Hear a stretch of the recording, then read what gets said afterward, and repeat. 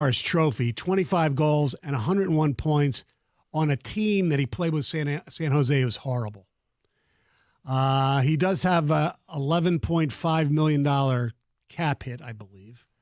There are a few teams that supposedly are interested, including the Red Wings. Now, that says San Jose would probably want 2 firsts for him. Like I said, he's 33 years old. The Wings definitely want another right-handed shooting defenseman. He's still a great player. If I could only give up a 1 and a 2, and then Wings have cap space, and I think San Jose is going to eat some of the salary, I would do it. Trading 2 number ones, I don't think I would do it because he is 33 years old. He's still he's going to win the Norris Trophy probably. Would you make that trade? At 33, I mean, how many more years do you think he's going to play? How many more years is he actually under contract? I don't have the numbers in front of me. I'll have to look that up. But I think he's good for at least 3 or 4 more years, barring injury. Until he's 37? Yeah.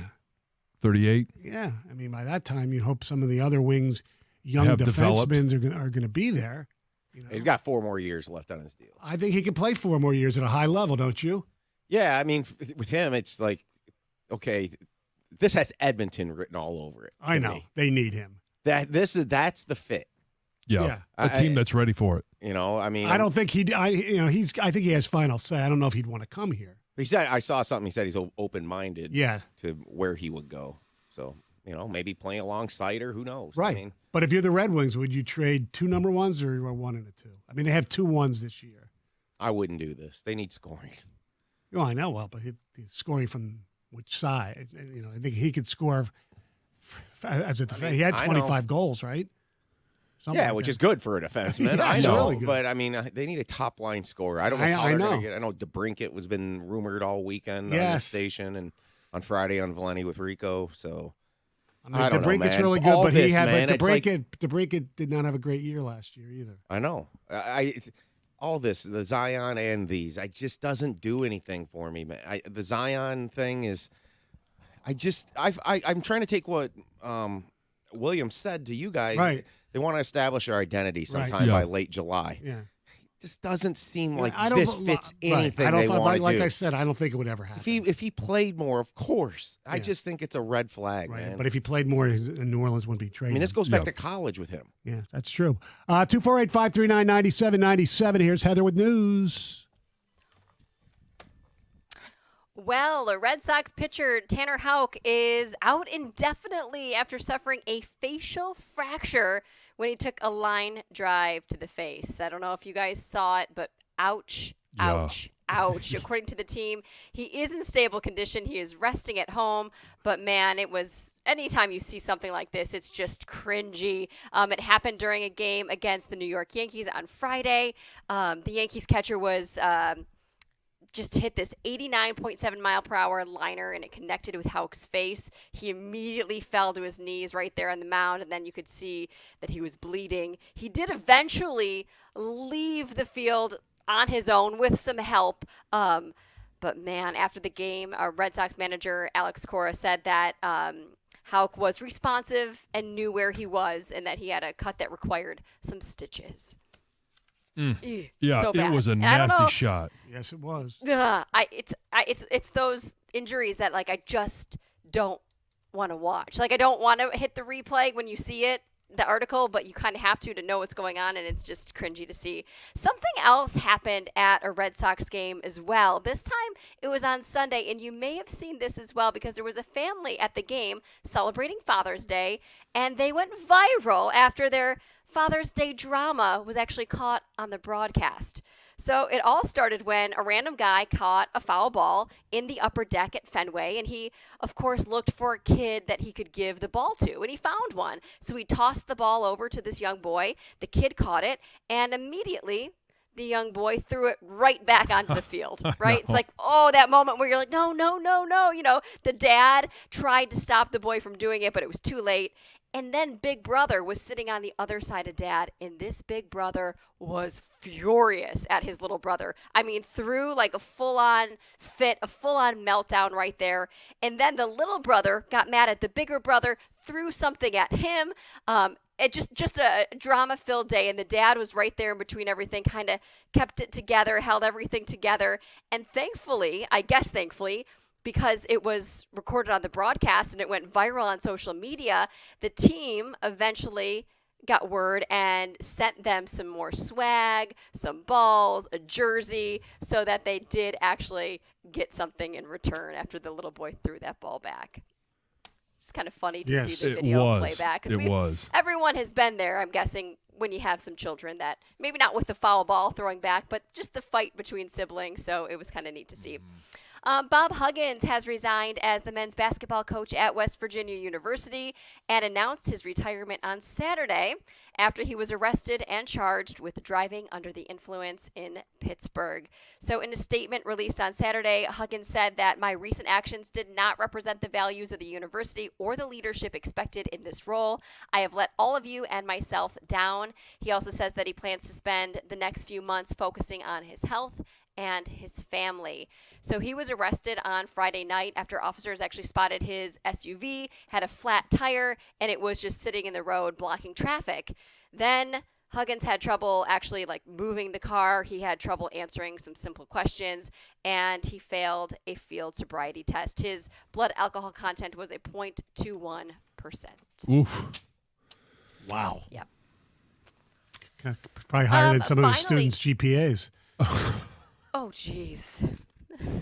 Could be. Finally, a gas station clerk is facing charges in Oklahoma after he got a friend to rob the store so that he could leave work early. Right? Oh. Genius idea. Sure, makes sense. Completely backfired, on everybody. So back on Monday, June 5th, this clerk texted a buddy and said, hey, can you come rob the place so I can get out of work early? Except he didn't actually ask her to do it. He asked her to find somebody to come rob the store. So she did that. And she recruited another guy. He showed up at the store with a note that said, give me all your money or I will shoot you. So the clerk gave him all the money and the thief left the store. Well, he left with all the cash. Cops tracked him down, arrested him 3 days later. And then after he was arrested, he ratted the other two out. Oh, imagine they arrested the friend, the next day, and then they arrested the clerk last week, and all three are now facing charges. Oh, wow. Jeez. Just to get out of work early. Yes. Dumb. Yeah. All right, thank you very much, Heather. 248-539-9797. Coming up next, I saw somebody on Friday that made me laugh a lot. We'll ask where you rank those funny people. 97 won the ticket. Hey, summer's finally here, and my friends over at Fox Chrysler Dodge Jeep Ram of Southfield know that the weather isn't the only thing heating up this month at Fox CDJR of Southfield. The specials are smoking hot right now. From now until June the 30th, stop by the It's the Season sales event at Fox Chrysler Dodge Jeep Ram of Southfield. You can lease a 2023 Jeep Compass starting at only $269 a month, or you can lease a 2023 Ram 1500 Bighorn starting at only $299 a month. With nearly 350 vehicles in stock to choose from, you should have no trouble picking out something to make lots of memories in this summer. And if you're searching for a specific fit, try using Fox CDJR of Southfield's convenient ordering process to customize your own vehicle online or in store. It's what I did, and I love the BBT. Through transparent pricing and incredible attention to detail, this team will go out of its way to make this the absolute best guest experience you've ever had. Stop by the dealership today at 11 and a half and Telegraph, or you can visit them online at foxchrysler.jeepramofsouthfield.com. That's foxchrysler.jeepramofsouthfield.com.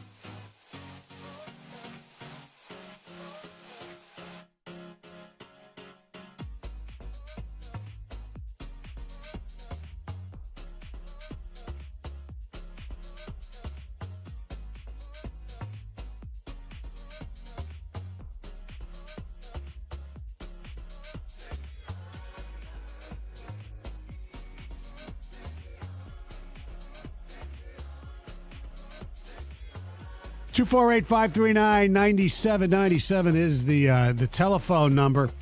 Tigers taking on the Kansas City Royals tonight. Reese Olson hopes to bounce back from his last start, which was not very good. But he's going up against a guy who, Jordan Lyles, I believe his record is 0-11. So I think the Tigers have a chance to win tonight. Going down the Mike Maroth road, right? Yeah. Mike Maroth lost 20 games in, 2003? Yeah, 8-20, I think is what it was. Yeah. Guess what I did yesterday, or Saturday? What'd you do? We played a dads versus kids game for baseball. Oh, yeah? I assume the dads won handily? We tied 16-16. We gave up 7 runs in the last at bat. We gave them we were the last bat. We gave them we were up 16-9, so we gave them our out. Uh-huh. So they had 6 outs, and they scored 7 runs and tied us. By the way, pitching? I threw most of the pitches, actually. Oh, yeah? To both sides. We didn't let the kids pitch to the adults because it's too dangerous. Right. Yeah. So a couple of dads were a little all out. One of them hit a grand slam. Why wouldn't over the you? Against fence. 12-year-olds? 9 to 11-year-olds. Oh, okay. There's a danger that if you actually hit it pure line drive instead of in the air, that you could literally kill them. That's why you don't go I had an inside the park home run, and I gave them chances to get me out. Did you get in the pickle? I tried to. Yeah. And they screwed up, and then I was coming home, and I really laid up to try to let the catcher make the play, and he dropped the ball, and I just stepped right over him. Wait, hold on. You just said, why would you go all out? So if you're playing against kids in basketball, you're going to, post them up, 9-year-olds? No, I might not post them up. If you're playing a game. Okay. I thought borderline is a safety issue. Yeah, I don't know that I would do it at that age. And maybe you make the adults bat, opposite hand. I did twice. Yeah. Oh, 4 for 4, baby. Yeah, but it's still, it's like I don't want to teach the kids that it's okay to, go soft. No, I understand that, but there's a physical yes. Of course there's a physical advantage. I'm not telling you should try to miss shots on purpose, but you don't have to play pressure defense if you're playing a 5-on-5 in basketball. Court press. That's why I was wondering who was pitching. You're obviously not, you're not going to bring the heater every time. All right. More importantly, what'd you get for Father's Day? We got let's see, the kids each submitted a picture, to Lisa, and she got them framed, and we're going to put them, up in the house. Okay. So one that was, that was from Lucy's favorite, and Ruby's favorite all the way down the list. So obviously she picked out Teddy's. Teddy's not there yet. Yes, I understand that. And Gov? Just some gift cards. Perfect. Yeah. Home Depot. Uh-huh. Oh, love the Home Depot gift card. Now, Heather went shopping with Colin. You got him some stuff, right? Yeah, I got him some new clothes and some new shoes. Yes. Got him a whole new fit, eh? Yeah. I got him quite a bit of stuff. Yes. Anger management classes. Yep, I got that too. We're going to see a totally different side of him. Yes. Yep. I got 2 of the best cards from my kids that I've ever gotten. Just really? Yeah. One I'll bring in. Were they both home? Yes. One I'll bring in because the card just fit me to a T. Yeah. About farting and things like that. Sure. And, but what they wrote personally was really, really touching. And my wife got me some clothes like workout, pickleball, this kind of stuff I could wear for like golf and, from a line that I never heard of. Heather, you probably have. Vuori? Vuori? Oh, yes. I've seen it. Yes, Yeah. I do know it. Yeah. It was really, really nice stuff. Oh, okay, good. Yeah. Good. And it fit good? That's today's activity. Oh, you didn't try it on immediately? No, You it's had to too model late. it. Yeah. Tomorrow. I got a fashion show. Yeah. The Mike Stone fashion show. Tomorrow. I mean, I'll do it tonight. Today. Yes, Yeah, okay. exactly. So when you open up the When boxes, the kids are out. what do you do with the box after? It was in a gift bag. Oh, okay. So which You means still she recycle those probably as well. which means she probably ordered them online and then took it. Yeah. Dispose of the box appropriately. Probably wasn't even Cindy a- seems like probably the wasn't even a type box. that would be the one Probably that would like- break down the boxes. They probably came in like the big The plastic bag? Yes, Yeah. probably something like Now, do you use box cutters? No. I'd be very scared of you using a box cutter. Yeah, I was going to Yes. say, does Cindy even tell you where the box cutters are? that. Probably not. Probably No. not. What about like a razor blade? Like that would frighten me. Yeah. Oh, Aw. come on. I'll use like Stoney's knife. got the a razor knife. blade. Look out. Yes, he's only allowed to use the butter knife. Well, no, it's funny because Yeah, before I did this, before your keys. before I grilled the steak yesterday, I took out the steak knife to try to trim some of the fat. She goes, "No, that's not going to do it. You need one of these knives." Yeah, That made it yes. a You lot got to have the easier. right tool. Yes, exactly. All right, Friday night. My wife and I and a lot of other people we know went to a benefit for the charity, a great charity, anti-bullying charity, Defeat the Label. It was a comedy performance, stand-up by Whitney Cummings, it was really funny. I mean, She proved you wrong. well, yeah, I've always said that I think men are funnier than women, but but there are tons. There are a lot of very funny women Just comedians. imagine how much you could have laughed if it was a dude up there. Well, she was good. She was really good, and she was dirty at times, and she was really good. And I was pleasantly surprised. She was great. I had a good time. But my question is, and look, there are plenty of female comedians currently. Like, have you ever seen anything from like? Oh, actually, I heard us, I think, run an ad for Nikki Glazer's coming to town. She's great. I loved, as you know, Sarah Silverman back in the day, like Lisa Lampanelli, who doesn't do it anymore. But not just women, but stand-up comedy. Who's the funniest you've ever seen in person? 248-539-9797. I think I've only seen one comic in person, and it would have been in '97 when we were out at the Rose Bowl. You went to the Comedy Store? We went to the Comedy Store, and for the life of me, I can't remember who the comedian was, but they clearly had talked to Lloyd, Mike Gittleson, our strength and conditioning coach, and got some background information on some of the guys. Oh, wow. And not only did they, use that information, and it was, especially for a team at that point where we know everything about everybody, and we've already picked on everybody. Like, it was as funny as you can imagine. And then the individual basically went down the front row and made fun of everybody in the front row. It was hilarious. But for the life of me, I can't remember the dude's name. I think seeing Robin Williams live was pretty much number you one did? for me. Okay. Yeah. Chris Rock was been. I've seen a lot. Look, especially in the '80s, I used to go to comedy clubs a lot. In fact, the Comedy Store, I was there sometime in the late '80s, early '90s. I can't remember what year. And we just walked in on a Sunday, and they say sometimes guys are there trying out the new stuff. And there's a guy there I'd never heard of before. And all of a sudden, he's doing this guy with a leather jacket and cigarettes up doing nursery rhymes. It was Andrew Dice Clay. Oh, Never wow. heard of him before. And he was unbelievable. Unbelievable. Hickory dock. Hickory dickory dock. So I'm standing online at the bank. All right, we don't need to go into his material. But he used to do it with the gestures. But, look, stand-up comedy is one of the hardest jobs to ever have. If you've ever tried even doing a couple of minutes, Oh, no, thanks. it's I don't want it's impossible.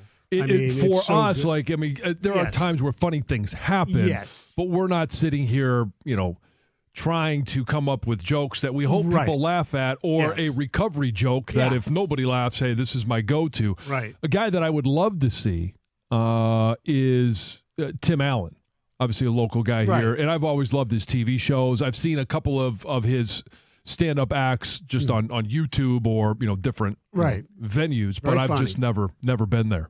Very funny. 248-539-9797. Who's the best comedian you've ever seen live? 97 won the ticket.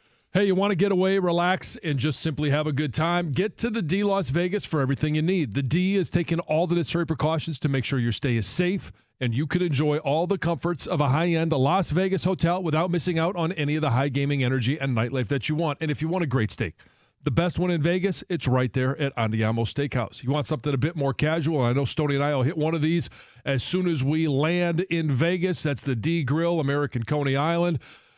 You also have Bacon Nation, which I know Stoney is probably very excited to watch me walk in there and order one of everything. I can't wait to hit that one as well. At the D Las Vegas, the staff can set you up with a round of golf, and you could party all night at the Long Bar. So get a group together, get to the D Las Vegas, book a room at thed.com. That's thed.com. Or if you're staying on the Strip, make sure you put the D Las Vegas in downtown Vegas on your agenda. The D Las Vegas, your home for Detroit sports in Vegas.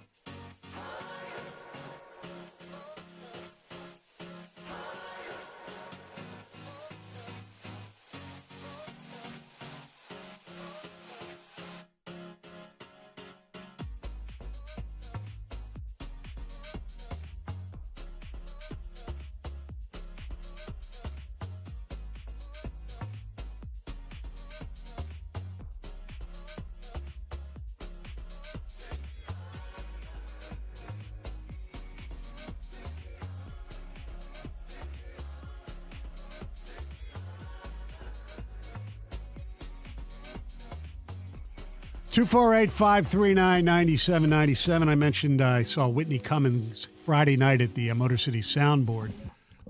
Mostly a benefit for the great charity, anti-bullying charity, Defeat the Label. Two of my buddies, Jeff Sacco, Kevin Goldman, run, and they do a great job.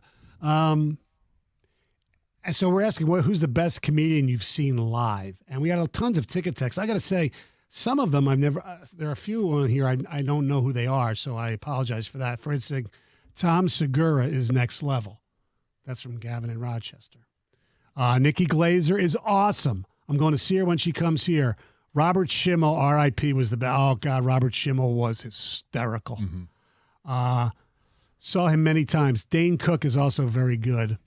I don't get the whole Dane Cook thing. I just couldn't believe he was like selling out the Palace, and I never found him really funny. But look, comedy is like music. It's subjective. Yeah. I mean, there are some people that, like, I find sarcastic humor and, and I don't know what you want to call it, like Woody Allen movies funny. Some people hate Woody Allen, but they love Gallagher, which I don't see anything funny with guys smashing watermelons. But to each their own, it's fine. Detroit's own Tony Roberts. Not familiar with his work. George Carlin, and it's not remotely close. George Carlin was unbelievable. Never got to see him live, though.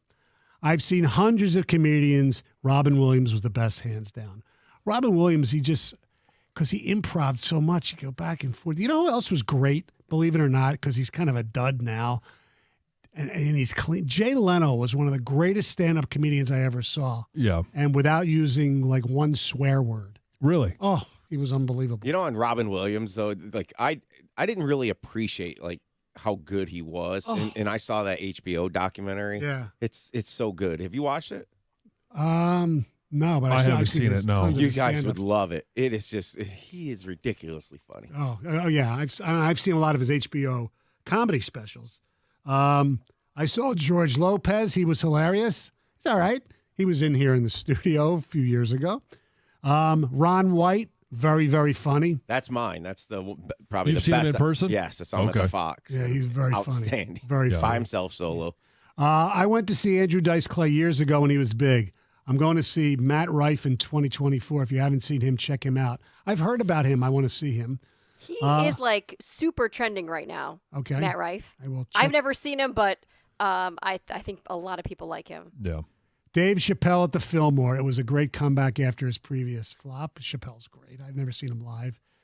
Tim Allen at the Heidelberg in Ann Arbor. Oh, okay. That'd be a good one. Best comedian I saw live was George Carlin in Ann Arbor. That's obviously years ago. George Lopez was really good, but when I was 15, I saw Andrew Dice Clay at the Palace. I'm 46 now, but they almost didn't let me in. That was a phenomenon. Andrew Dice Clay was basically selling out the Palace, Madison Square Garden on multiple nights for telling dirty nursery rhymes. Yeah. And then just disappeared. Yeah. He's now like an actor. Sam Kinison in Ann Arbor 20 years ago. Hilarious. Sam Kinison, so inappropriate. He was great. Loved him. Chelsea Handler, 2010 at the Fox. She autographed a book for me. That's from Nick Hall from Riley. Mitch Hedberg, he was hilarious. R.I.P. Yeah, very funny. Louis C.K. is by far the best live. Very funny. Hopefully he'll be back shortly. Funniest comedian ever was Dennis Wolfberg. They showed him. If you want to check out a documentary, it's like a series. There was a series, I think it was HBO, and I don't remember, but you can just check it out on the Comedy Store and all the great comedians that went there and all the stuff that went on backstage there. Carla from Sterling Heights saw Ellen before she was famous, and also Jeff Foxworthy. He was hilarious. Yeah. Foxworthy was great. I've seen quite a few stand-up comedians and some big names at that, but Stephen Wright almost made me cry. I was laughing so hard. Truly original style of stand-up. Jacob St. Clair. Stephen Wright is hysterical. Yeah. It's a small world, but I wouldn't want to paint it. Saw Howie Mandel twice in the 80s. He was one hilarious comic. That's Glenn and Troy. I saw Chris Tucker, was out of my chair, bent over laughing. Then 3 months later, my friends in Canada had bought tickets for Chris Tucker, so I decided to see him again. Completely different show, and out of my chair, bent over laughing again. I couldn't believe it was a completely different show. He was very funny. Back in the early 80s, my wife and I went to see a now defunct club called Premier Center in Sterling Heights to see someone named Jay Leno. He was hilarious. Didn't use one swear word in the routine. Yeah. Alpha McComb. I was in that. I was at that show. I saw him like months before I moved here at Constitution Hall in Washington D.C. And then I moved here and asked a girl out to see Jay Leno here. Oh yeah. She didn't laugh once. I never took her out again. Oh my. Oh yeah. No sense of humor. Right. Back in 1991, me and my friends went to see a legend in Orlando. He was great. Unfortunately, Mr. Cosby turned out to be an evil man. That's Brad in the ATL. 10 years ago, my wife and I went to see Sebastian Maniscalco. That was when he was funny. I don't think he's that funny anymore now that he started doing acting crap. His stand-up is still really good, but his earlier stand-up stuff is unbelievable. Bill Burr is the best current comedian, in my opinion. I like Bill Burr a lot. He's a big sports guy, too. Lewis Black, hands down, did a pop-up show in Chicago in 2016. He is very, very funny. So, Stoney, you never saw Eddie Murphy? Not live. I thought I'd surprised by that. I could totally see you. He was his big comedian career was. I was pretty young, I think. Yeah, Eddie Murphy, like the specials on HBO. The second one is not as dirtier. The first one he did when he's doing the stuff about the honeymooners and cookout with Gus and all. I want some ice cream. Oh, you can't have. I mean, that stand-up on HBO is the funniest thing of all time, in my opinion. I have to go look at it. Let's go to Harry in Sterling Heights. Yes, I love comedians, and the experts say that Jonathan Winters was the best improv comedian ever, with Robin Williams coming in second. Yeah, John. Really? Back in the day, yeah, Jonathan Winters was considered really good. Okay. Let's go to Mike in Detroit. You're 97 on the ticket. How you guys doing? Good, Mike. I wanted to chime in on the Jay Leno comment that you made, because I saw Jay Leno in Los Angeles, and exactly what you said. Didn't swear, not one dirty joke, and he was the funniest guy I'd ever seen in my life, hands down. He was great. Leno was unbelievable before they now don't probably talk to each other before the feud. When Leno was a guest on Letterman, and that's where we used to do what's my beef, Jay? What's my beef, Dave? And that's where the whole old bit with me and Wojo started, was from Jay Leno's What's My Beef. Really? Oh God, he was hysterical back in the Letterman would just couldn't stop laughing, and then they ended up like hating each other because of the whole late night transition. Yeah, the late night drama that took place. 248-539-9797. Lisa Lampanelli was unbelievable as well. I mean, she was great. Do you remember when were you working with us when she called in? We had her on to promote one of her shows. Yeah. She was hysterical. And she doesn't do it anymore. She doesn't. She just completely quit comedy? Yeah. Huh. What was Lucille Ball like? Never saw her do stand-up there, John. Yeah. Phyllis Diller? No. Or Eve, okay?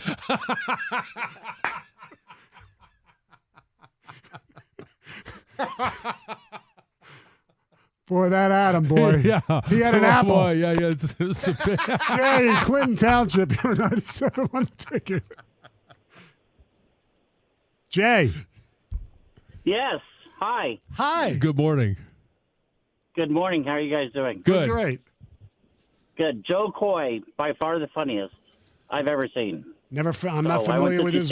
Not Where'd you familiar see with him? He's from the Philippines. He had a movie out last year. He's if you go on Netflix, his shows are there. I went to see him in Canada, Seattle. He's very good. Great. I think you guys would enjoy it. Thank you. Yep, absolutely. Thank you very much. 248-539-9797.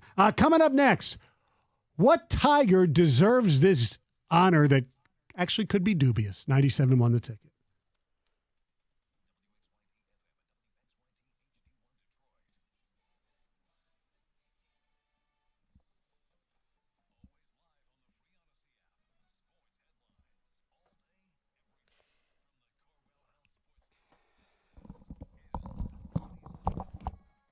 Brought to you by Northville Lumber. Bullpen days have been pretty good for the Tigers. 3-1 in games without a true starter this season, including yesterday's 6-4 victory using 7 different relievers. A.J. Hinch very pleased to be so successful at Target Field against a first-place team in that manner.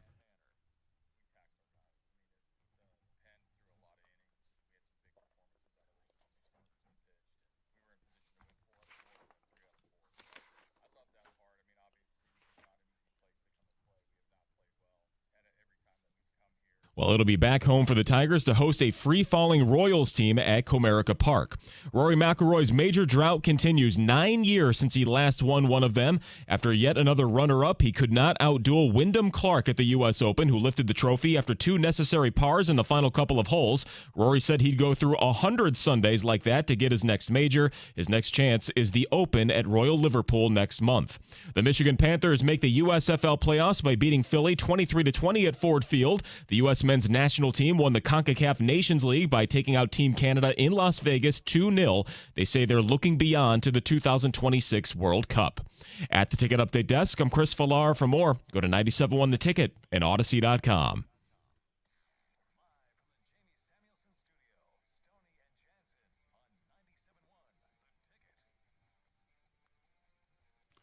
Two 248-539-9797. By the way, I just Googled Eddie Murphy, like HBO specials. Yeah.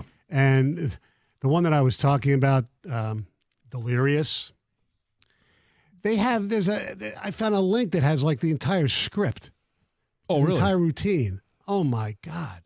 It's unbelievable. I'll have to read this a little later. Let's go to, I know, Scott in Plymouth. I know we'd lose our license if I read it. Scott in Plymouth, what's up?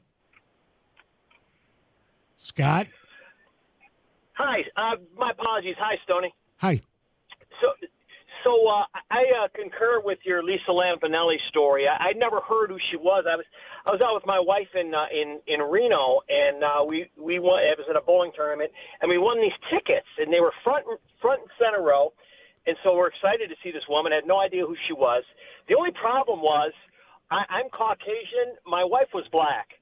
So anybody who's ever seen Lisa Lampanelli can imagine how that went. And I'm pretty easygoing, but it was extremely uncomfortable. And my wife was incredibly PO'd. But, man, that woman was incredibly vulgar, racially so, but good-hearted person. And to John's point, I went to U of M in the 80s. They used to have a show out there called Laugh Track at the Michigan Union, and saw this hilarious stand-up guy that was local. I'd never heard of him. It was Tim Allen, and he was quite good back then. But my favorite stand-up, as far as going off the tracks is concerned, is Dennis Miller. Have you ever seen him? And yeah. He's insane. He's not for everybody. He's a lot over people's heads. Even when he did Monday Night Football. Yes, he was. Yes, he just. It was just too much. Yes, I loved when he hosted the ESPYs. It's like he'd say stuff I was hysterical, and they'd show shots of the crowd. Of these guys were like, "Look, what's he talking about?" All right, last one on this. Bob in Windsor, you're at 97.1 The Ticket. Good morning, guys. How you doing today? Good. So my thunder a little bit there. I saw Eddie Murphy Delirious and Eddie Murphy Raw, both of them live. You're right. The second one, Raw, was not as good as the first one. But nothing ever will be. Eddie Murphy Delirious is the funniest thing that I've ever seen.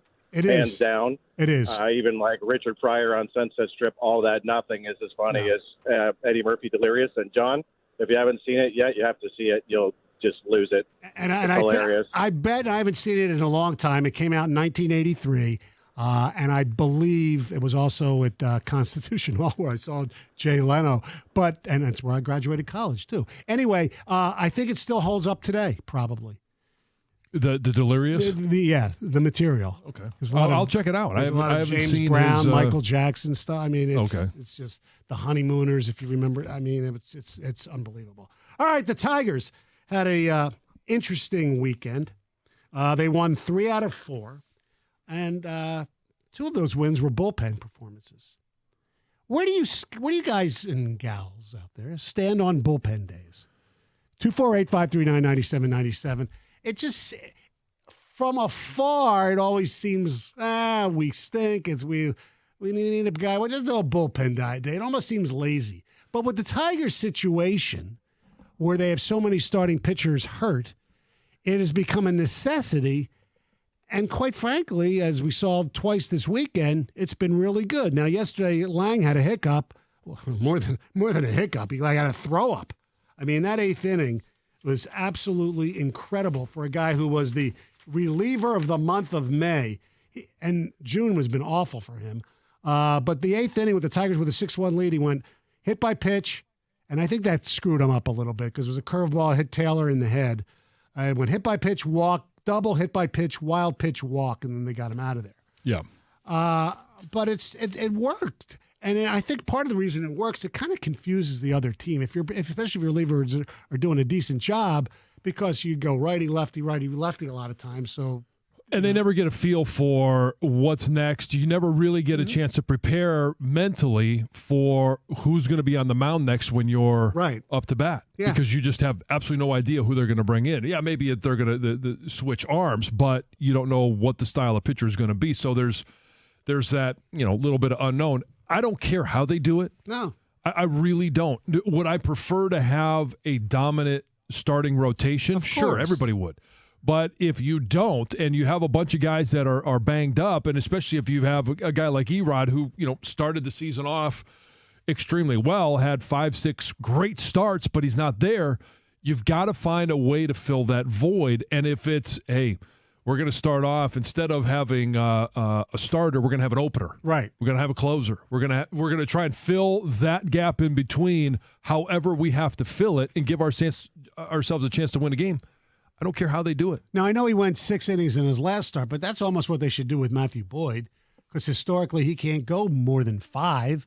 So you have him go 3 or 4, and then bring in, go bullpen after that. Yeah, maybe that should be the plan. Maybe it is. They just don't say it. And here's the other question. And by the way, the fact they're only 5 games out with a record of 30-40 is incredible. It just shows you how bad this division is. I mean, the Twins are what, at 500? Or 36-36. Yes.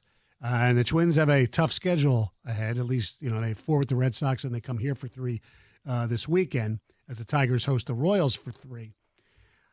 We do have an all-star game. And by law, the Tigers have to have every team has to have a representative. Now, I haven't looked over the Oakland A's to figure out who should theirs be or whatever like that. Nor do we care. Right. But who should the Tiger all-star representative be? Now, speaking of Oakland, there is a movement to have Matt Vierling be an all-star because their fans out there want to pick like a nondescript, just a regular guy. Yeah. Not a bad player, not a great player to be in the all-star game. I don't know how that's going to work. Anyway, for the Tigers, obviously Riley Green, I don't think will be back in time.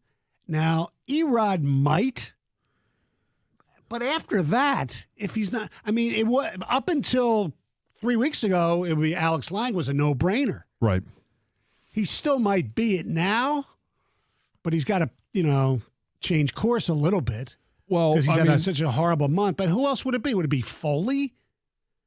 Because you're not going to have a batter in there, right? Vierling, maybe. Well, Vierling, if you're going to go with an offensive guy, you would have to go Vierling. You could make an argument if Torque continues to hit better and it is at least hitting bombs. You could make that argument. I don't like the argument, but you could make it. But if you're going to go with an offensive player, because Riley is hurt, I mean, Kerry Carpenter hasn't been up long enough. Zach Short hasn't been up long enough. It's got to be Matt Vierling. I mean, honestly. Yeah. Well, what about Erod, though? I mean, if he's back, I still think, okay, will they, if your player's injured, will they take you and then replace him? With another He's player. The most deserving Tiger. Yes. But either him or Green, but yes. His whip is under 1. His ERA's league leading just about. Yeah, Erod would be selected and they'd replace him with a Tiger. They wouldn't. Is that a given? I believe you have to have somebody play. In uniform? Yeah. Okay. It's not like the Pro Bowl or no. Yeah. So So you elect Erod and he's out. Then you elect Riley Green and he's out. And, this is why they screwed up last year. They knew Rob Manfred and the Joe Torres of the world. They knew, maybe they hoped it wouldn't happen, but they kind of knew that Miguel Cabrera was going to play one more season. But they did that with Pujols. Okay, remember that was a duo. Right, that's what I'm saying. They should have just sort of deserved it. Right, but they should have done Pujols last year on his own and saved Miggy for his last year. Yeah, exactly. And then we wouldn't have this conundrum. We'd have Miggy as a ceremonial deal. Who we understand he doesn't have the numbers, but I don't think they would do it again. You sure wouldn't think so. No. I mean, his numbers are worse this year than they were last year. Yes. And so it's, again, you go down the list of potential candidates, and it's Erod, if they don't take him because he's hurt, Riley Green, you don't take him because he's hurt, then it really becomes Lang or Vierling. And if Lang doesn't recover in the next 10 days, is it Vierling? And is it Vierling simply because of the last – I mean, you don't want to say because of the last 10 days, but the last month, right? And who knows how healthy he's going to keep being because he gets hurt a lot. A lot of this will be dictated by the real all-stars. You know what I'm saying? Right. And the positions they play. Like, is there another closer that's needed necessarily? Well, that maybe changes some in the opener era that we're in baseball. So you take more closers. I think. Jim Costa asked a question this weekend. I think it was yesterday. I heard him about Spencer Torkelson, and I think there's a chance if he got hot the next 10 days, stayed hot because he has been somewhat hot, and got up to 12 homers and 250, that they might think about it. He's their leader in total bases. I don't think so. I think they'd take a pitcher. I think they would take Foley before they take Torkelson. If he continues his whip is 1.05 as opposed to Lang's is 1.24. And he does have 3 saves. And if you care about wins and losses, he's 2-2. Yeah.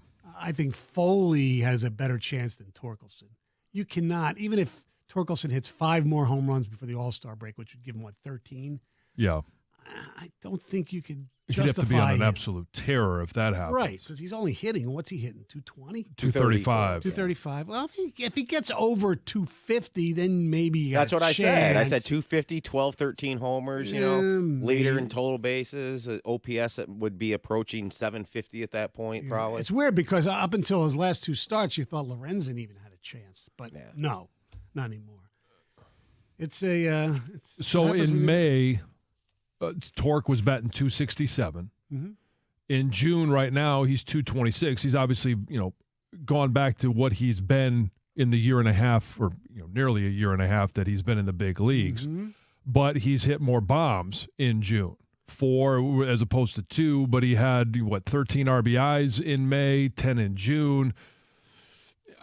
I mean, you're picking between a very I don't want to say a terrible bunch, but not much to pick from. Does Torkelson have Rob Deere potential to hit 197 and hit 30 bombs for his career? I don't think that bad, but I see a lot of Dean Palmer and Spencer Torkelson. But Dean Palmer, I know I think Torkelson's going to have some years. Okay, but I think in Dean general, Palmer was a pretty good player. I know that's kind of where I think he's headed. Yeah, and that's. For number 1 overall pick, if that's the ceiling, that's not great. Let me ask you this: maybe a new award or criteria they could take the anti-All-Star, and it'd be in honor of Mendoza, and take Nick Maton. Yeah. Every year, a player selected is hitting over 200 and has a certain amount of at bats to qualify. Yeah, sure. I mean, I know they don't have people to play. This is becoming a disgrace.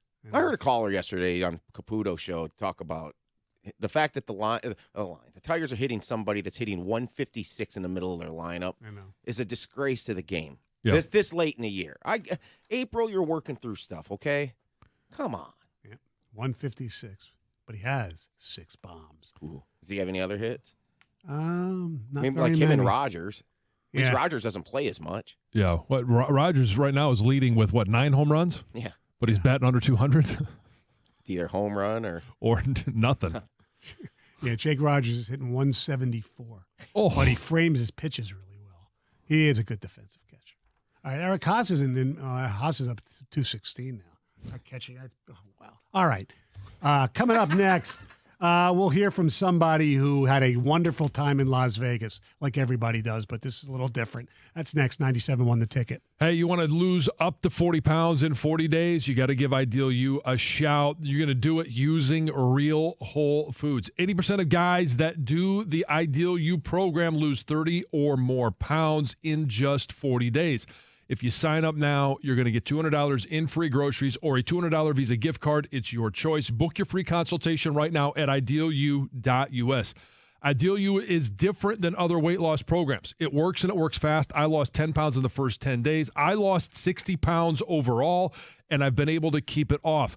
How have I been able to do that? Well, you're not using shakes, bars, prepackaged foods. You're going to use real whole foods. So it's a program that you can stick with. It's changing habits, not just using, medicines or potions.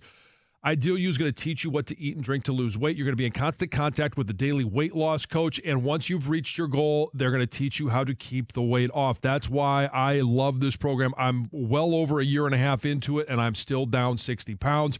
Ideal You can help you lose 40 pounds in 40 days. Sign up now and get $200 in free groceries or a $200 Visa gift card. Book your free consultation right now at idealu.us.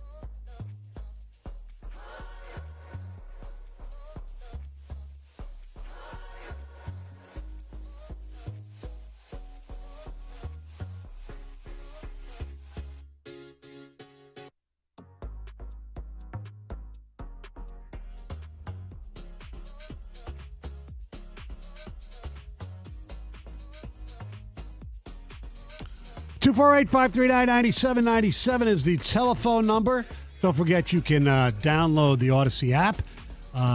Listen to anything that you missed over the past, week or so. I had a friend of mine say, yeah, I heard you ripped our boy about this driving the golf cart out, but I missed it. I said, anywhere I can find it? I said, yeah, download the Odyssey app, go to our show, and he found it. Love the fact that it's segmented, worst thing you've ever seen on a golf course, and there it was for labeled very well. Yes, indeed. So Thanks, we have podcasts as well. Your Necessary Roughness.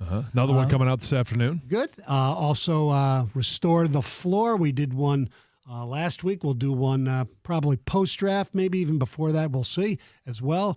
You have 5-Star Zone with Rico, Cash the Ticket with Costa and Valenti, and of course, Bustin' Balls with the great Pat Caputo. We have seen some championship parades in our town, not since 2008. But, players, and get inebriated a little bit, overserve, whatever, then they have every right to because they won a championship. Remember Thomas Holmstrom, let's party. I mean, there have been some great ones Yes. in Detroit. Brett Hull, he wasn't playing for the Blues, but he was remember the Blues family was completely wasted when the Blues won. Everybody said, let's go Blues. He goes, let's go Blues. We went Blues. We went Blues. He tried to get a chant going or something like that. Yeah. Remember Brady, too, even though he didn't really say much. Right. It was, you could just tell. Yes. Yeah. Well, how And about he threw the threw trophy, which I thought, man, if that thing would have gone in the water. Or could have injured somebody, too. Right. But Saturday, and Injured somebody. Well, Yes, he could have. On Thursday, we saw Michael Malone going down the street spraying people. He was he was having himself a loving life. dandy time. But the Stanley Cup champion Vegas Golden Knights had their parade Saturday on the Strip in Las Vegas, and they have 6 players who've been there since the very beginning, including William Karlsson. And William, well, just listen to William. We did this in 2 pieces. William is, shall we say, a little bit drunk.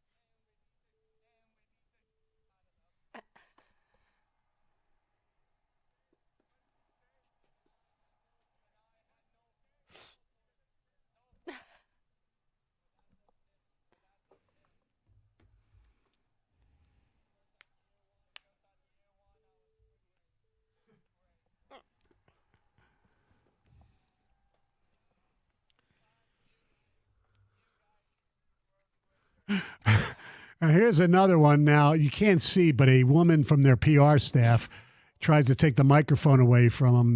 The microphone goes off for a little bit, but William Karlsson is still awesome.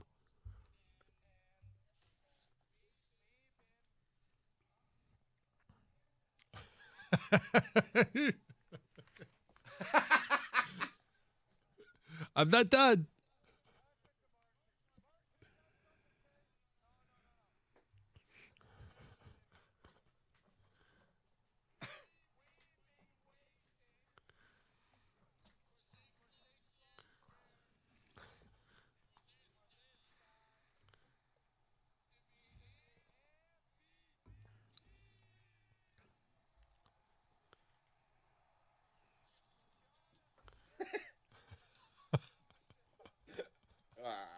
It's unbelievable. I don't get it if the team is struggling.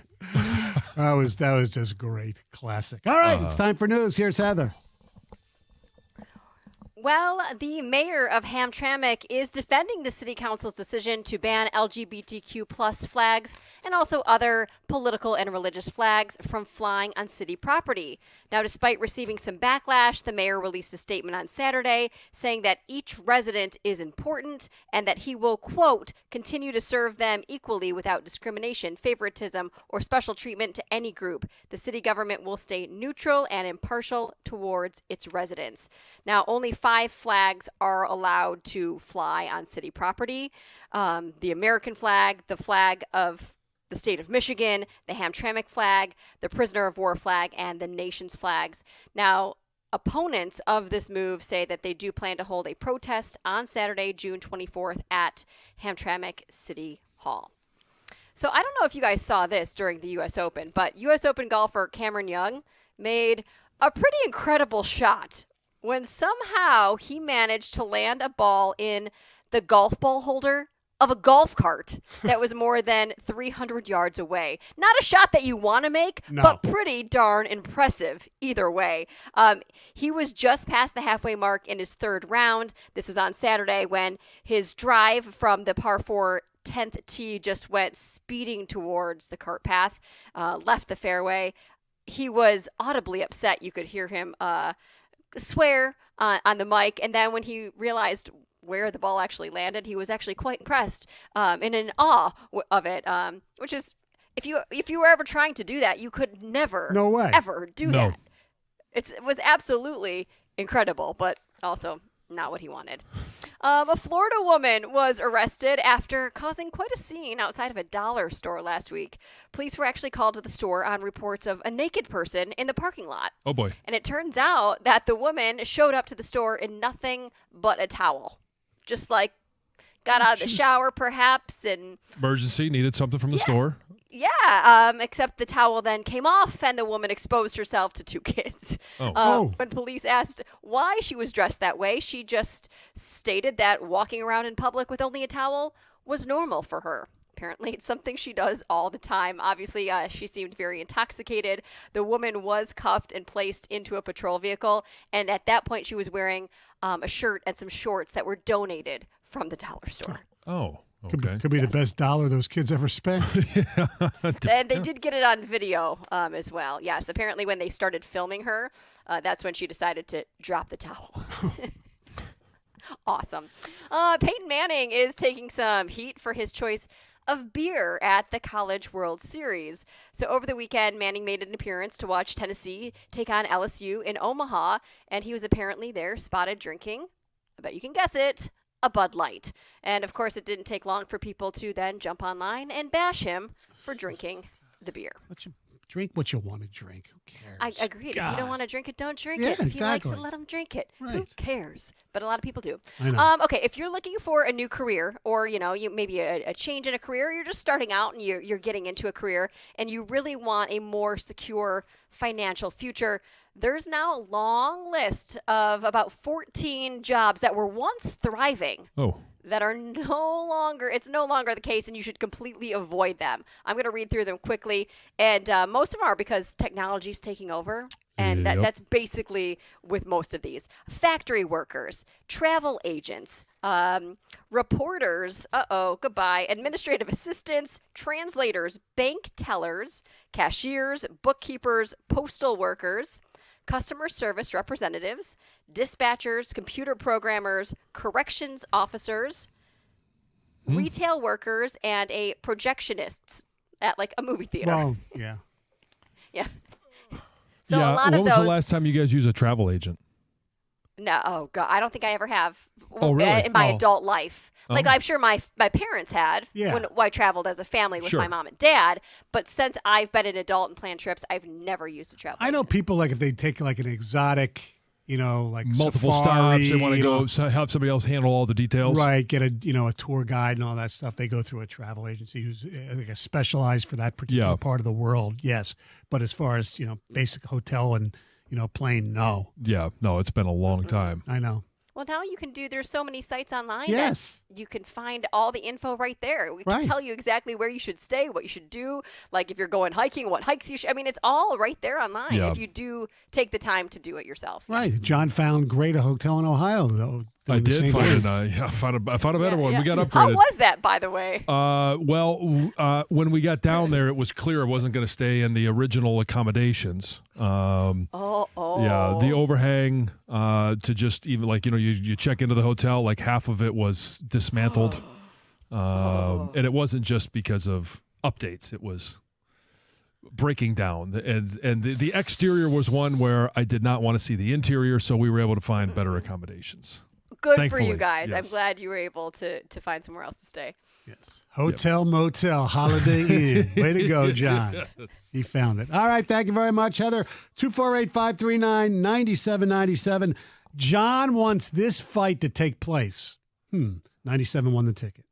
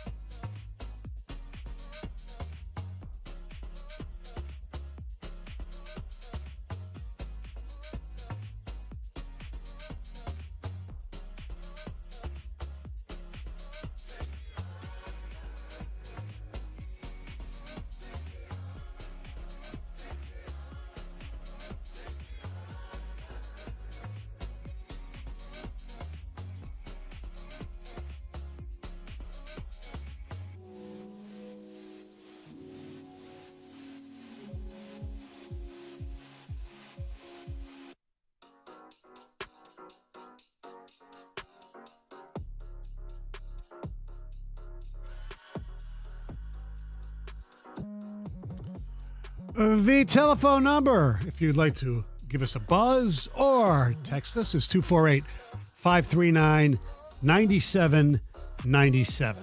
Now, John, I didn't know that you would have, you already have two jobs, basically. You work for the Michigan football team, the broadcast, the school, the podcast, all that great stuff. We're privileged to have you every morning. I'm privileged to have you with me. Oh, thank you. But it seems to me that you want a third job, and that being a matchmaker. Fight promoter? A fight promoter, matchmaker. So. Yeah. I mean, you never do too much. Yeah. And so this one, I saw this yesterday, and I thought, boy, a couple things that would come out of this. One is Butterbean. A name that just makes you laugh. It does. It makes you laugh. And one that we haven't heard. When was the last time Butterbean, I don't even want to know if he was ever relevant, but was in the boxing world? It's probably been 15 years. Oh, at least. He's 56 now, maybe 20 years. It would go back to maybe the late 90s when he was relevant, and I use that term loosely, in the boxing world. Yeah. But he came out yesterday and said that he wants one more fight and he wants to take on Jake Paul. Here's what he said. I'm not a typical boxer. I go out there to fight. I want to knock somebody out. Jake Paul or Mike Tyson. Jake Paul runs his mouth too much. He's never fought nobody. I would love to fight him. He knows about it. I know 100% he knows about me challenging him. I'm going to fight one last fight. It's going to be 1 year from now. Now, Jake Paul already has a fight on the books for August. He's going to fight Nate Diaz in Dallas. And I have adjusted my opinion of Jake Paul. Would I like to see this? Would I like to see him get knocked out? Sure. Jake Paul has outperformed expectations that I had. I thought he was just a social influencer. He has taken to the boxing world, at least he's taken it seriously. He's done a nice job, actually. I'm stunned. Yeah. I'm stunned as well, but I still would like to see him get knocked out. Mm-hmm. I would like to see him get knocked out by a 57-year-old Butterbean next year. Now, it would take Butterbean. I don't know what type of shape he is in. He doesn't say if he has remained in as peak physical condition as he was 20 years ago. Now, Butterbean as a boxer had a record of 77-10-4. His last bout was in 2013 as a boxer. Wow. He's been a kickboxer. He had his record as a kickboxer was 3-4. His last bout was in 2009. Then he skilled himself into the mixed martial arts field, where his last fight was 2011, where he lost to the great Sandy Bowman, the Prestige Fighting Championship 3. And his kickboxing record, his mixed martial arts record is 17-10. Yeah. So, but he hasn't fought competitively in any discipline, it looks like, since 2011. So to give those... 2013. Of the younger generation an idea of who we're talking about, he is right now 56 years old and listed at 5'11", 378 pounds. Yes. So not a great reach, and might not be enough reach to actually hit somebody very much right now, but given a year's time, maybe he could slim down to 350, firm things up a little bit, get in the ring with Jake Paul and see what happens. He became his claim to fame. He started doing tough man contests. He was training in Bay City, Michigan. He won the tournament and began his career. Yep. So one that would be, I think, fun, at least entertaining to watch. I don't. If it's a pay-per-view event, I don't think it sells a lot of subscriptions. Well, I don't know.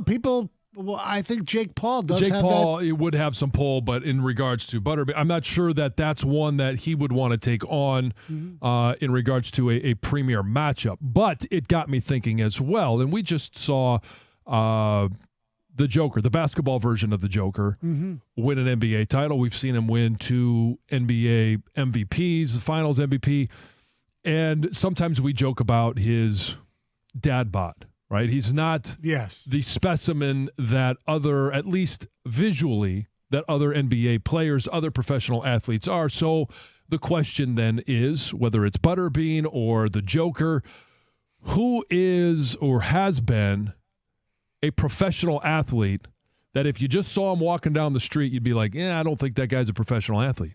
The worst body. Well, depending on how you view golf, and they are professional athletes, a lot of people don't think so because... Well, for this discussion, let's go ahead and throw him in. Shane Lowry. Currently, he's kind of an overweight guy, but he seems to does well. Okay. Look, there's a history of golfers that don't exactly look like the sveltest. Now, that's changed a lot. A lot of these guys are now, pumping up and, are hitting the hell out of the ball without that. You don't see that many dad bods on the PGA Tour anymore. Yes, there's no more John Daly's. Correct, or Craig the Walrus Stadler, or Angel Cabrera. You don't see that a lot. Yes. How about in other sports? I think the one that I go to all the time is CC Sabathia from the Yankees at the time. John Kruk. John Kruk would be a good one. Yeah, didn't necessarily played like a ball player. Yeah. But visually did not look like a quote-unquote professional athlete. Correct. In his day, at times, Charles Barkley. The round mound of rebound. Yeah. Was not exactly near the end of his career. Yeah, it didn't exactly have a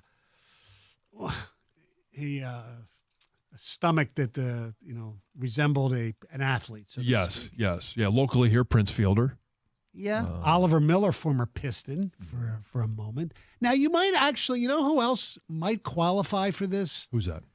And you might not think about this. Randy Johnson. Because you see him walking down the street, you wouldn't think he's a baseball pitcher, right? No, not with his height and just stringy. Yes. Yeah, you could go the other way on that. Sure. Yeah. Or maybe you thought he was a different sport. True. Maybe he was a thin basketball player. Yeah. Bradley. What's his name? Sean Bradley. Sean Bradley. Yeah. Let's go to Mike calling us from Brighton this morning. Good morning, Mike. Hey guys. Good morning. Great topic. So me and my buddies always joked about this, and we always said that it was Gerald Laird. He always looked like the manager of like a muffler shop, right? Like that's the total look that we thought that he had. Yes, you're so right. Manager of a muffler shop. Yeah, I could see that. And now that I've Googled him and see him in a number of different forms here. Yeah. Couldn't you see him, right? Like with the blue shirt on, with the patch on the left pocket, Gerald. Yes. Right? Yep. Like, no doubt. 100%. Yeah. Yeah. I mean, obviously it's not, coaches might not fall under this category, but, like Andy Reid does, Yeah. Anybody that, who was the one for Holmgren? Oh, yeah, Mike Holmgren. Yeah. Kind of had the walrus look. The walrus look, yeah. Anytime your nickname is the walrus. Yeah. I'm guessing that doesn't necessarily lead people to believe that you're a professional athlete. Right. Former Tiger, I don't remember this guy, Bob Hamlin. He was the Tiger for a short period of time. Pete Incaviglia. Yeah. Yeah. How about, one of the bad boys, Bill Lambier? Yes, exactly. Yeah, absolutely. 248-539-9797. Now, Evan just texted me something. Oh, boy. And it's, he goes, this guy, I think it's Dennis Eckersley, right? This guy looks like he was in Dazed and Confused. No way you would think he was one of the greatest pitchers ever. And it looks like Dennis Eckersley. I don't know. I think I would disagree with Evan on that one. Did you see the picture? Oh, no. Did he text both of us? Oh, I don't know. Here. Oh, well, now, yeah. That's what I mean. Yeah, now. Yeah. But when he was playing. He had the mustache. One of the great stashes. Oh, yes, absolutely. In baseball. He could have looked like a porn star. Troy in Detroit, you're on 97 on the ticket. Good morning to you all. Hey. For the topic that y'all talking about right now, I would say Kenneth Lawson Jr. from the Memphis Grizzlies. I feel like I could just run into him at the mall or something like that. He's a real chubby. He's like a chubby power forward. Okay. Yeah, that's one person I feel like if I was just to see him out, I wouldn't even think he was a basketball player. I feel like I could just probably go buy some glasses or something from him. He does have kind of a doughboy look, Yeah. Especially in the face. Right. Yeah. You know who else was like that to a certain extent? Well, not as tall. Thanks for the call, Troy. Tim Hardaway Sr. Yeah. He was kind you stocky. You want to poke a little bit. Yeah, kind of. I always thought he was like kind of stocky later in his career. A little bit. Yeah. Harden. And there's been some kickers. Oh yeah, Sebastian Janikowski. Oh yeah. I mean, when he was drafted, you're like, oh wow, this guy's a professional athlete. First round, too. Yeah. And then obviously, as his career went on, his bad body just got worse. Yeah. And Matt Prater. Now, yeah. Yeah. I think earlier in his career, Probably, but even with the Lions, he looked kind of more like a little pudgy. Yeah. Yeah. Kind of like a tougher guy. You don't expect kickers. Oh, a brawler. Yeah. Look kind of tough. 248-539-9797. Hey, when was the last time you enjoyed a game of tennis, pickleball, or golf? Or how about taking an evening hike or walk, but you're able to do all of those things pain-free? If your arthritis, old sports injuries, or joint pain is preventing you from the activities that you love, you need to call Straith Orthopedics. Dr. Fleischman at Straith Orthopedics specializes in hip and knee joint pain. He provides affordable, minimally invasive treatments for joint pain, along with robotic hip and knee replacement. Listen to what Neil, a Straith Orthopedic patient, shared about his experience. Neil writes, prior to surgery, I was very limited. Standing or walking caused pain. I had total knee replacements by Dr. Fleischman using the robot-assisted procedure. Today, I'm back to my daily 2-mile walk without pain. Dr. Fleischman took the time to explain options and provide answers and recommendations to my questions. Neil, thanks for sharing your story, and you can start living your life pain-free in time this summer to enjoy all the things that you love, and you want to get back to all those favorite activities. Go for walks, play golf, whatever it might be. Just go see Dr. Fleischman. Call Straith Orthopedics at 855-STRAIGHT or go online to straith.org. That's STRAITH.org. Straith Orthopedics is committed to you.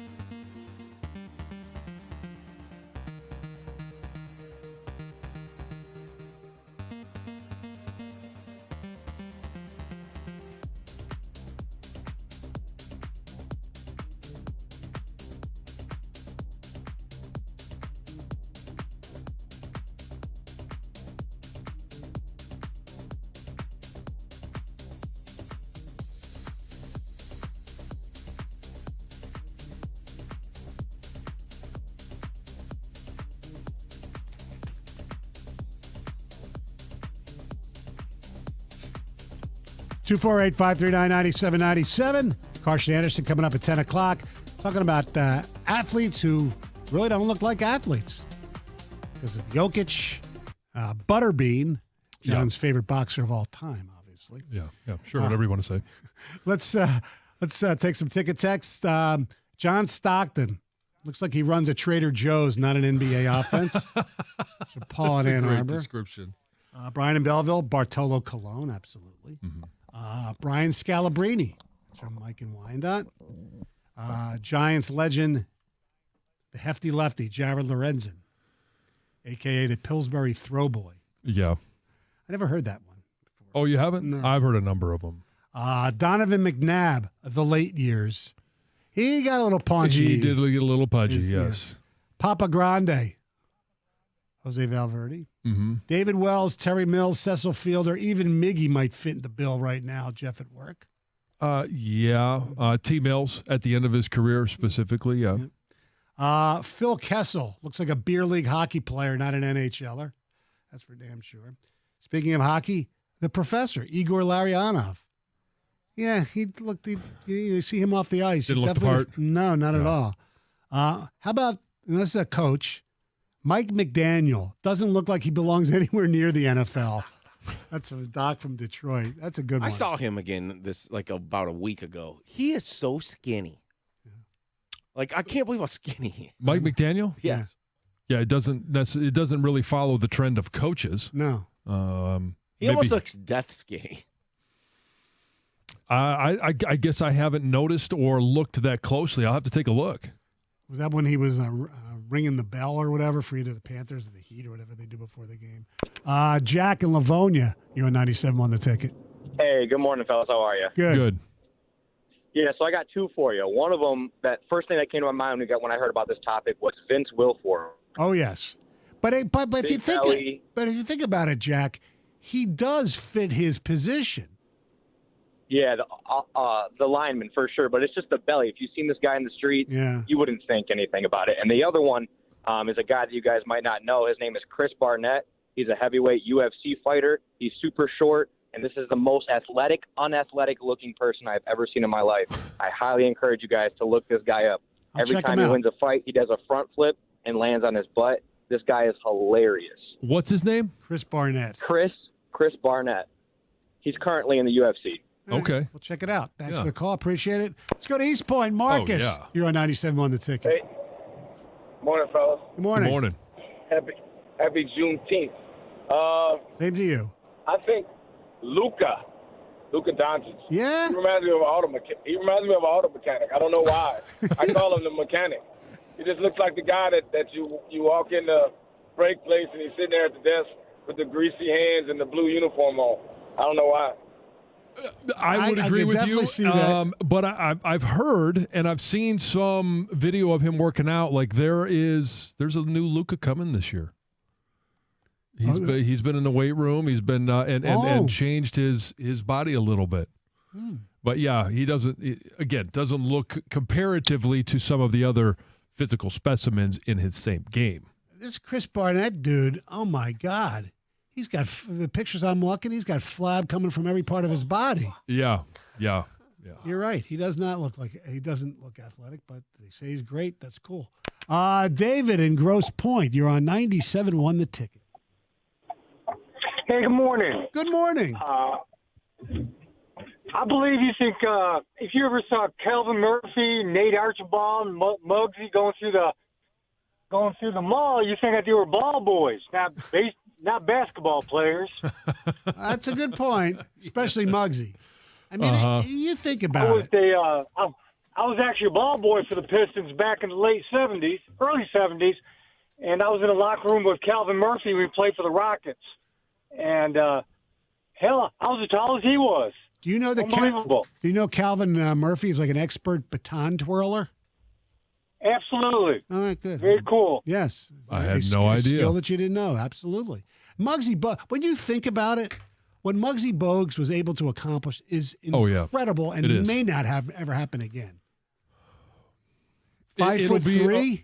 It'll be a rare occasion, which is why, when we say Muggsy Bogues, it was even rarer at the time. Yeah, of course, absolutely. All right. You know who else could twirl a baton? Who? Gator. Gator? Yeah. Baton, is that one of the hidden skills that you have? It's actually somewhat true. Really? Yeah. All right. Yeah. No, it was somewhat true. I was in middle school. I think I was in 7th grade, and this girl was working out in the. She was a 9th grader at the time. She was working out in the gym as I was walking past, and I was talking to her, and she had this extra baton that was lying on the ground. And as I picked it up, and then I'm like, watch what she's doing. So I started twirling it. and she taught me something with it, and was like, oh, okay. And it's like, and she keep it. I'm like, keep it. All right. I don't know what I'm going to do with a baton as a 13-year-old boy, but thank you. Yeah. Yeah. So it was interesting. Did you ever pick it back up? You still have it? No, I don't know what happened to it, but I did learn how to. I could do it I could twirl a little bit with my left hand. I was able to. Okay, lefty. Yeah. Are you better at twirling a baton or spinning a basketball on your finger? Baton. I can't spin a basketball on the finger. I can't do it for more than like 3 seconds. It's very tough. Me neither. I'm always amazed at how that works. Bring in a baton, and we should video Gator doing some baton tricks. Maybe not. Yeah. It's probably been maybe if the Lions bring it back. I mean, you 30-something years. Well, the girl who was the baton twirler. Yeah. She actually she performed for years at the Silverdome. She was one of the 4 in the corners. Yeah. They wouldn't have cheerleaders, but they'd have high school girls. Yeah. She was there for like 4 or 5 years. Pretty impressive at the time. It was impressive. Like, yeah. Hey, I know you. Yeah. What's up? I have one of your batons. I have one of your batons. Would you like to autograph it? I don't know where it'd show up. Doug, how was your Father's Day? It was good. Thank you. Good. Lot of family time. Good. Yep. And a nap, which was good too. Yeah. I slept late, yes. But Champ and Chum on Mondays, and a lot to unpack. Tigers, Red Wings, Lions, and Pistons. Absolutely. Carson Anderson coming up next. Have a wonderful day, everyone. 97.1 The Ticket.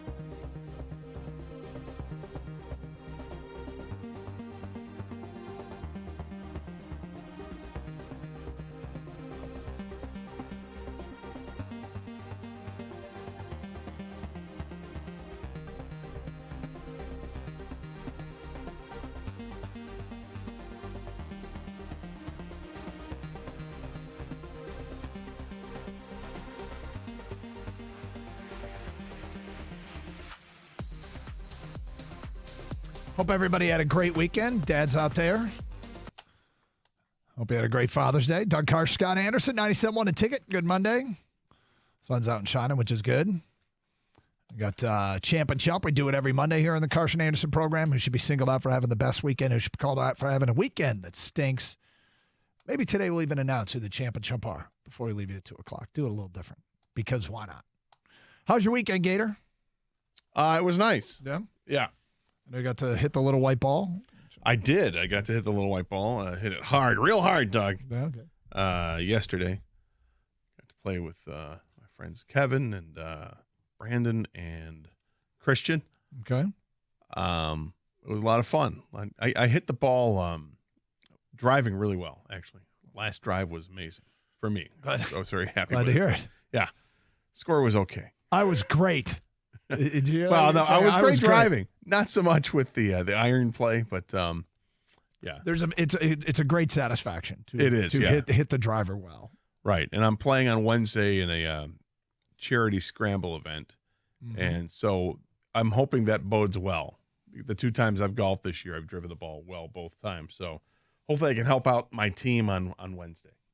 And that's Wednesday, you say? Yes. So are you off Wednesday? That's correct. Oh, okay. It's good for me to know. Gator, are your friends, are they dads? Yes. That you golfed with? Yes. Does this happen every year? I don't know why I've never asked you this before. Do you get to golf on Father's Day like every year because the friends they want to golf on Father's Day and they're like, hey, Gator, you want to golf? It's I've been invited many times on Father's Day. Yeah. Yeah. Yes, because it's that get out of jail free yes, card. Exactly. Yeah, of course. And I get to reap the benefits sometimes with that. Yeah. No doubt. No doubt. Sometimes it's been, you want to go to the baseball game? Like, yeah. Well, are you bringing your kids?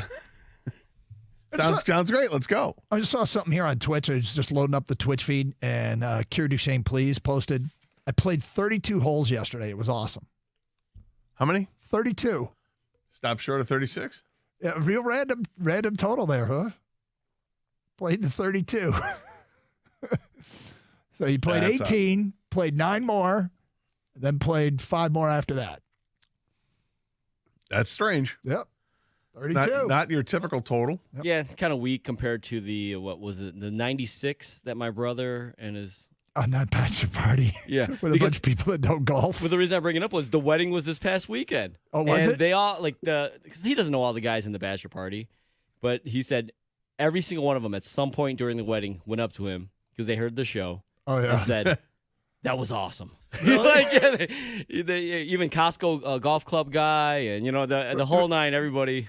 Well, for people who don't know the story, it was a bachelor party where the groom wanted to play golf. And they scheduled 96 holes of golf. In like 3 days or something. Yeah. And many people didn't play golf. Like half the group. Half the group didn't play golf. So you had people that were literally buying Costco clubs, borrowing clubs, showing up for 96 holes of golf on a bachelor party weekend. Not only that, but playing some of the nicest courses you can find in northern Michigan. That's right. Yeah. When I was telling you the courses, you're just like, what? No! Bay Harbor. Crooked Tree? What? Not cheap courses, some of them. And Hidden River. The LA Country Club. Crystal Downs? Augusta? What's going on? My brother bailed on the last day. He didn't play till 18. He just drove the cart. He's like, I can't do this anymore. He skipped around at Carnoustie. And right. It's actually it's a funny story because I can imagine that some of the hacks after 4 holes are like, oh my God, what have I got myself into? Just going to play the par 3 course at Augusta. Yeah. Instead. So that the weekend, there was a weekend. Everybody showed up for the wedding. Great. Yeah, this was it was Saturday, this past Saturday. So my brother, I talked to him yesterday. I said, hey, how's the wedding? He's like, dude, everybody at some point talked about it. Said they loved it though. They laughed at it. They loved that we brought it up. Yeah, or they loved the event. They loved that we brought it up. I mean, some are still recovering, I think. I can see that. That's really funny. I'm still recovering from yesterday. Are you? Well, did you play 32? Did you play the full 32? I couldn't even make it to the 32. I played the full 18. Oh, that's funny. Okay, so look, call it what it is. You break up. You break up. It's over. The relationship's over. And then over the weekend, you bump back into that person. Hey, you're looking good. Wow, I'm looking good. And then you, how are things going? You kind of get along. You seen anybody? You kind of get along. You had broken up. It was over. But over the weekend, it's never over. You always over the weekend, you're like, huh? Is that a mistake? Because you look great. Your conversation's pretty good. It's not great, but it's pretty good. And you're showing interest, and I know I'm not looking my best right now, but this feels like the spark is the spark. Is the spark still there? Because that's what everyone in Detroit who's a Tiger fan is probably thinking today. The breakup was complete. After Wednesday, it was like, you know what? We're done. It's over. Not true love, Doug. Then Thursday, Friday, Saturday, Sunday, maybe you even had a few too many one of those days and they really started to look good. That's right. Then they get shut out 2-0. You're like, no, that was nothing. That was nothing. And then you get the call the next day. So I was thinking that, me and some friends are hanging out. Okay. Damn, they look good. And you're getting along. All it took was a breakup, and now you're kind of getting along. You're telling her stories to your friends.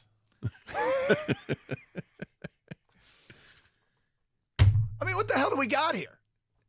Because we're almost halfway through the season.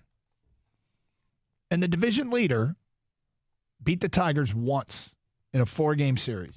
Dude, this is what I've been saying. This division is there for the taking for any of the top 4 teams, not Kansas City, who happens to be in town this week. It's there. I found it laughable that people would exclude the Twins from the conversation, like the Twins are some great team. I'm like, they're not a great team. I don't even know if they're better than the Tigers by a huge, certainly not by a huge amount. They're not, I'm not going to say they're the class of the division, because they're not. There's no class in the division. This is a classless division. Go out and do what you can. You want to win the division? Go win it. It's there for the taking. And knowing that this team's getting some horses back, okay, I'm game. I'm in. When's Skubal pitching? Is he scheduled this week? He should be. When's Manning scheduled next week? He should be.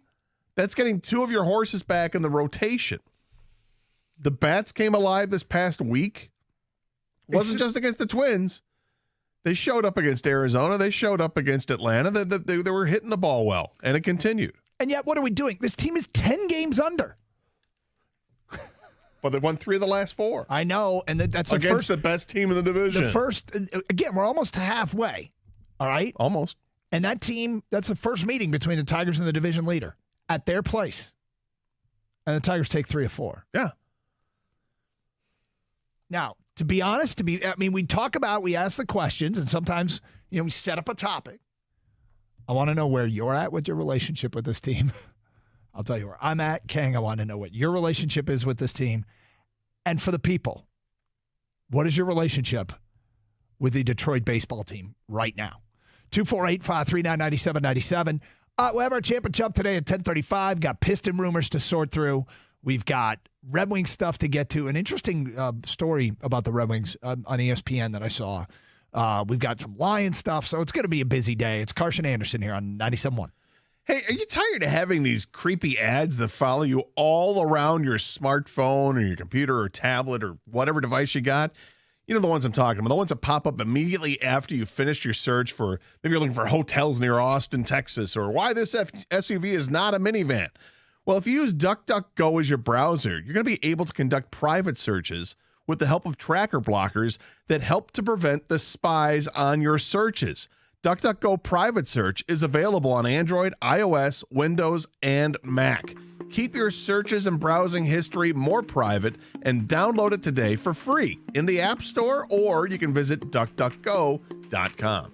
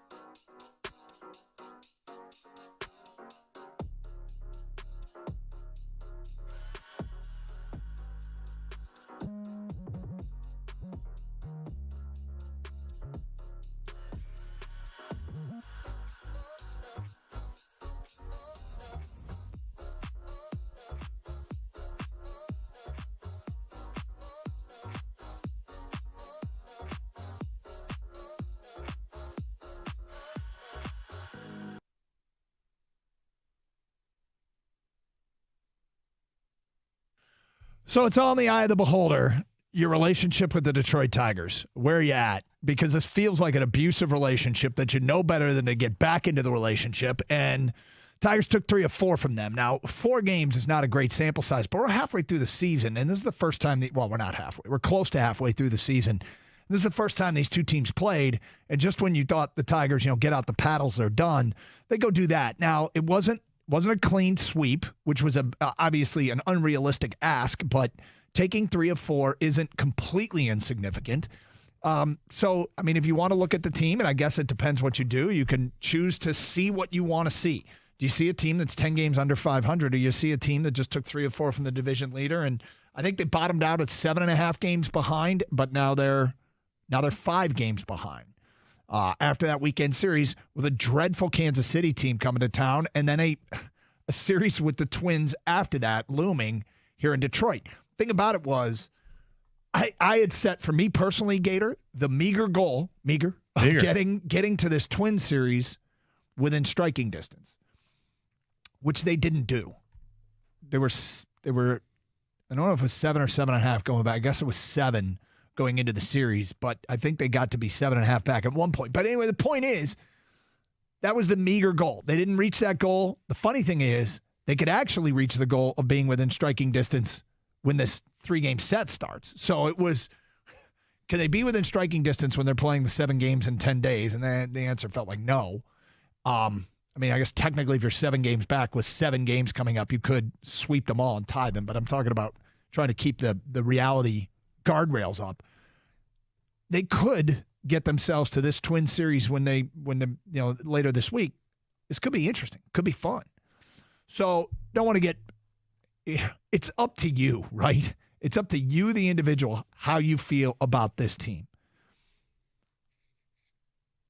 I'm still not calling them back. I don't care how good they look this weekend. I can't do it. Why? Because unfortunately, the overwhelming thing I'm seeing is the 10 games under, which, every time you talk about who's going to return, you're right.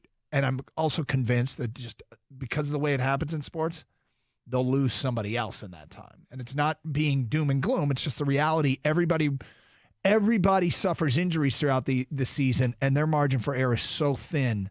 I just can't see a sustainable path to getting to the top of this division. And I've tried very hard, Gator, and I don't mean to be Debbie Downer, but that's where I am personally with my relationship. Well, try to remember why they fell back.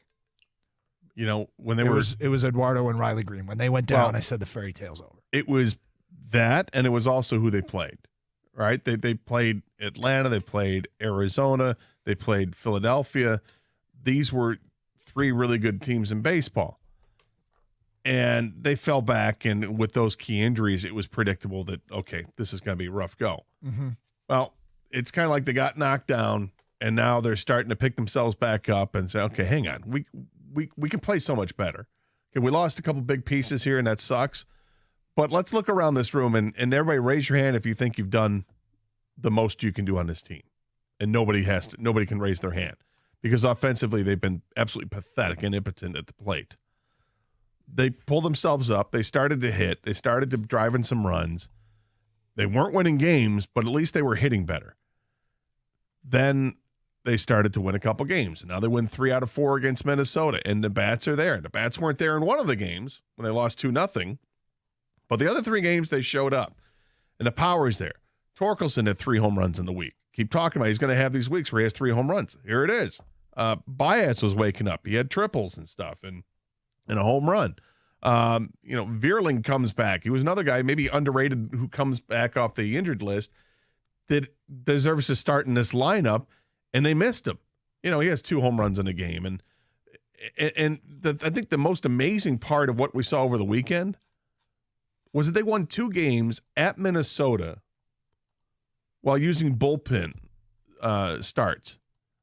They used the opener in 2 of these wins. They exhausted the entire bullpen, and they won both of those games over the weekend. The game they lost, by the way, Joey Wentz pitched out of his mind. They lost 2-0 in that game. They got 2 runs and lost.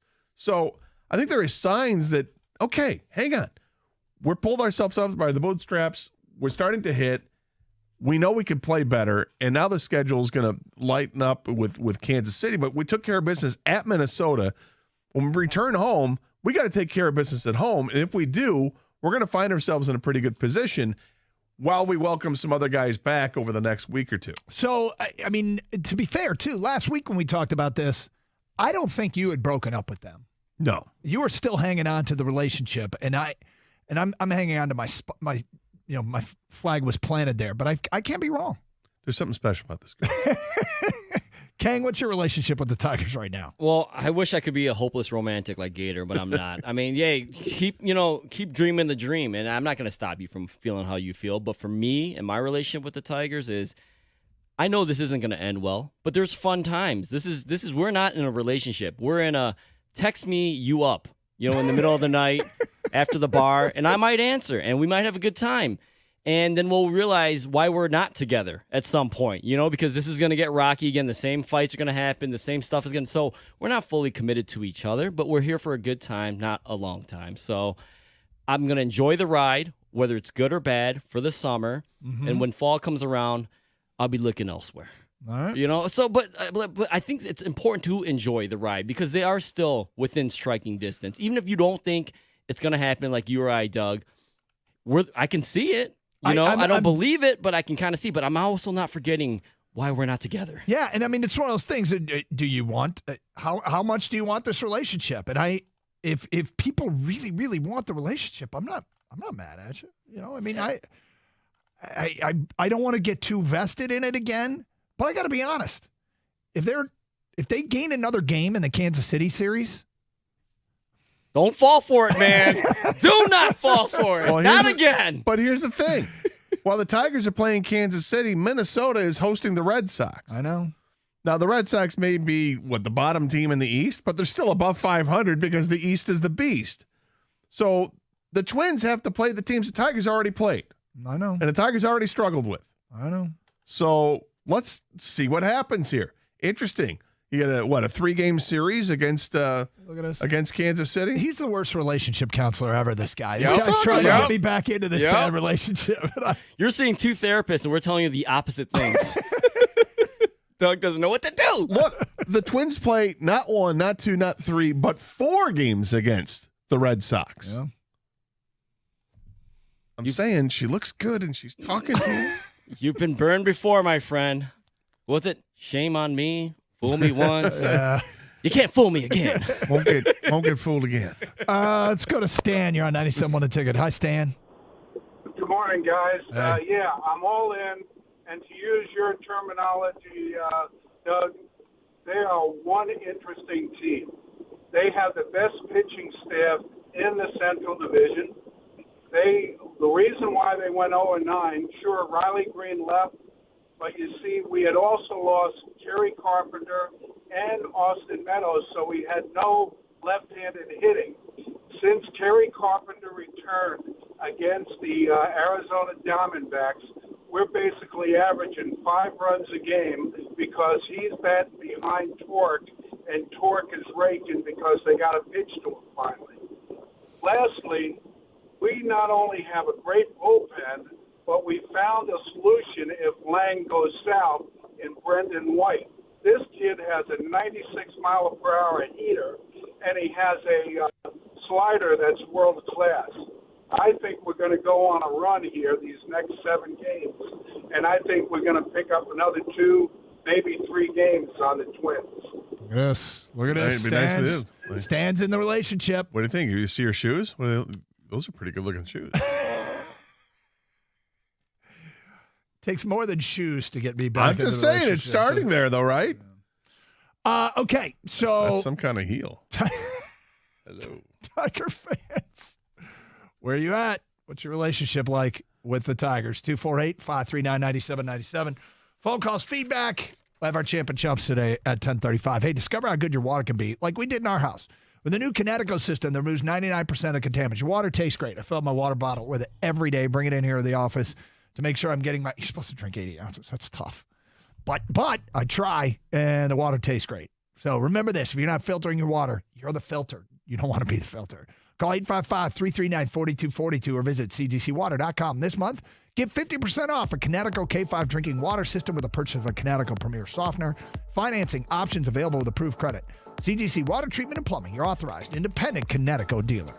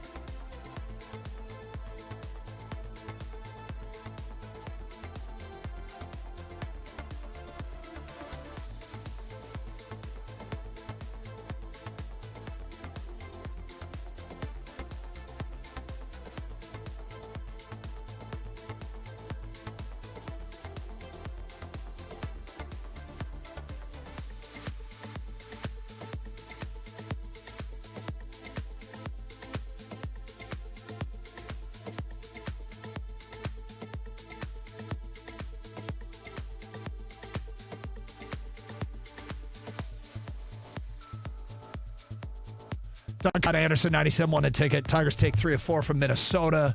Hey, man, look, it's a personal question. Everybody's probably pondering in their own head.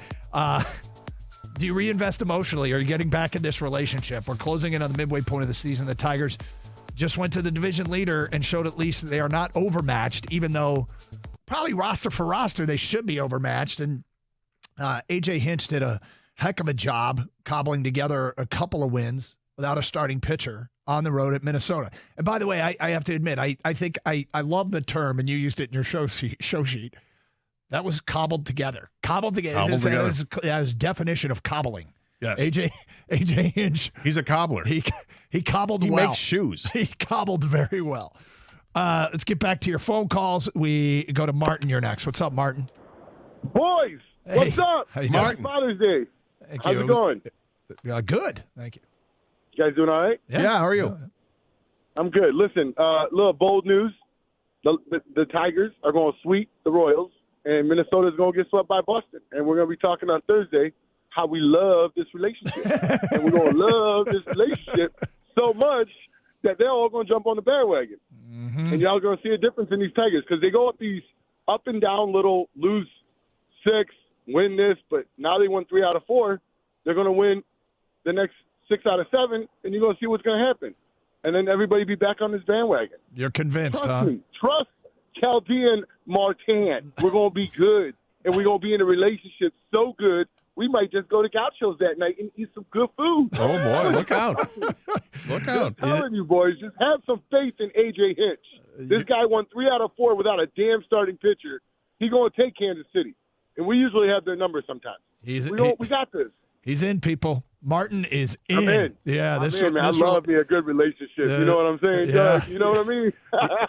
Is it a good relationship? That's my only question. Are we sure it's a good Listen, relationship? Man, it's good. When is the marriage always great? You got little bumps up and down, and now this is gonna go up. We're gonna be good. I got you guys. Trust me. All right. All right. He's All right, boys. perhaps a hopeless romantic, but he is in love. He thinks. He thinks he's in love. Did he say we always have the number probably usually? Yeah. Like something like that, right? That sounds strong. Here's one of the 60% signs. of the time it works all the time. One of the signs that maybe the relationship isn't quite as good as you think. Probably usually we're going to get along. Probably usually. Hey, will you marry me? Probably usually. All right. So we got something to build on. Yeah. Right? Yeah. Probably usually. It's such great language.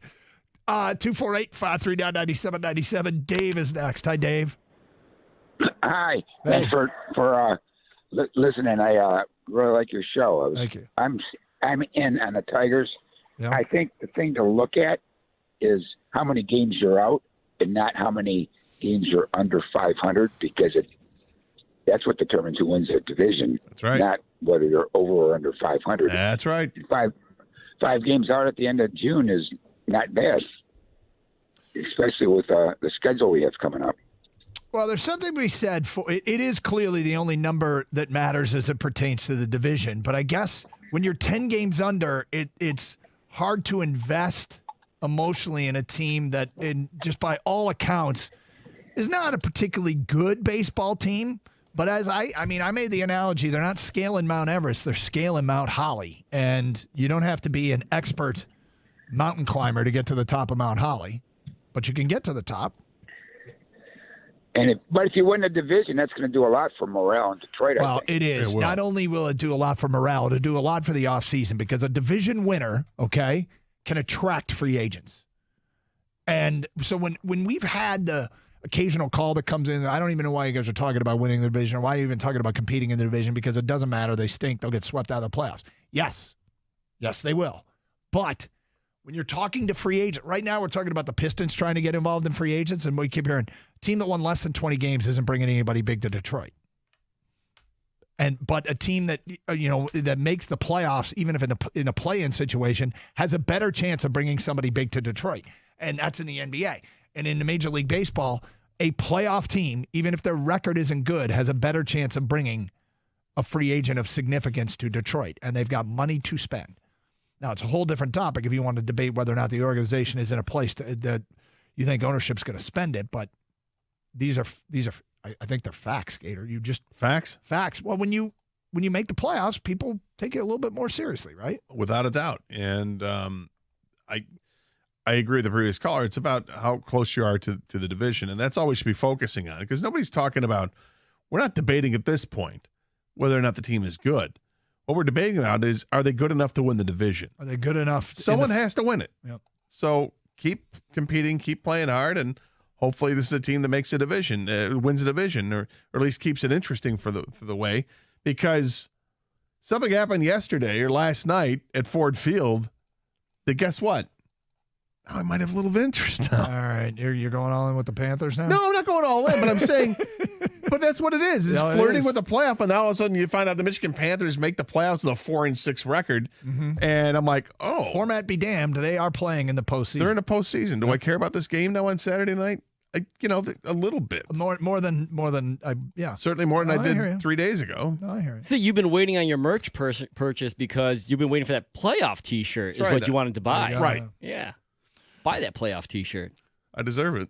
All right, let's get to our Champ and Chump nominations. Gator, my champ of the weekend is Wyndham Clark, who won the U.S. Open. It seemed like everybody else took punches from the golf course on the back nine, and he managed to survive steady as can be against more household names like Rory and Ricky and Scheffler. So good for him. It was emotional. They obviously played up the story with the passing of his mom, and his siblings were there, and that was an emotional scene on the 18th green. And I will give him my champ of the weekend for winning the U.S. Open. Yeah, I loved how emotional he was. I love that the scores after 2 rounds or what, the leaders were at 11 or 10 under, and then you get people complaining about it, and then the score that wins it was what, 10 under or 11 under?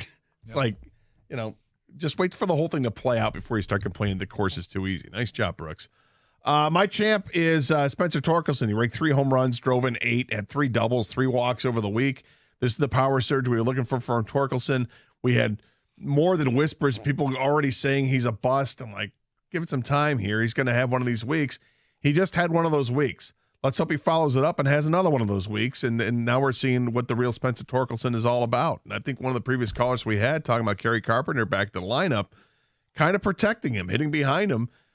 He's seen better pitches, and he certainly made some contact this week. My chump of the weekend is Bob Huggins. Yeah. Quite an off-season Coach Huggins has had, or should I say former Coach Huggins, after his DUI and resignation. Yeah, when he had the comments that he made as well that got him in trouble beforehand. Basketball coach at West Virginia resigns. Yeah, which I think was pretty predictable. Yep. Probably the moment he was hired again because he's a train wreck. Yep. My chump is the aforementioned Brooks Koepka. Complaining about a golf course when you're not playing well and others are is beyond weak. He should probably share this with Victor Hovland for his complaining too. Sorry you guys finished 9 and 10 strokes off the lead, but that's your fault. Don't blame the golf course. Koepka said, "Oh, it's fine for just a normal round of golf, but it's if this is a major, it shouldn't be like this." Shut up. Get your Champ and Chump votes in 248-539-9797 from an unnamed texter. Champ, Wyndham Clark, Chump, NBC's playthrough commercials. Another one here. Champ, Clark. Wonder why? Too many? I guess. I want to know what they didn't like about him. Champ, Clark for fighting all day and winning the Open. Chump pains me to say it because I wanted him to win his first major so bad, but Ricky Fowler for choking away his best shot at a major. But he was still a class act after the round. I love Ricky. Yeah, he is a class act, and he'll be here this week. Rock and Mortgage Classic. 248-539-9797. Back to your phone calls. Jerry is next here on 97.1 The Ticket. What's up, Jerry? Well, I'm just wondering why Maton continues to be in the lineup. He can't hit. He's not a good defensive player. You got Scope and Short that I think either one of them could take his position. Maton is batting 157 or something like that. Why is he still in the lineup? I don't know. I think it's because he's left-handed, and I don't think he's as bad as a fielder as you think he is, but that's why. It's because he's left-handed. I mean, he's hitting a $156, continues to hit in the middle of the lineup, although yesterday I think was hitting he hit fifth yesterday. So I don't know. I don't know. It pains me to see him in the lineup every single night when he can't hit this year. Send him down to the minors. I'm not giving up on him. But I'm giving up on him right now for this snapshot in time because he needs to get his confidence back. Well, he asked the question why. And here's why I'm going to guess why. Because in his career, he's more like a 250 hitter. And they expect the veteran to return. Well, it's not like he's played full seasons. He's been a part-time player for his 2 seasons in Philly. But they expect the veteran to return to what he was. And when he does, that means he's going to get white hot. That's my guess, all right, as to the answer why. I probably wouldn't put up with him. I mean, did Cole Keith just go, was it 6 straight games with a home run or 4 straight games with a home run? It was like 4. He had another one. He hit one last night. I think he's got like 13 home runs now. Mm-hmm. Yeah, he's tearing it up at Double-A. He doesn't need to be a Double-A anymore. He needs a promotion. It's starting to look like somebody's knocking on the door. And I say this all the time. Fans want to move on from players quicker than organizations almost ever do, whether it be coaches or players or whomever. Organizations really hang on, and they hang on for a reason. And sometimes you get the payoff, and sometimes you don't. But in this particular instance, I can't imagine it's going to last much longer. I'm amazed it's lasted this long. I know. I mean, we're late June here. Let's go. 248-539-9797. More of your phone calls and feedback. All right, we'll get to that rumor that had everybody talking over the weekend about a Detroit team. That at 11:05 here on 97.1 The Ticket. Well, spring is still here. It's not officially summer until Wednesday around 11 o'clock in the morning, I hear. So while it's fast approaching, you know what's going on. The weather's getting hotter and hotter, right? Yesterday was really, really warm. Today it's warm. This rest of this week it's going to be warm, which is great. It's what we want. But if you've got a busted air conditioning system, that's no bueno for you. If you've got a pool here that's broken, and that's not good either. There's lots of problems that you could have in the house. And if you do, call Birmingham Plumbing, Heating, and Cooling today. They dropped a special offer. It's just in time to beat the heat. Birmingham Plumbing is now including a free ultraviolet light air purifier or a high-efficiency air filter when you have both your furnace and air conditioning systems replaced. In addition, they include up to a full 5-year parts and labor warranty that has annual maintenance with it. And don't be worried about that cost up front because Birmingham has got you covered there. They offer financing options for your new furnace or AC system for as low as $70 a month. So whether it's your air conditioning unit, a furnace, a pool heater, a boiler, or water filtration, maybe you got a flood in the basement, clogged drain, whatever the issue is, call Birmingham Plumbing, Heating, and Cooling today at 248-282-3971 or schedule an appointment online at birminghamplumbingco.com. Birmingham Plumbing, Heating, and Cooling, your Metro Detroit boiler experts.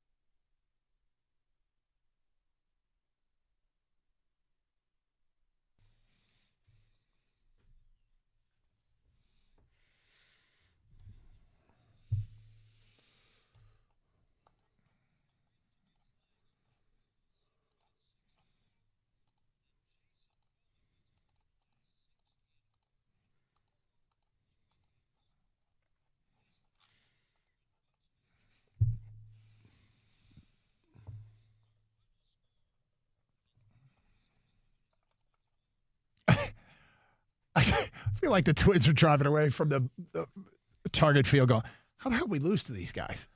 But they did. And good for the Tigers. And they're drawing you back in, aren't they? Well, maybe not everybody, but we're asking you specifically, what is your relationship? How would you describe your current relationship with the Detroit Tigers? Do you see a team that's 10 games under, or do you see a team that's only 5 games back after taking 3 of 4 from Minnesota? They've got Kansas City on tap, and then Minnesota.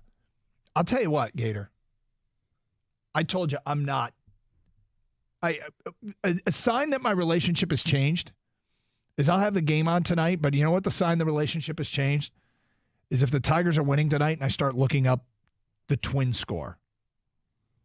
When I just instinctively, and now that I've mentioned it, I'm going to be thinking about it. But that's when I know. When I start scoreboard watching, that's when I know my relationship is changing.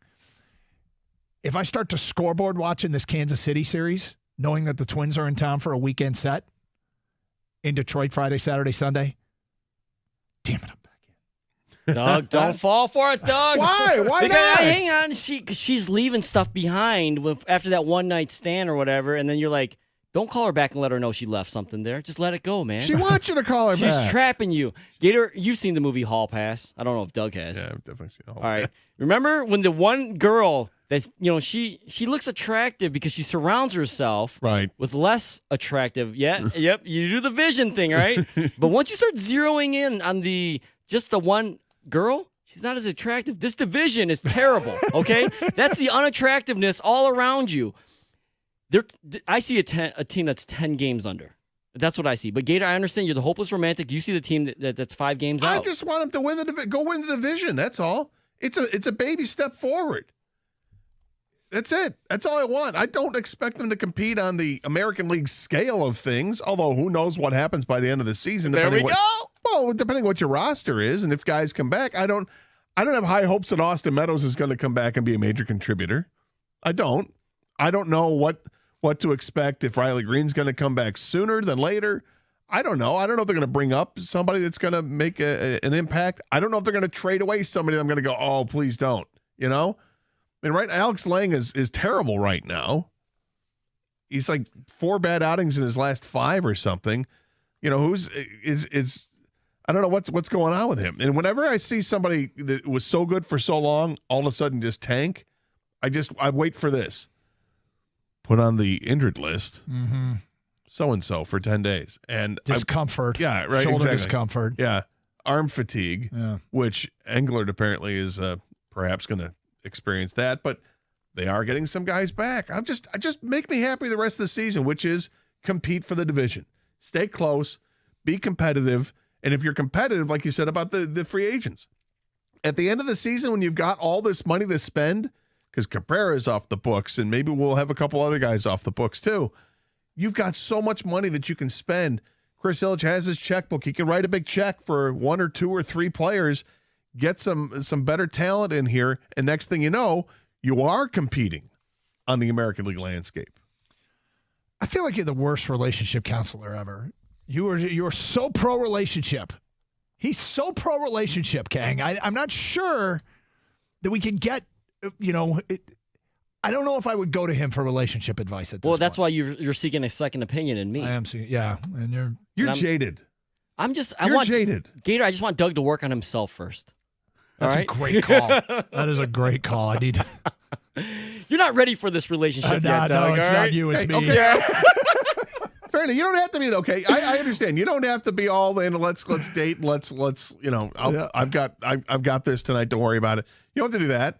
Okay. But what you can do is meet up with her and her friends, and you bring a couple of your friends. You can meet up. You can hang out. Group hang. We're just hanging out. Breezy. It's We're a gonna be breezy. breezy Yeah, about we're going to this. be very breezy. We're yeah. just hanging out. Hey, you feel like sitting up upstairs at 24 seconds, hanging out, watch the game and stuff. Just hang, yeah. Oh, okay, cool. I mean, I'm going to be there. I'll be there with some friends if you want to come with your friends. I'm going to be there. Hey, I'm going to go check out Local Heroes playing Brighton tomorrow night. You want to? I mean, I'm going to be there. So if you're going to be there, is it cool?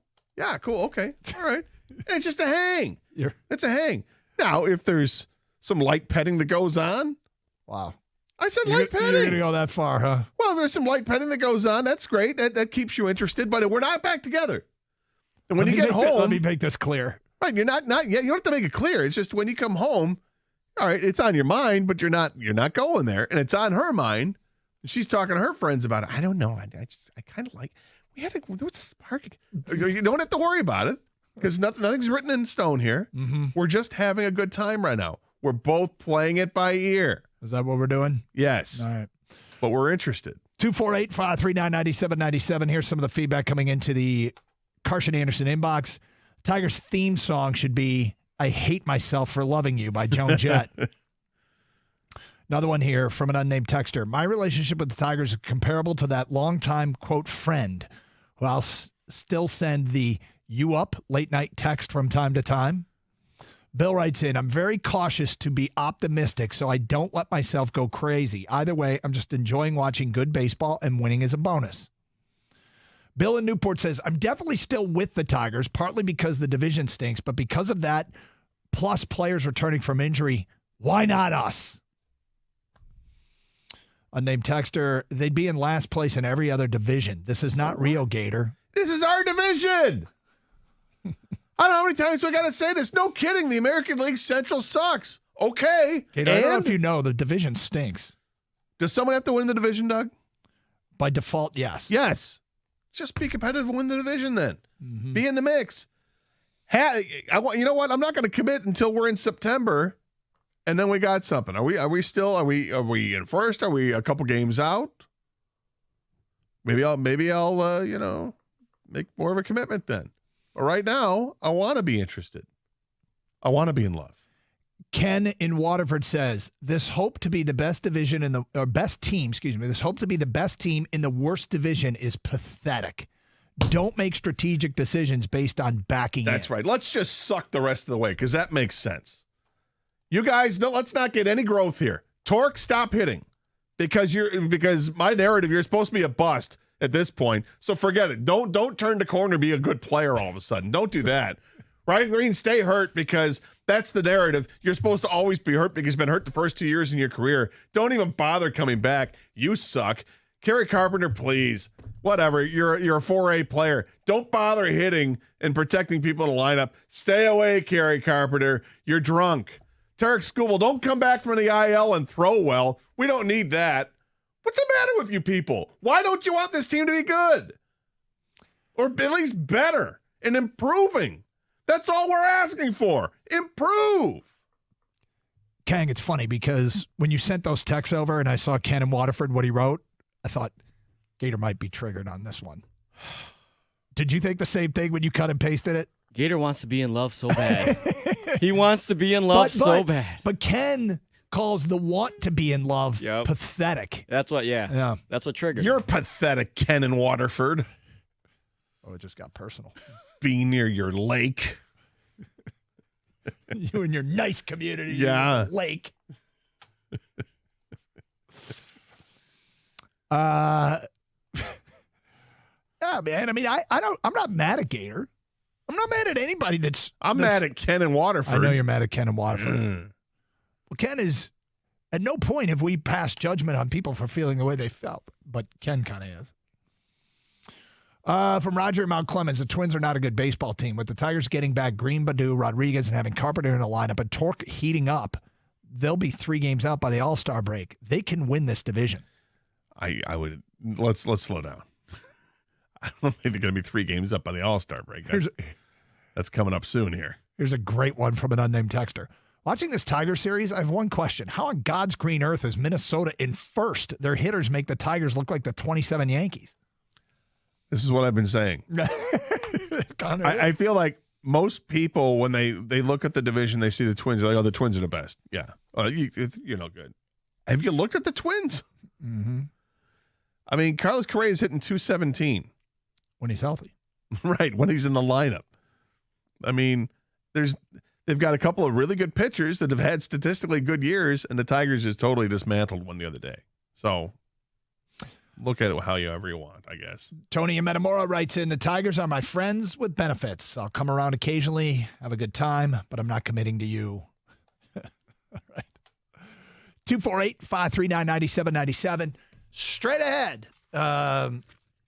We got called stupid last week. I'm just going to call it out. We got called stupid, ridiculous, until a national writer wrote about it.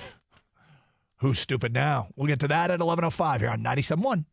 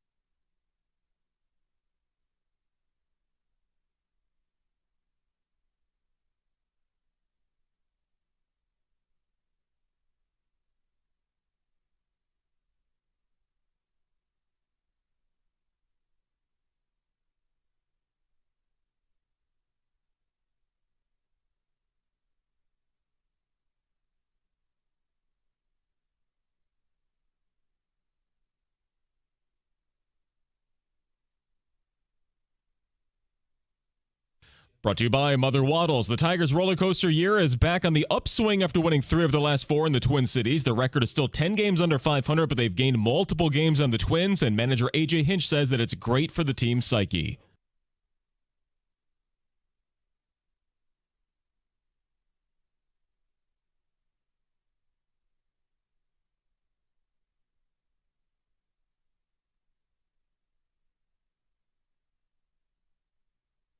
Yeah, the schedule is being kind as Detroit's next opponent is the Royals at Comerica Park, who have lost 11 of their past 12 games and are only a game and a half better than the A's for the worst record in all of baseball. Reese Olson looks to bounce back from his worst outing. He'll start tonight's 6:40 game with coverage right here on 97.1. Hinch did say that Matt Vierling may sit out again tonight as a precaution due to his stiff back. Apparently he coughed yesterday and it locked up, forcing him to be scratched from the lineup.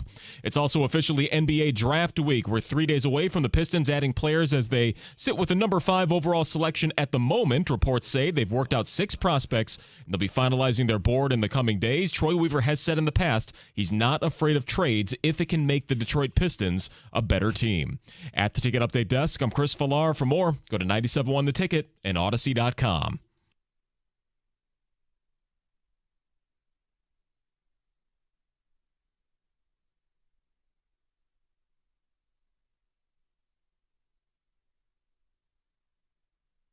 Colin did hit the nail on the head, and I'll grant the Tigers this. The low hurdle that, for me personally, this year was be interesting, and they are interesting. And Riley Green, spending the month of May, acting like one of the better hitters in the league was fun. And Torque didn't hit for a ton of, he had, I think, 4 hits this weekend, but it was 2 doubles and a home run and 3 walks. And Torque's slowly, everything's on the climb, but the power stroke is there and the reward is there. And so that's interesting to me. And some of the stuff that's going on with their pitchers have been interesting to me. So, yeah, I am finding them interesting. So they are clearing that hurdle.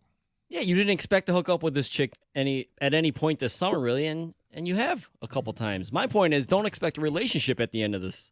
If it continues throughout, let's see how June goes, and maybe we hook back up in July. And sometimes when you're dating, you're wondering, where am I going to be in this relationship 4 months from now? And just enjoy your summer, enjoy the ride, man. Yeah. But if it's true love, you let it go, you set it free, and if it comes back, it's true love, right? You guys let it go, and now it's coming back. Is it? It's coming back. Is it coming back? That's the question. Is it coming back, Gator? Or are you just really? It's been a while, right? Stop getting personal. I do. 248-539-9797. Let's go to Nick. You're next. What's up, Nick? Hey, what's going on? Hey, Nick. A lot, Nick.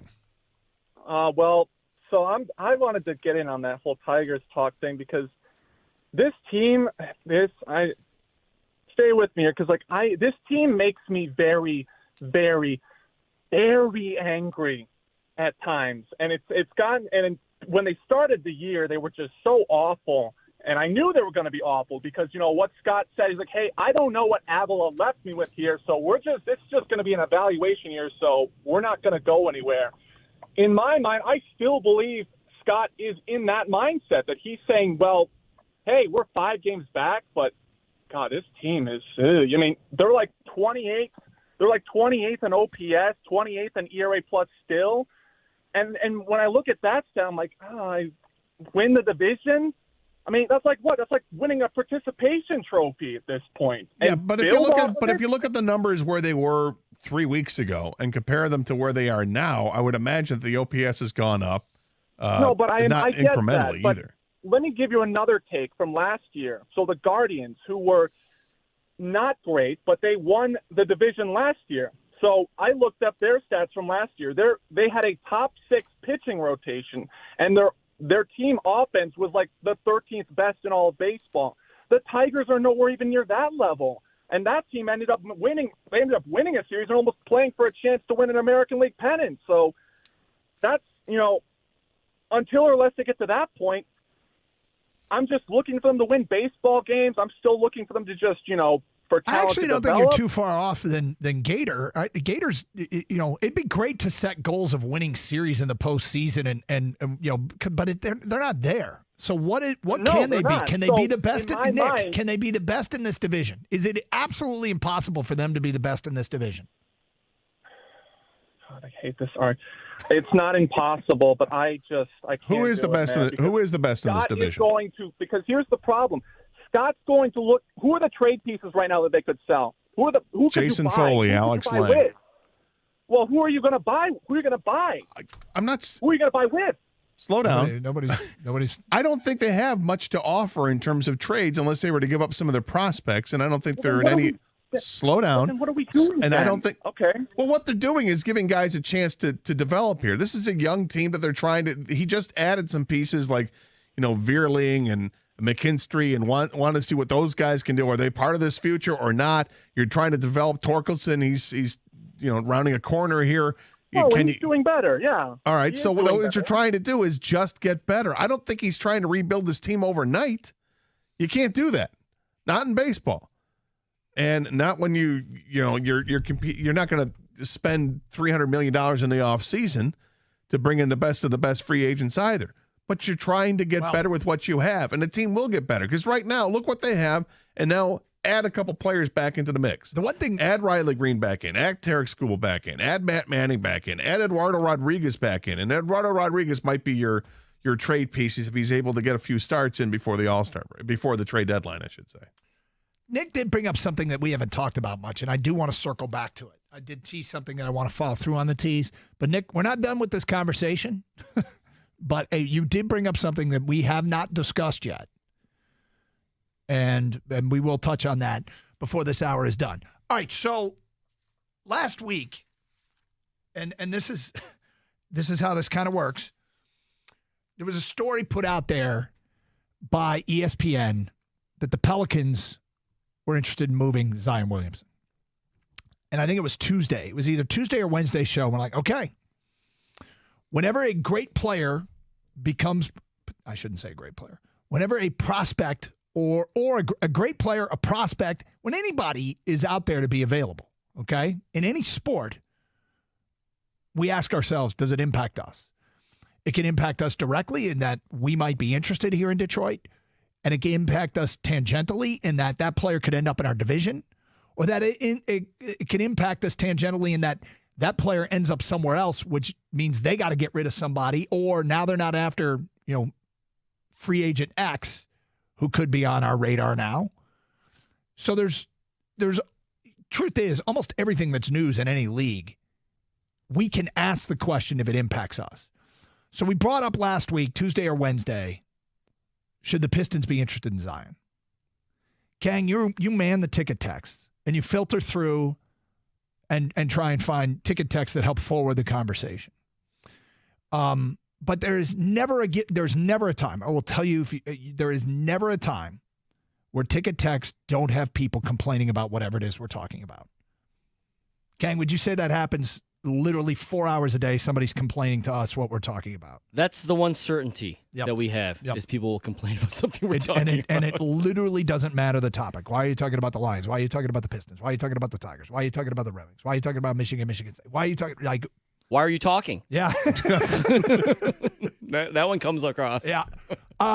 Emperor Penguins. And when we brought up Zion to Detroit, I mean, we got a lot of these, oh my God, you guys are dumb. Yeah, it was not a lot of forwarding the conversation. Feedback coming back. It was this conversation is stupid. Yeah, stop talking about it. You guys are idiots. Stop talking about it, and then, And that's, trust me, it's part of the job, and we get it. And we rarely bring it up, but we bring it up because 2 days later, the Pistons were in a proposed trade by Brian Windhorst on ESPN to get Zion Williamson. Now, to be fair, and just to recap, and not to be fair, but to recap, I personally was against it, of going after Zion. Gator, you were against it. Yeah, I mean, depending what you had to give up, yeah. Yeah. Because it sounded like the first wave sounded like, giving up Jaden Ivey. Mm-hmm. And I don't want to do that because I'd rather hang on to somebody that can stay healthy as opposed to somebody who can't. I was against it because, to me, it reeked of the Blake Griffin deal. What you're getting back you're getting a broke version of what you are hoping to get. Yeah. Now, in Zion's case, it's calculated risk. He's much younger than Blake was, and so maybe he can return to form. But that was why I was against it. And my questions about when you players going to be able to stay healthy through an NBA schedule when he's drafted, and a few years into his career, he hasn't been able to stay healthy. What's changing my mind that he can stay healthy? At this point, nothing. So that's why I'm against it. But Kang, you're a little bit more for this, a little bit more. Yeah, when push came to shove, I'm not pushing for it. But if you're asking me where's my 51, I would do it because the difference between him and Blake Griffin was Blake Griffin had already peaked before he got here. Zion Williamson. The question is, will he peak? Right? And can he stay healthy enough? Can he stay healthy? Yeah, and then if he does, he'll peak at some point. And that peak is the reason why he was the reason why he was the number one overall pick is. He's something like you've never seen before with his athleticism and his size.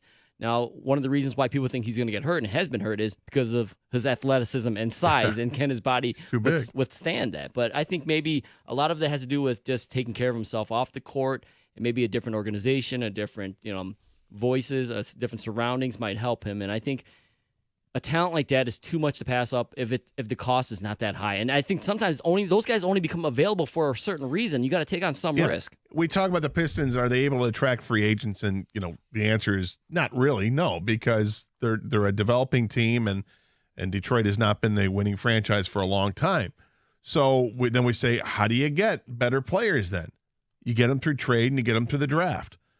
So trade is one way. And when you see that there are some big-time all-star players that are available through trade, you have to ask yourself, what is it going to take? And with New Orleans, I think they're just kind of fed up with the whole situation. Zion off the court, they don't love what he does off the court. The fact when he's on the court, it's rare that he's on the court because of his injuries. And there's rumblings that he doesn't want to play there anymore. And, they already lost Anthony Davis. They thought they were going to set up this, dynamic duo. It didn't work out. So they're going to let him go. They're going to trade him. But everybody in the league now knows that they're going to trade him. So they're not going to get a great offer for him. Plus, he's damaged goods. So if you're the Pistons, you've got an opportunity to put a package together and try to acquire Zion Williamson. Do they have the package? They absolutely have a package together that would be, I think, good enough to entice them. But do you want to put that package together? You use the word, so we'll take a look at Windhorst's package. Yes. Coming up today at 11:20 here on 97.1 The Ticket. Hey, are you tired of having these creepy ads that follow you all around your smartphone or your computer? You know what I'm talking about. It's like you just mentioned to a friend, hey, you ever go to a nude beach? And next thing you know, you got like, hey, best beaches in Martinique. You're like, Martinique? Where the hell's Martinique? Well, it's where the nude beaches are. And it's like really sus, right? When this doesn't make sense. Well, if you use DuckDuckGo as your browser, you're going to be able to conduct private searches with the help of tracker blockers that help to prevent the spies on your searches. DuckDuckGo Private Search is available on Android, iOS, Windows, and Mac. Keep your searches and browsing activity more private and download it today for free in the App Store, or you can visit DuckDuckGo.com.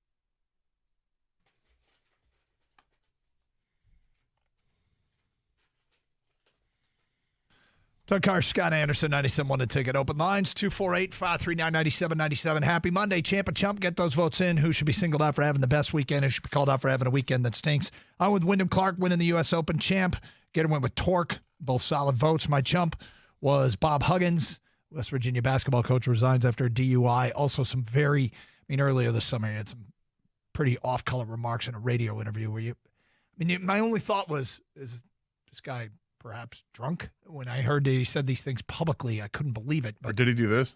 Is this thing on? Yeah. Did he know? Did he have any idea? Like, you're on the air, Coach. And you went with Brooks Koepka complaining about the U.S. Open course.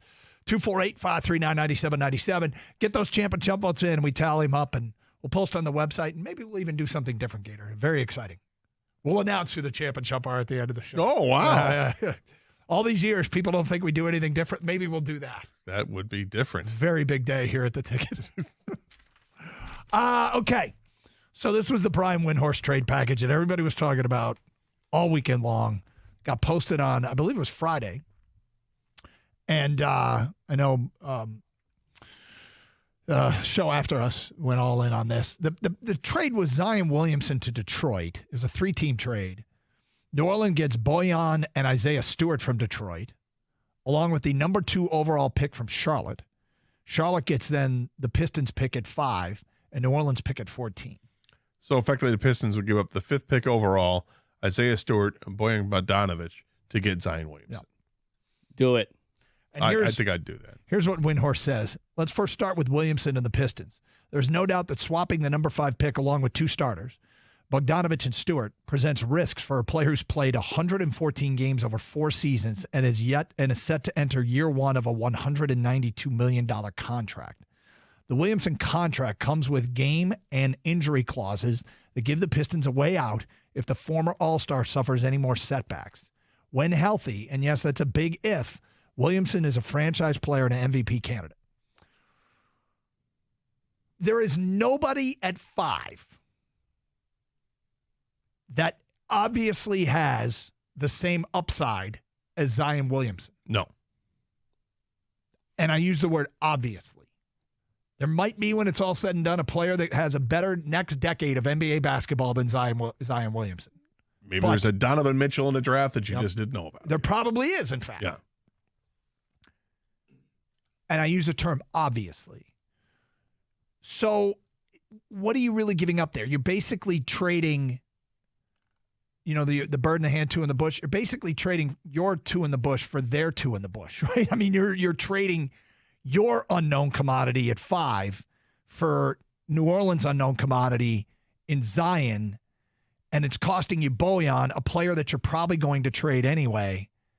And so it's, how much do you want to hang on to Isaiah Stewart, who I think at times our sports community here in Detroit does this. Maybe, I think most sports fan bases are the same. Most of them. With some differences here and there. I think one thing we do in Detroit more than any other sports community is we take a role player and treat them in the public eye like a superstar. We will take grind line hockey Red Wings. We will take a Dennis Rodman. We will take a Chris Spielman, a defensive player, and we will turn them into absolute superstars in our town. We love the blue collar work ethic. We love the blue collar work ethic role player, Ben Wallace, who was so good at his role, but we love it more than almost every other community. And we might be doing that a little bit with Isaiah Stewart, overvaluing him. Perhaps, but I go back to that press conference and what Monty Williams was saying about him, just effusive in his praise. He's loved by his teammates, but I think he is limited offensively in what he can do. But last year, one of the knocks that people would say about him is he's only a 32% three-point shooter. Well, last year was the first year he started shooting three-pointers. He was working on his game. Mm-hmm. Can that get better? It can absolutely get better. How much better can it get? I don't know. I like Isaiah Stewart, but if you could put this deal together and get Zion Williamson, I think that's worthy of a look. Yeah, I don't think the Pistons want to trade Isaiah Stewart. I don't think they're looking to trade Isaiah Stewart. But let's be honest here. It's easier to get another Isaiah Stewart than it is a Zion Williamson as far as, what type of players you're expecting him to be. I think when a Zion Williamson hits the market, of course there's a reason for it, but when a guy like that hits the market, you got to be interested, especially if you're a franchise like the Pistons. The potential that Zion, he does have MVP potential. And for the people, and the biggest concern, of course, is injury. Who's the Pistons' best player right now? Is it Cade Cunningham? Yes. Because Cade Cunningham's missed more games his first 2 years than Zion Williamson had.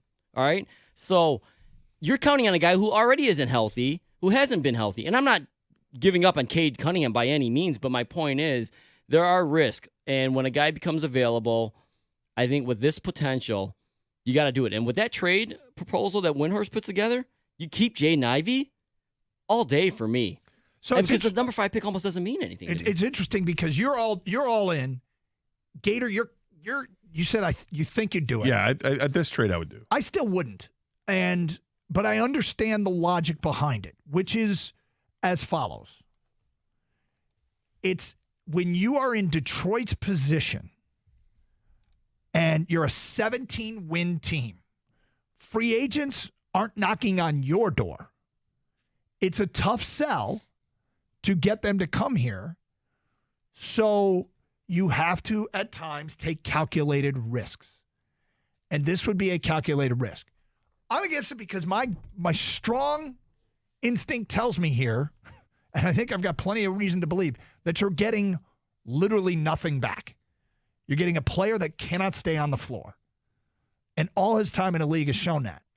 We just did this with an aging guy in Blake Griffin, and he's younger, so there's a chance that he's the victim of bad luck. But it's just not a risk I'm ready to take. If you want to say, look, no free agents coming here. We already know that. We've tried.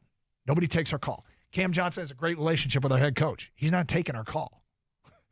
Yeah, there's a trickle-down effect with the Bradley Beal move and all these guys that we didn't know were going to be available in the trade market.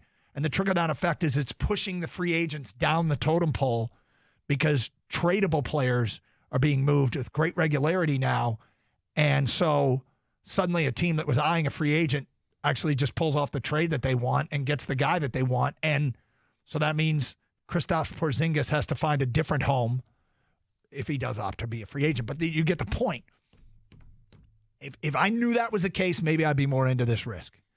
Well, I mean, for me, of course, it's contingent on passing a physical, seeing where he's at. I mean, he didn't play at the end of the season, but a lot of people thought he could. So if he's healthy going into this offseason, I feel even better about it. But if you got to wait on injury status and he's going to have to sit out a little longer, I'm less and less likely inclined to do this. But right now, all things being equal, if he's healthy, I guess I'd be all in if he's healthy right now. And I get that. Like, you don't want to trade for damaged goods. But I mean, the last we saw of Zion, his team was like in a playoffs, and he was doing windmill dunks before the game, right? He didn't play, of course, but he looks like he's pretty healthy. If he's fully healthy and you trade for him, isn't this where the $12 million a year for Monty Williams comes into play?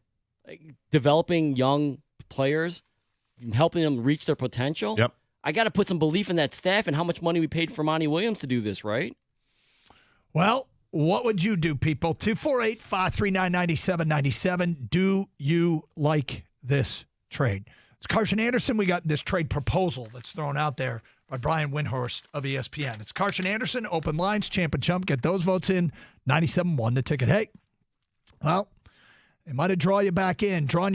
So if you're going to sit down and listen to a Tiger game out on the deck or take a game in on the TV, no better way to enjoy it than with your favorite, enjoy your favorite sport than sitting back and watching with your favorite Stoli cocktail. There's nothing like quenching your thirst with a Stoli blueberry lemonade or a cucumber mule. Or try the newest flavor, Stoli Chamoy. As the weather breaks, you can sit outside on the patio, take in a Stoli. Premium vodka, proudly made in Latvia. And ready to be served at your next party or special occasion. It's the summer of Stoli. Please enjoy responsibly.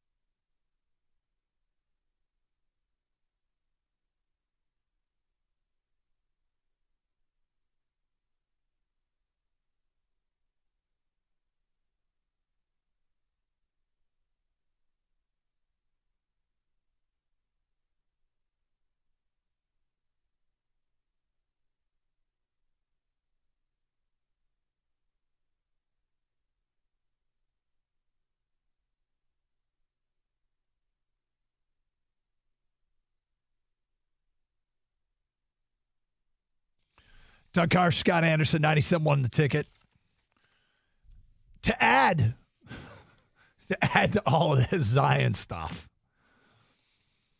NBA Central tweets out, people around the league expect the Pelicans to move Zion Williamson by Thursday. Oh, boy. Per Bill Simmons, this 6 minutes ago. You know, the draft is Thursday night. Yes. The Zion thing is a real subplot. And I had somebody tell me yesterday that I trust that he will not be on the Pelicans by Thursday.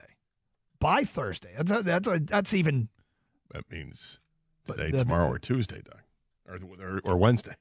I think it means today, tomorrow. I think it means Monday, Tuesday, Wednesday, or today, or tomorrow, or the day after that. Even Tuesday. It could be, or Monday. What about the 20th or 21st? Yeah, it could be then. Yeah. Could be then. 19th? Yeah. All those things are possible. By Thursday. Well, after this Bradley Beal deal went down, I mean, it's like next up. Here we go. Because this is crazy season in the NBA. Yeah, this is how the NBA goes. When a huge name becomes available, teams pounce because to get a superstar or potential superstar on your team, you don't get that opportunity. I mean, because teams swing and miss all the time. But like, look what Ishbia has done. Oh, he's gone over the top. I don't even know what's going on over there. He fires his coach. He's a 2-time coach of the year, and now he's brought in. They make this trade that he obviously approves of to bring in Bradley Beal. Well, before that, Kevin Durant. Before that, yeah, he goes and gets Kevin Durant. So now they have a trio of Durant, Booker, and Beal. That looks spectacular. And they still have DeAndre paper. Ayton. Right. They still have Ayton and other players, too. That looks interesting. Very interesting. Things are getting crazy. 248-539-9797. Let's go to Randy. You're next. Hi, Randy. Hey, how you guys doing today? All right, Randy. Great. Listen, I think you guys should move on to a different topic. You seem to be talking to death, this whole thing about Zion. But to me, the key thing here, I don't really care how good of a player he is. He's got character issues, and we just hired a new coach. He's got a core of the team, and I don't think he wants to come in here and bring bad news into the locker room. We really don't need the guy. Did you text us last Tuesday? No. Okay. I mean, sure. I have reasons I'm against it. It's all basketball related, but yeah, you better do your homework on whether or not a guy is going to be somebody. I mean, his off the court issues have been well documented, and he's, it's a valid point to bring up. Is, do you want to introduce a player that you might think upset the apple cart? And sometimes you do it just for the talent alone, though. Because you don't get a ton of opportunities to get players this talented. What's the off-court stuff? Let's put it out there, right? It's not criminal. It's not criminal. It's baby mama drama. It's okay. And is he the first player that had baby mama drama? Nope. Okay. Have other players that had baby mama drama? They've been able to play on the floor? What's the problem? Well, here's one of the problems: is how dedicated is he to having more baby mamas? No, to having changing his body to make his game have more durability, because he just weighs a lot for a guy who plays the way he plays. It's because of the muscle. Well, should he be losing weight? Should he be going for lean muscle instead of bulk? I guess is the way to look at it, right? Whatever it is, you would think that there would have been some pretty big changes brought at this point in his career. Isn't this someone like comparing to the Lions, their culture, right? They want a certain type of player, works hard, things like that. Football first, loves the game. But you can take a risk because you've built kind of that culture every now and then. Do you guys think the Pistons locker room, and you saw it at the press conference, Monty Williams mentioned how guys they had to leave their workouts to come attend his press because they were there that early. They love working out. They love working on the game. Do you think that would affect and help Zion seeing Cade and Ivy and Duran and all the guys out there working hard? Maybe he follows their lead more than vice versa. Yes. I will say this seems like an incredibly dedicated young group of players. That's one thing that I love about this young core. I mean, when they went to the playoff game in Boston and on their own dime and sat up close to just see what it was like, and you hear stories about their dedication to off-season workouts. I mean, they're taking this stuff seriously. And look, we all know what we want to hear about our professional athletes. They have no personal life. Right. They're in bed by 8:30 every night. All they do is they're philanthropic. Yes, and they work out every morning. They scrimmage every afternoon. They study tape the rest of the They day. live a clean lifestyle. Never had a drop of alcohol. Nope, they don't even eat strawberries. Never had an edible. That's what we want to hear about our professional athletes. All of them, all day, every day. It's 100% all about winning an NBA championship with no risky behaviors or bad diets or bad habits. It's not the reality, but that's what we want to hear. But when people bring up the off-court stuff, and I get it, it's in a way it's almost flippantly fun to say or whatever. Oh, he's got to, but it's not criminal. It's not criminal behavior. So if you're questioning the character of somebody, I don't know if that's fair. If he's got a lot of baby mama drama, well, he's also got a lot of money to help out with the baby mama drama. If he's got that, if it is true drama, you don't know what he's like if he's part of the lives of these people. You have no idea. You do certainly a background check, and you maybe want to talk to him. If you're the Pistons, you want to make this trade happen. You try to get a hold of somebody that knows something. Do your due diligence, and if you say it's not worth the risk, then fire. It's not. That was a combination of fine and fair. I thought that was. I thought you said fine. Finer. Then if it's not worth the risk, then it's not worth the risk. But you have to consider it because when he's healthy, he is truly one of the superstars of the league. He's probably one of the top 5 players in the league when he's healthy. Zion Williamson, I'm with Bill. I believe what Bill Simmons is saying, that there's just too much smoke at this point. He's going to get traded, right? There's going to be a huge trade that goes on, and Zion Williamson is going to switch teams. I mean, the Bradley Beal thing, this NBA, the moves so quickly. What was the report last week said that they wanted a top 3 pick, right? Yep. Because they want Scoot Henderson. I mean, is it as simple as, hey, the team sitting at 2 says, all right, 2 or 3, we'll give you our pick, give us Zion? So what's funny, too, is that there's a lot of you started last week. You guys are so dumb, right? You're so dumb for even talking about it. Okay, somebody running an NBA team then is probably also dumb. And I mean, those people who know more about basketball and forgot more about basketball than any of us will ever know, somebody's going to trade for them because they're in a situation where this is the access to the potential superstar. Every organization doesn't have every avenue of access. You either have a top draft pick where you have access to a superstar. You have a free agent that wants to come to you that's a superstar. That's access to a superstar. And then there's this. And the accessibility to this superstar is opened up. Now, remember, I'm against it, but I understand the reasoning. It's one of the few ways an organization with 17 wins can immediately access a potential superstar. If you cannot access him, get a player this way, what are your other options? Because if this trade that Windhorst put together is steeped in an ounce of reality, then that's your access to a superstar. Outside of that, are you getting James Harden? Is LeBron coming here? And yes, why is the access open to a 17-win team? Because it comes with a risk. God, I sound like I'm arguing for it. I'm not. I don't want this broke player.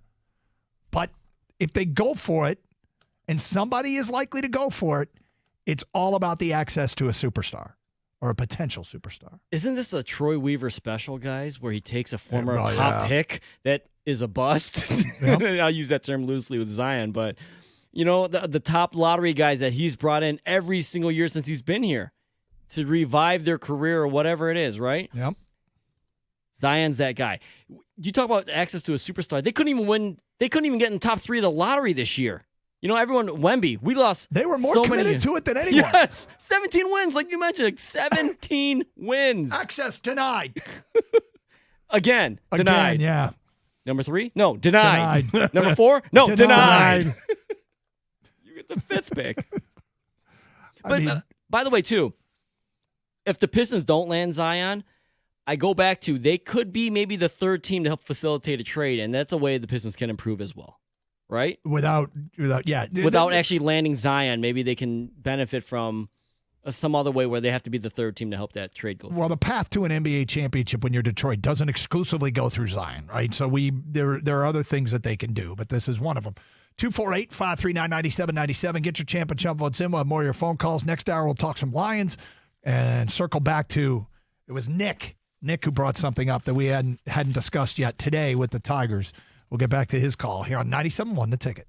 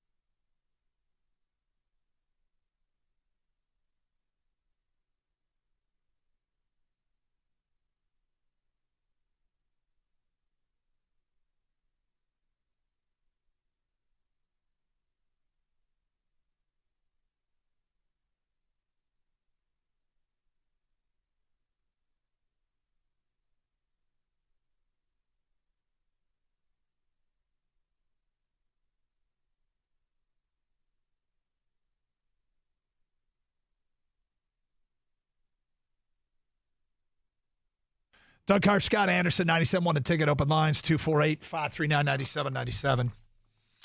All right, I said we'd do it this hour, so before we get back to your Zion calls and feedback, that caller, Nick, that seemed to be really bothered, Gator, by your relationship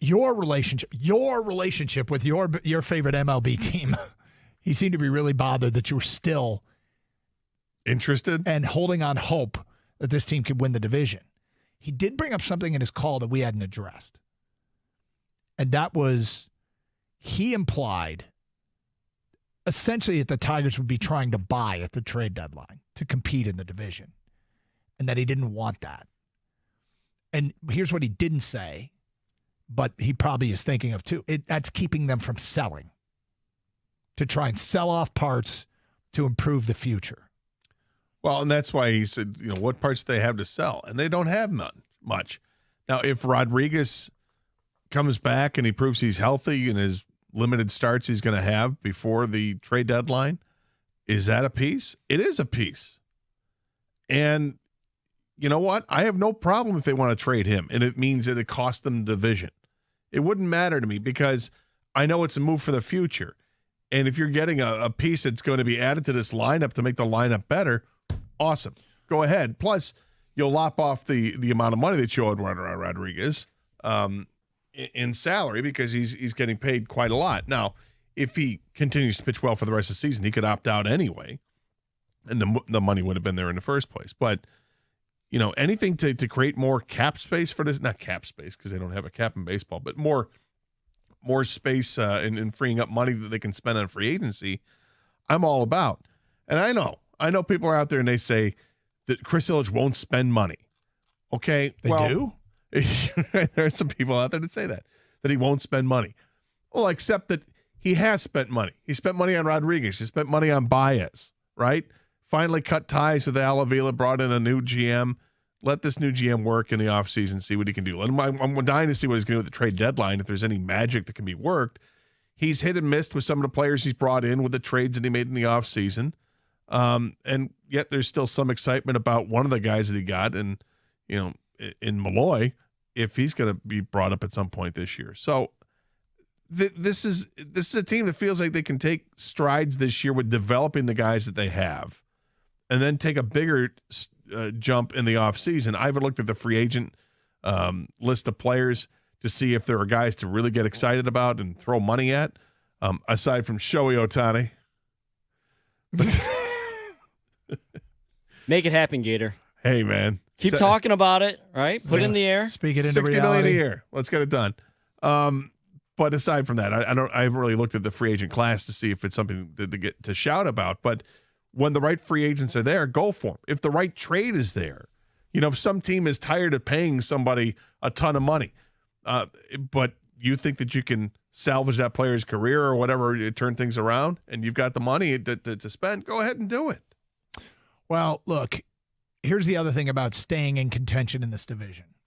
And I'm speaking directly to you, Nick. Oh, thanks to me. Yeah. Is if they're in contention and fielding calls and Eduardo Rodriguez, they have every right to command a higher price. Why am I trading Eduardo Rodriguez? Why am I trading Alex Lang? Why am I trading Jason Foley when I am in striking distance in this division? You're going to have to blow my doors off to get these guys. And if Scott Harris plays his cards right, there's your king's ransom.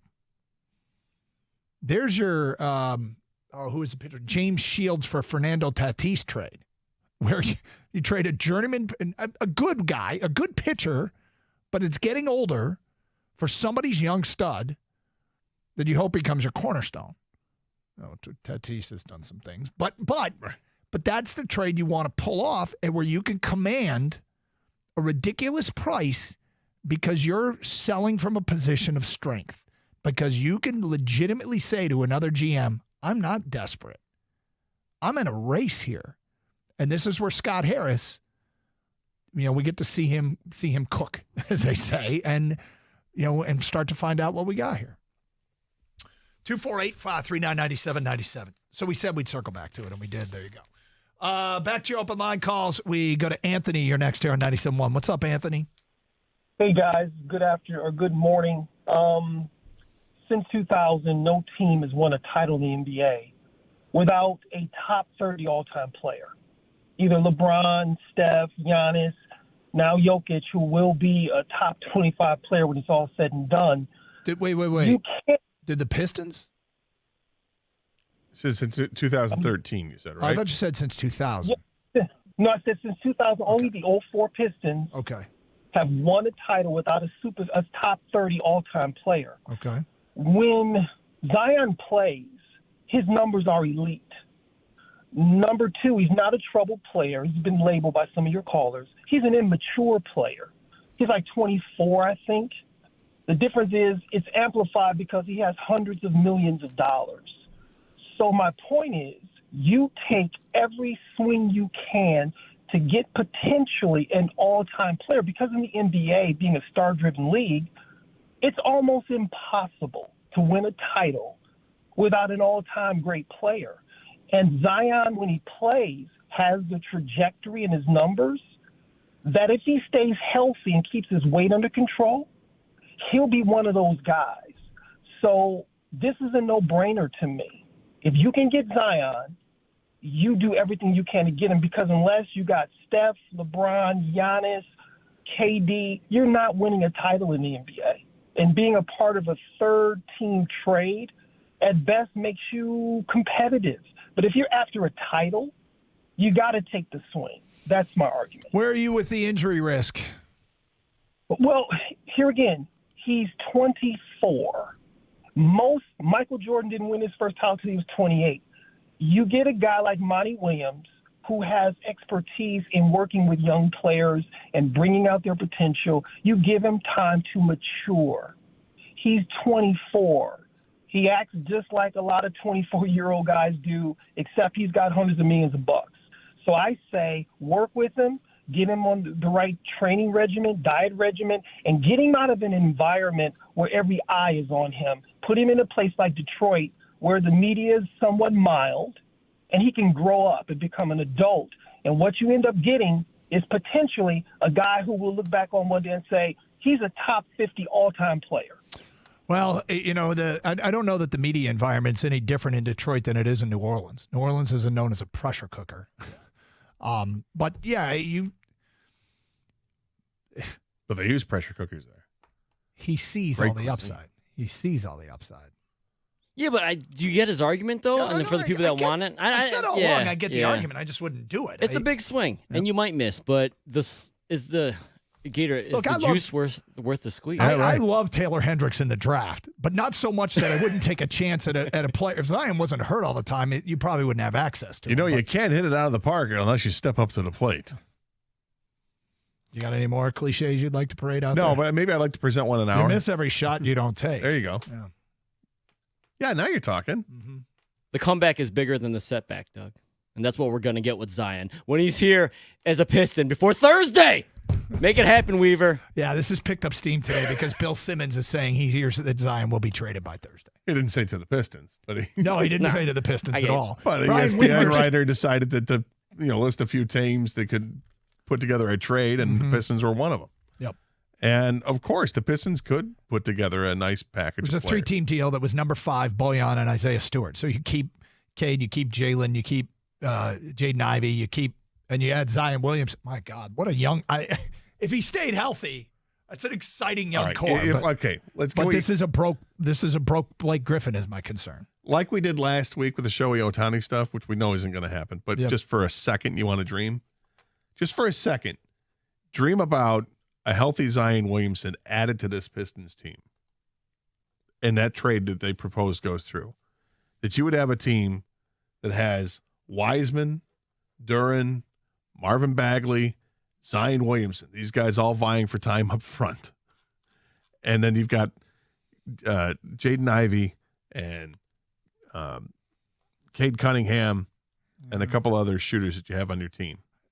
I just don't know. This is a healthy exercise, Gator, is it? Why? Why isn't it? You're so afraid of getting hurt. Well, first the Tigers, now it's no. Zion's a whole different deal, man. And here's what I don't get about you. I'm going to turn the focus on you. There's a ton of risk in this. You didn't like Zion out of college because he's an injury risk, and all he's been is hurt, and now you want to trade for him. That's right. Well, tell me where that makes sense, you. Does that make any sense? Because what they're giving up in his package really doesn't seem to be something that's going to offend me. And when he's healthy, Gator's seen how good he can be. It's not like when he's 26 healthy. a game. It's not like when he was healthy, he sucked. Mm-hmm. Right. Mm-hmm. I think Gator but here's the thing about Gator, Doug. Let's me and you talk. Okay, yeah. Does Gator play the lottery? Yes. Does he like to dream big? Yeah, he talks about what he's going to buy when he doesn't win. All the time. When he's never going to win. When he's never going to win, but he talks about it all the time. Has Gator floated out there earlier this year Connor McDavid to the Wings? Yeah, he did. He floated that out there for Has years. Gator floated out Shohei Ohtani to the Tigers? Yes. Why can't you let the man just dream about Zion to the Pistons? Thank you. It's funny because Connor McDavid and Shohei Ohtani, I let them talk. This, I draw the line. Draw the line on one that's like most likely to I know, right? it could happen. Look, I totally get it. The injury risk it's terrifying to give up assets and end up with nothing potentially because the guy just ends up, blowing out shoes again. Yeah. I get it. But I also like to take a risk every once in a while. This is true. And this would be a calculated risk. And, if it doesn't work out, other teams have certainly recovered from things not working out when it comes to a trade. If it doesn't work out because he is hurt, at least the contract prepares you for that. So then in the end, what have you done? You didn't lose cap space or whatever because you've got the protections for that, but you've lost a player you were going to trade anyway in Bogdanovich. The number 5 pick, which you weren't thrilled about 5 because you weren't in the top 3, and Isaiah Stewart, who you liked. So what happens? What happens is you pick yourself up and you try again. And you hope that the triumvirate of players you have right now in this core with Duran, Ivey, and Cunningham are going to be good enough to entice somebody else to come here. 248-539-9797. Champ and Chump votes. Get them in. It's Carson Anderson, 97.1 The Ticket.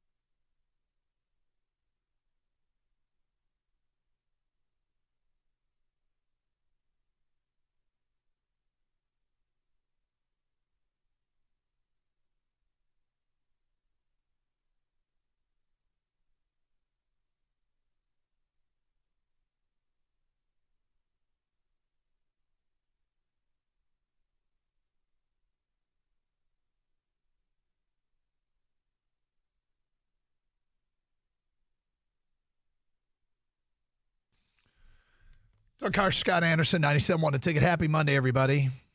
Hey, at least it's a nice day. There is that. Hope everybody had a great weekend. Hope your Father's Day was excellent to all the dads out there. And I had a good one. So, what about all the sons out there? Well, the sons, I hope you too had a good Father's Day with your dad. You saw your dad, right? Yeah, everybody came. You doing well? You doing well? Yes, doing better. Much better. So yeah, parents came over last night. My brother and his family came over last night. Mm-hmm. Had dessert. Was Lois excited to have company? You could say that. Yeah, something she doesn't do in the house ever is bark. Mm-hmm. Unless something runs past her, I guess she might. But I was about to say, I've knocked on your front door. Lois barks. But once you're in, she stops. Okay. So my brother and his wife and son come into the house, and Lois is going nuts. And she's sitting on top of the couch looking at my nephew and just barking up a storm, all happy, tails wagging. I'm like, what is going on with you? If you want to go see him, go see him. He's right there. So she was a little nutso last night for only 4 hours. So that was good. Only 4 hours? Only 4 hours, yeah. 4 hours of barking? No, 4 hours of just craziness of running around, constantly jumping on the couch, jumping on different people, wanting the attention, going outside, coming back inside. It was just, a typical night. There happened to be people in the house. So, but that was great. Everybody came over. We had some various desserts at the house and watching the golf. It was beautiful outside to sit outside. So we sat outside for a while and talk with the family. It was just really, really nice. All right, so Mondays we do Champ and Chump. Get your votes in. Who should be singled out for having the best weekend? Who should be called out for having a weekend that stunk? Champ and Chump on a weekend. It's People's Choice Awards, and maybe we'll just announce at the end of the show who got named Champ and Chump. So who you got? Exercise your right to vote. Who from the world of sports or otherwise. If you want to go off the board, feel free. Get your vote in. Tigers over the weekend took 3 of 4 from first place Minnesota. Just when you thought you were ready to move on, to quit them, they draw you right back in. Maybe not. I'm not particularly drawn back in. And I realized the telltale sign is when I start scrutinizing the team that you are chasing, like their schedule, their starting pitcher. You're looking at their score. You're trying to stream it on your laptop while you're watching the Tiger game. These are the telltale signs that I am invested in a team in a race. I'm not there. Tonight I'll have the Tiger game on, but I will not. And they're playing Kansas City, but I'm not going to be likely streaming Minnesota and Boston. But Kansas City has 19 wins. This is true. The same as the Oakland A's. The pathetic, scrutinized, terrible Oakland A's. Here comes Kansas City. Well, Oakland was on a tear. They were on a tear. Where they win 7 in a row? Yes, just to get to where they're at. To get to 19. Now, yeah. 19 and 55. But look, Gator never quit him, so he's still all in. I realized that, my meager goal at the beginning of the season, not the beginning of the season, when they were hanging around, loitering. They were loitering near the top of the American League Central, which we know the division's pathetic. But they were loitering near the top, and I said, if they get to that stretch of games where they play the Twins 7 times in 10 games, that could be really big. Oh, when they opened a 4-game set at Minnesota on Thursday, I wasn't particularly fired up about it because they dropped the 7 games out. Then they won 3 of 4. Now they're playing Kansas City. Minnesota's playing the Red Sox. See what happens. I mean, winning the Kansas City series it's a non-negotiable. It's a question of trying to sweep it. You have to win the series but if you want to. I mean, they're 10 games around. under. Asking a team that's 10 games under before you reach the midway point to do something that's non-negotiable that's kind of an unfair ask. Win the series. I don't think it's an unfair ask at all. Win the damn series. No, I'm saying, well, yeah, I guess winning. I did say winning. That's a non-negotiable. Sweeping says you mean business. Yes.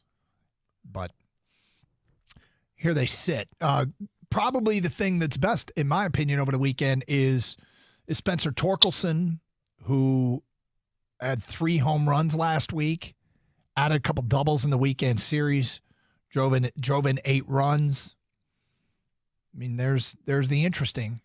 Be interesting, and you got to give A.J. Hinch credit for getting 2 wins without a starting pitcher, basically. Yeah. Well, that and there's Tork's not the only one who's emerged.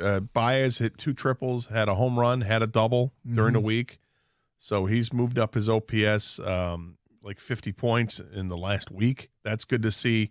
It's still way below even major league average, and obviously way below where it needs to be. But these signs, they're starting to wake up. The team is scoring runs. They're scoring like 5 runs a game now. That's great to see. I don't think it's coincidental that it happens with Kerry Carpenter coming back to the lineup. Good to see him get the home run to opposite field last night. But it's not that he's great. It's that he's another bat in the lineup. He's a left-handed bat in the lineup, which is so important for this lineup. And he's a bat that can help others because he's a competent hitter. May not be an all-star player, but he's a competent hitter on a roster that's chock full of guys that have not been. So has he made Torkelson better this last week? I think so. It's possible. It's possible. So if you want to get into the Tigers, 248-539-9797. Our approach to the topic was describe your current relationship. I mentioned it felt like, a rocky relationship where things look bad and then maybe you have a weekend and you're hanging out and there you see that former, that ex with a group of friends and you're with a group of friends and that person's looking pretty good and then you're talking, the conversation's good. Everything was good. The conversation was good. You found that person attractive. It wasn't great, but it was good. And you start thinking by the end of the weekend, is there something still there? Yeah. Is there any magic left? Now, to be fair, Gator never gave up on that ex. In fact, Gator's still in the relationship. I think Tigers were my first love when it came to sports. So. Yeah. Yep. Well, this 2023 version of the Tigers, the question is, what's your relationship with them? 248-539-9797. The Facebook relationship status line says it's complicated right now. Probably. You're not in a relationship. You just say it's complicated. Mm-hmm. That's what yours says? Are you committed? To the Tigers? Yeah. I think you're in a relationship. I think he's in a relationship. Yeah. Doug it's complicated. Mine's is as complicated. Mine says single. Because I'm here for the random hookups when they happen. Like when they go win 3 out of 4 against the first place team. That was a good weekend. We hooked up. But we might not hook up next weekend, guys.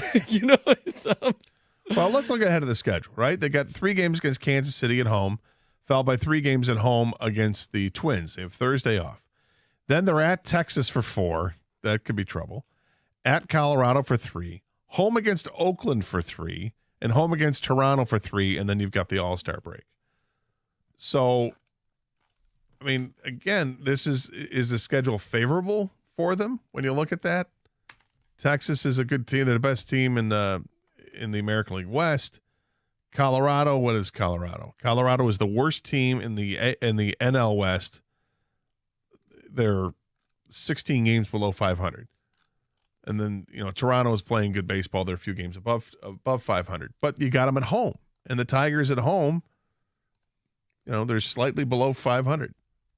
They've got an opportunity in these last games, the last few series before the All-Star break, to make something happen.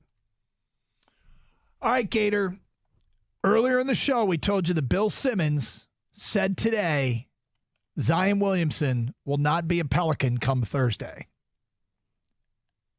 And now a big name in the NBA has just hit the market. Oh. There's a lot of things afoot.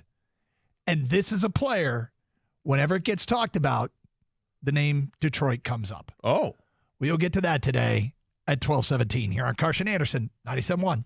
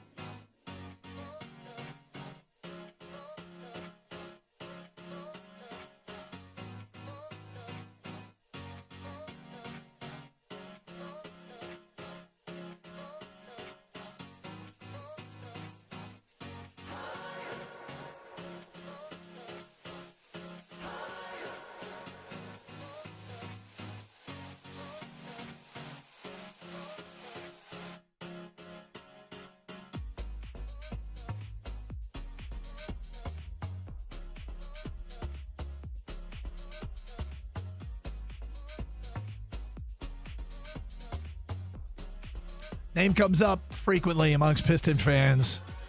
But Shams Charania was, I believe, the first to report from The Athletic. The Golden State Warrior, 4-time NBA champion Draymond Green is declining the $27.5 million player option for the coming season and will enter unrestricted free agency. I don't know if I did what everybody did, but as soon as I saw that, I thought, Phoenix.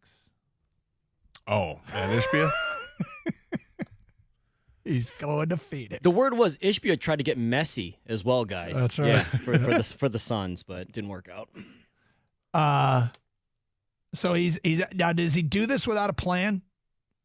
See, that's the first thing I thought too, Doug. I thought he's doing this because did he get a promise from Dunleavy, the new GM for the Warriors, say, "Hey, we'll give you a longer term deal with more guarantee," because he's only getting what, $27 million guaranteed would have been if he would have kept his his option, but instead he opted out because maybe he wants more guaranteed, right? Yep. Right. Go out and sign another contract, get a 3-year contract, and you can get $67 million. Exactly. It may not be $27 million per, but at least it's longer overall. Yeah. And I guess the next thing Shams reported was the Warriors will try to work out bringing him back. So maybe to get the first crack at it, but that doesn't mean anything in today's NBA, right? And anyone else can come in and swoop in and offer Draymond Green a lot of money. So, I mean, he's a Michigan native. Everybody knows that. Do you want to bring in his defense, his attitude? He's an instigator. He brings some toughness. I mean, there's a big part of me that wants to, and it's not the Michigan State connection. It's because of those attributes. And I asked myself, is this Pistons team that they're building right now, is this the right time to add a Draymond Green to this team, or do they need to play together for another year before you bring him in? Because I think in some ways he could be perfect for a team that's trying to get started, because this is a guy who can lead by example and who plays defense. It's not a foreign word to him. He's more than willing to be a defender. He's not going to fill up the stat sheet. That's not what he's there for. He's there for all the intangible stuff that good teams need to have. You need to have a guy like that. But does he take things too far to the point where it's just not going to work? Because he certainly has a reputation around the league. He's a technical foul waiting to happen. He's going to get suspended. Does he take things – when you do that, when you get somebody text you're going to get suspended, you're taking it too far. That doesn't mean he's not worth it. It doesn't mean that there wouldn't be an upside to having Draymond Green here. So that's where you got to weigh it all together. I mean, I've been begging for them to get a veteran, a veteran that it'd be great to have a veteran that knows how to win. And I would think that he'd be more likely to end up in Los Angeles, Phoenix, Miami. Does a team like San Antonio want to bring him in, and when they're bringing in V-Web, they could. Sounds like Phoenix. It's going to be Phoenix. It's so going to be Phoenix. I don't know where are they going to find a space. Wow, you got a billionaire owns a team. He doesn't care about it. Taxed like crazy. You just made that move, and now you can add Draymond Green to the mix too. Maybe he's played with Durant. They know what it's all about. Mm-hmm. God, if they had Draymond Green, that crazy luxury tax that he's paying would be. It's like there isn't a cap then, right? Right. At that point, but somebody they got to make a decision, and they don't care. He would be good for the Suns though, as the type of player he is. But do I want him on the Pistons? I personally don't. I respect the type of player he is. He's a winning player, but I think Golden State's the perfect team for him, and then the kind of antics and skill set that he brings, because he's got great shooters over there. He sets a bunch of. I think the whole team sets a bunch of illegal screens, but whatever. That's what they do, and they work the ball, they work the system, and they get Curry open shots, and they get Klay Thompson open shots. And when Durant was there, he's getting open shots, and now it's Jordan Poole. So, but it just depends on what Draymond Green wants to do in his career. Clearly, he's already won NBA championships. Now, does he just want his last big contract and the respect of, hey, I deserve $25 million plus a year, or is he wants to continue trying to win? So that's re-sign with, or does his legacy, hey, I want to be a Warrior for life, right? Yeah, you didn't mention, though, does he want to come home? I think that's where that you'd have to overpay for him. Right. If you want Draymond Green, and he would provide something here, of course, with the leadership and the defense. Well, I think you'd have to pay more than anybody else for him to come back. Maybe not. And the reason I say maybe not is because he's already a 4-time champion. He's got nothing left to accomplish in his career. He's been to the mountaintop 4 times. So the question is for Draymond Green, what's important to Draymond Green? You know, maybe he does want to come back. I don't know if it's worth it or not to bring him back. I'm not all in favor of doing it because he's older. If he's 27, 28 years old, it's a different conversation. But what if the Pistons went kind of all in here? And I'm not going to talk the Zion thing, but what if they went out and you signed Cam Johnson to an offer sheet? It doesn't get matched. Pistons get him. I like that. You add Draymond to the mix as well, or you add Dillon Brooks to the mix, right? Is that effective? Are they like the same player in a way? I mean, there's some similarities, yeah. And there is news on Cam Johnson. Mark Stein over the weekend reported, quote, league sources say Cam Johnson is prominent and rising on Detroit's list of free agent targets. Brooklyn's restricted free agent swingman naturally has a huge fan in Motown after the Pistons hiring of Monty Williams as coach, Johnson's former coach in Phoenix. The Nets, though, are quietly expressing confidence they have all but convinced Johnson to re-sign or that they will match any external offer they need to match to keep him. And that was from 3 days ago. So I mean, that'd be an interesting thing to do if you could add him to the mix because that's a tall 3-and-D kind of guy. Yep. Yeah, you're talking like building a team. And which the NBA's people don't talk about that much, right? They just talk about building superstar. No, the super team. That's all it is. Which is what's going on in Phoenix. But when the Pistons have won their championships, never done it that way. They built the team. I mean, Isaiah Thomas was a superstar. Yeah, but they drafted him. It's been more. But that wasn't considered a super team, and certainly the going to work Pistons weren't. In Detroit, there's a formula that's kind of worked twice for us, which is gritty, defensive-minded, team-first basketball, which is completely counterintuitive to how you win today. Although Denver obviously has the best player in the league, but that's not a super team by any stretch of the imagination. No. And one of the more recent, more hyped super teams, Brooklyn, failed they went down in flames. Yeah, I think that the Nuggets show you don't necessarily need a super team, but they had a superstar. Yeah. And you got to at least have one. If that's Cade, or if that's trading for Zion, or if that's Ivy, that's fine. Then you could build the rest of the team with Cam Johnson, Draymond Green, right? And I'd like the idea that I personally am against bringing Draymond Green here, but if you can't get the superstar, you got to find another way to do it, right? Cam Johnson, Dillon Brooks. I really like Cam Johnson. I have from the beginning.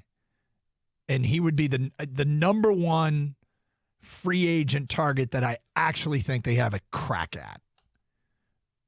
And then they would doing those two things, all it costs you is money. It doesn't cost you assets, right? Although if you sign a guy to an offer sheet, do you have to give up anything for that? No, you just have to pay him, right? So if that's the case, then you still have the number 5 pick. You still have Bojan Bogdanović. You still have Isaiah Stewart. You got other moves you can make too. Feedback coming in: Pistons fans do not want Draymond. Michigan State fans are the only ones that want him. It's from another texter. I'm a Michigan State fan, and I'm not convinced that I want Draymond Green. This is a player who's 33, past his prime, and what you would get from Draymond Green is a lot of hit and miss. The good stuff is perhaps the way he plays defense, the way he attacks, the game of basketball, and the way he can lead. The bad stuff is he's a technical foul waiting to happen, which means he's a suspension waiting to happen. And is that really setting the example you want? Mitch writes in, who's giving Draymond that kind of money at this point in his career? He just Jamal Williams'd himself. The running back? What, overvalues what he should get? That's why I felt like he had a talk with the Warriors, like, hey, opt out, but we're going to give you, not the same per year, but in the long haul, you're going to make more money. And that's what I mean by if the Pistons overpaying for him, not necessarily giving him $28 million a year, but maybe they give him a $60, $80 million deal, and other teams want short term. Yeah, I mean, he's made $131 million in his career. Mm-hmm. He knows he's not a $40 million a year player. He's not opting out because he thinks he's going to get the $40 million a year. He's opting out because he wants more than just 27 total. Another one here. I like Draymond, yet when someone declines a $27.5 million a year contract as a good player on the downside of his career, no way. 248-539-9797. If you are just joining us, Draymond Green has opted out of his contract with the Golden State Warriors, and Bill Simmons says he's heard from a source in the league that Zion Williamson will be traded before Thursday's NBA draft. ESPN did a story late last week linking Zion Williamson to the Pistons for the pick at 5, Bojan Bogdanovic, and Isaiah Stewart. 248-539-9797. It's Carson Anderson. We'll get to your phone calls next. 97.1.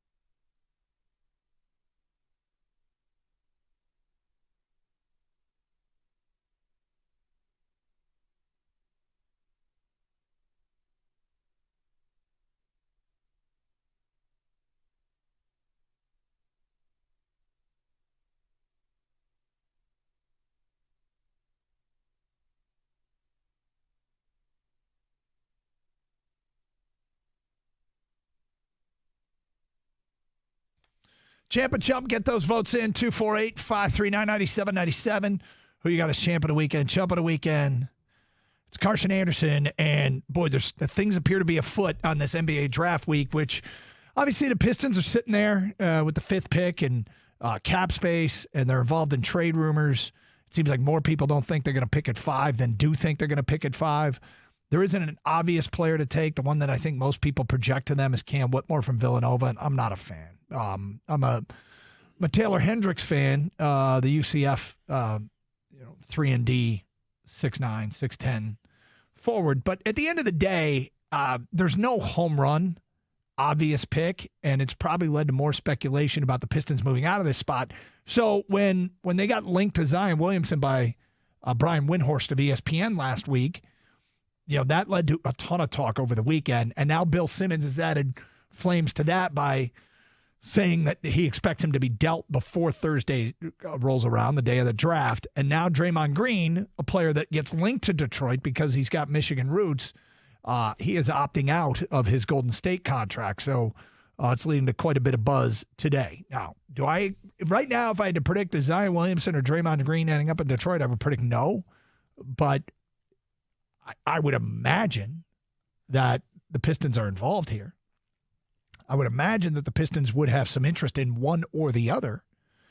And they might just be a team that helps facilitate a 3-team trade and get some assets in a deal to accommodate New Orleans to get rid of Zion. Or, if Draymond goes elsewhere, does it knock a free agent? Does somebody on that roster that they go to become expendable? Does it knock a free agent down a peg that could end up in Detroit? 248-539-9797. Let's get back to your open line calls. Brian is next here on 97.1. Hello, Brian. Hey, guys. Hey. Regarding the Pistons, let's not fall in love or admire the hometown hero that plays for another organization based on what he used to be able to do, based on his popularity because he was good at one time. Let's not fall in love with Chris Webber coming back home. Let's not fall in love with Dan Roundfield coming back home in the twilight of their careers. They're not good players. They're not players like that. They used to be good players, and they're from the hometown. Now, if the Pistons were like a winning organization and they had a winning team now, and he was just an addition that kind of put them over the top as the player that he is now, then okay. But nah, don't get Draymond Green. Don't do it. Well, I would say that there's nobody here that is falling in love with him because of where he's from. There might be fans out there doing it, Brian. Typically when a player of his caliber, and I don't want to overstate what he is, but he's still a good player. If he becomes available, typically a 17-win team isn't considered in the mix. So it's really whether or not he would have interest in coming here. Yeah, that's true. And see, we're in the predicament now that we kind of have to take scraps because we're not going to draw free agents. We have to get everything through a lucky trade like Billups was, or a free agent that just on the fringes nobody really knows, and it just comes here and it turns into a Chauncey Billups, that kind of thing. But nobody's itching and scratching to want to come here aside from the money, and they're on the downside of their career. That's just my opinion. No, you're right. I think right now that's probably pretty accurate. In a couple of years, does that change based on what the 3 young core players as Pistons can do? If they get better and improve some 17 wins to 30 wins next year and go from 30 wins to, closer to 40 wins, does that change things? Because these guys have a pretty good reputation around the league. Cade Cunningham in particular has a really good reputation around the league. What Kevin Durant had to say about him doesn't go unnoticed. Mm-hmm. So maybe that is the appeal. But in order to have that appeal, you have to be a winning team too, if you want to get the big-time free agents. 248-539-9797. Feedback coming in here on Draymond. Aaron in Walled Lake says, I would take Draymond over Zion all day, every day. Well, they both are risky. They're different kinds of risks. The reward for one is the reward substantial. Zion, the reward for Zion is way higher than the How high is the reward for Draymond? Yeah. I mean, the reward for Draymond might be what impact he has on teaching the younger core how to win more than it is. Yeah, it's an intangible core. Yeah. Dimitri writes in, Cam Johnson equals Charlie Villanueva if the Pistons sign him. Wow. Okay. Not a fan. Huh? I want to know what that means because Charlie Villanueva, I remember hearing he didn't succeed in Detroit because he didn't care. He didn't really care to succeed. He got paid. And do you know enough about Cam Johnson's personality that he wouldn't try hard here and just wouldn't care about success once he got paid? Yeah, but I don't think Cam Johnson is going to command the type of contract Charlie V did at the time. Like, Yeah. they overpaid. That was Dumar's kind of one of his final flaws or things that got him let go eventually was that whole Ben Gordon, Charlie V offseason, right? Yep. If they get Cam Johnson, first of all, I would love that signing. Secondly, they're not going to pay him crazy amount of money. If you, I mean, is Cam Johnson's work ethic in question? I would doubt it, especially if Monty Williams signs off on it. The guy coached him in Phoenix. Yeah. 248-539-9797. PR writes in, several players have 4 NBA title rings. How many have 5 or more? That's a pretty elite group. As it pertains to Draymond. I'm not sure that really has any impact. If somebody's won a title, I mean, if you won 1 or 2 or 4 or 5, I just want somebody who knows and can sort of help lead from the locker room as to what it's like. I'm not like I wouldn't say, well, he's only won 4, but since he's won 5, I'll sign him.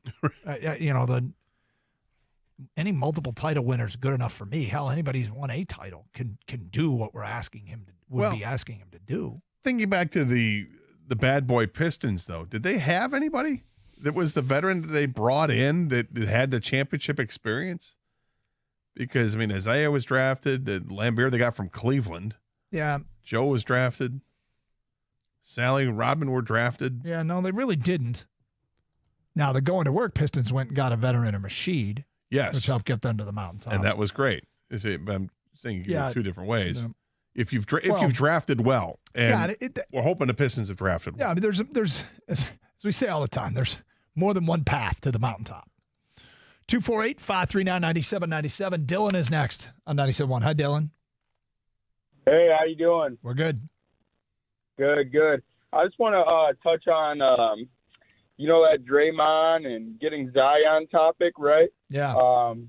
First, to Draymond, I don't think it'd be a bad idea getting Draymond. I know the guy previously said it was like, Chris Webber coming home and anything like that. But if you could get, Draymond for the right price, I think Cade, Ivy, I'm a firm believer in Cade Cunningham is him. I think he's going to be the next guy for the Pistons, and he needs a mentor. Also, I think it's pretty crazy that the Pistons are even willing to really roll the dice on Zion. I don't even think the guy has completed a whole season since he's gotten to the league, right? I mean, what is he, like 280 pounds, and he jumps out of the gym? I mean, he's pretty injury prone. You know what I'm saying? Everybody knows what you're saying. What you just said is who's injury prone? Clearly the obvious. Wait a second. Zion's been injured? The guy who's only played 114 games in 4 years, you think he's injury prone? Yes, we knew that from day one when he came on the scene at Duke when he blew out his shoe. Everybody knows he's injury prone. Everybody knows he's a risk. I go back to, look, I'm against it for that reason. Questions out of college, they've all been confirmed in his 4 years in the NBA. But it's perhaps one of the rare access points the Pistons have to a potential superstar. See, he did one of the things, too, though, I think that people are overlooking is that the player or the caller? The caller that says, I don't trust Zion. He's injury prone. Yeah, I got that. But then he went and goes, I think Cade's the truth, right? Guess who also hasn't completed a freaking year in his career? Mm-hmm. Cade Cunningham. And I'm not saying he's going to suck or I don't believe in him, but if that's your comp, it's another guy that's been hurt. And the difference is Zion, when healthy, made it the All-Star team. He's a really good player. You see the potential with him. It's actually higher than Cade Cunningham's ceiling.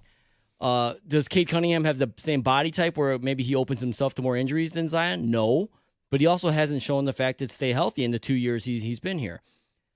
I get the people that don't want Zion because of the risk. But I go back to, when are you going to have a chance at a guy like this? And there's a reason if I think that Bill Simmons thinks he's going to be moved, because when that name floats out there, teams are calling, right? Yep. Teams are, Portland, whoever, they're saying, Miami, whoever's looking for the next star or a star to pair with their star already is going, yeah, we're interested. What do you want? What are you looking for? Because a talent guy becoming available, you got to look. 248-539-9797. Okay. Over the weekend, list was put out. Top 100 players in the NFL. Did any Lions make it? We'll get to that coming up today at 12:48. 97.1 The Ticket.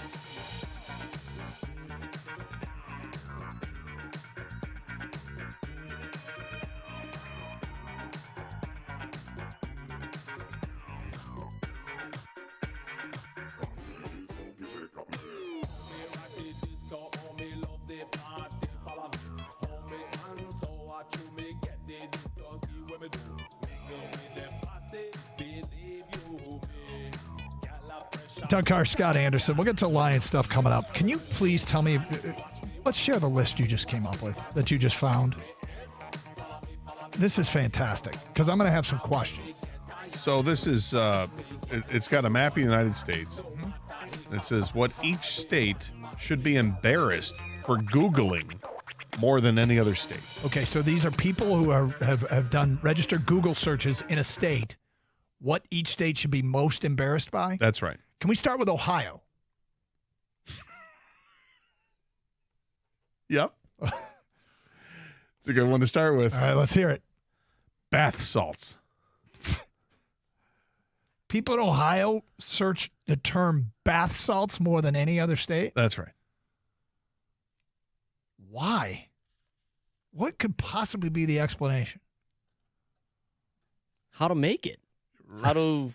Yeah, I'm guessing the effects of bath yes, salts. I'm guessing the bath salt is the key words in it. It could be any kind of phrase or question about bath salts. Okay. First of all, it's Ohio, Doug. Why are you even No, that's a questioning good point. this? Yeah, the hell, probably. man. Yeah, well, but what's the dumbest reason they could possibly be Googling bath salts? Because whatever it just, the dumbest... It just speaks for itself. Okay. Doesn't it? Yeah. All right, dare I ask what it is in our state? State of Michigan. Yep. Pyramid scheme. Okay. I was thinking about making money. Or, no, we're looking out. It's like you with the it's because of you.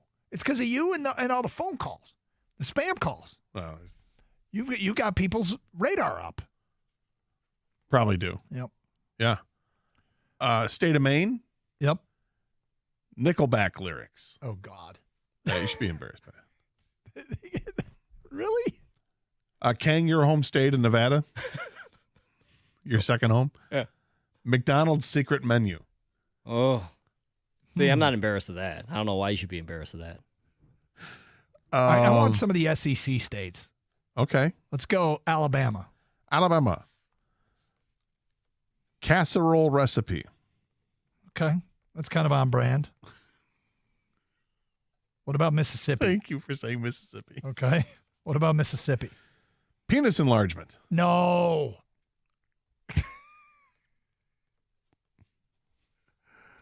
Oh, God. Yep. That's the number one most embarrassing Google search for people in the state of Mississippi. Apparently they search for that All right. more than anybody else in the country. Okay, here's one that just because everything in this state is weird. Florida. Eyebrow piercing. Really? Yep. Okay. I'm trying to think back. When I have gone to a bowl game and Florida is the opponent, and I've been to Michigan bowl games against Florida, I've been to Michigan State bowl games against Florida. It's a very Jortsy fan base, Mm-hmm. the Gators. Why? What state do you want me to ask you about now? Please ask me about Missouri. Gator, what about Missouri? Thank you for asking. Yeah. The show me state. Yeah. Vajazzling.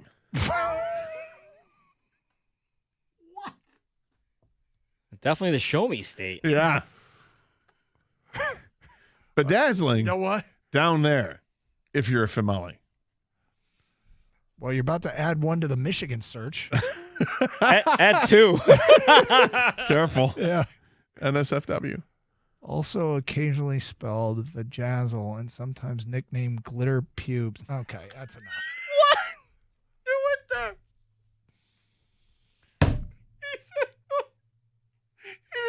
I can't. Did he do that? Did you just say that on here? I hurt my side. Ugh. I didn't think you were going to say. I'm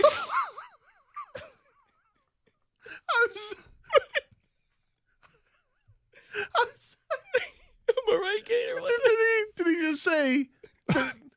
Did you just say glitter pubes? I really hurt my side. Oh. What's the matter with you? Oh, Blame Missouri. Oh, you're right. You're right. We should blame Missouri. Sometimes my geography isn't great. Is Wyoming the state that's directly below Montana? Yes. Okay. So, Wyoming, furries. Furries? Furries. Go ahead and Google that. Yeah, and maybe not read it. Dare I ask what the context is? Is there no explanation offered for anything? No, it just says just a map with, word or words on each state. What is Montana? My other state. Alex Jones, radio host. Oh, God. Really? Yep. That's about right. Second thoughts. Well, it's all right. I will not be going to the state of Iowa anytime soon. Why? According to Jim, the TV show, Jim Belushi. Oh, you hate Jim Belushi. That's right. The number one most embarrassing Google thing in Iowa. Yeah. All right, let's work our way through the B1G. California. Fantasy bowling. What the hell is fantasy bowling? It's like fantasy football, I imagine, but it's with bowlers. Is there such a thing? Why not? Kang, you got a fantasy bowling league? You got a draft coming up? Duh. I've already done like 4 mocks, man. We snake it back and forth. Is there a what is it? A suicide pool? Survivor pool? Yeah. Is there a survivor pool? We call it the gutter pool. All right. Yeah. You're quick. That's well played. Yeah, that's good. All right. Wisconsin. An image search of outhouse. Really? Yeah. People image search outhouses in the state of Wisconsin more than any other state. Yeah. Well, they're outdoorsy out there. These are the most embarrassing Google searches in each state. What about Illinois? Is the WWE fake? Do you really have to Google that? Come on, Illinois. Why did you do something like... Some of our best and brightest minds are there at Northwestern. But they can't make up for the dumb of the rest of the state. Is it really fake? I don't know. What do you think, Illinois? Do we do Pennsylvania? We haven't done Pennsylvania. Donald Trump quotes. Great. Kind of wish that West Virginia was part of it. Why? Chastity belt. Today it might be Bob Huggins dash cam. Yeah, could be. Yep. North Carolina. Most embarrassing Google search in North Carolina. Where is the internet? You've got to be kidding me. Let me get this right. The people of North Carolina get on the internet, they go to Google and ask, where is the internet? That's right. Is that on like Google Maps or do they just think the Google it's a search engine? Do they think it's a place? Google Maps. Internet. Right. They think Where are it's you a going place. on vacation? Internet. Yeah. All right, now I'm having trouble. Oh, because I thought this was the same one. This is actually 2 different ones, but I'm reading it as one because it looks like it's one until you realize there's 2 lines that point to 2 different states. But it says for looks like what would be Maryland and Delaware. Yeah. Newark girls, am I a virgin? But those are 2 different ones. Wait. I wasn't asking Newark girls if you're a virgin. I can't wait to hear which state has people Googling, am I a virgin? Looks like Delaware. Oh, Delaware. And in Maryland, it's the number one most embarrassing. Newark girls? Newark girls, yes. What state would that be? That looks like Connecticut, maybe? Okay. We're talking about an Atlantic Ocean Arrow Point. Yeah, this is where I start to get confused a little bit with the states. Connecticut is north of New York and south of Massachusetts. Bingo. Yeah. This guy. Average penis size. Ask Mississippi. You'll feel Right, very right. well endowed if you ask Mississippi. This is it's funny to read it and then you understand why it is Massachusetts. Okay. Deflated balls. Tom Brady, right? Yeah, makes sense. There you go. What's the state is it Vermont that's right before Maine? Dude, Vermont, New Hampshire, I have no idea which one comes first.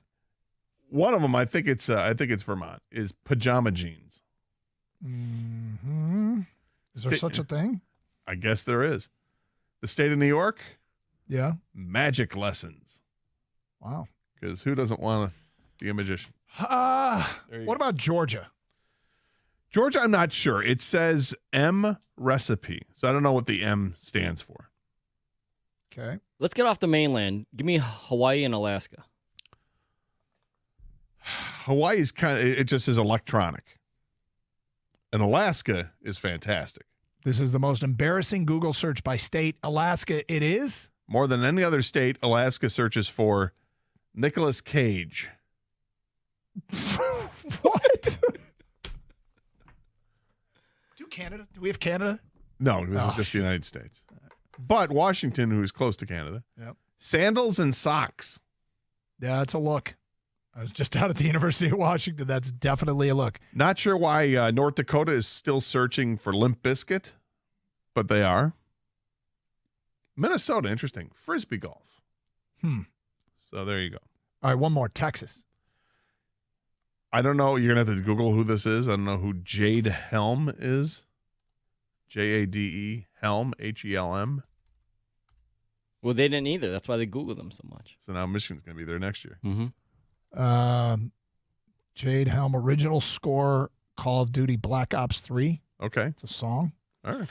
All right. Let's get to this ranking NFL players. Thank you for that. And You're welcome. Very well could be the last segment of Carson Anderson. Let's do some NFL player rankings straight ahead. Do the Lions get anybody in the top 100? 102, 97.1.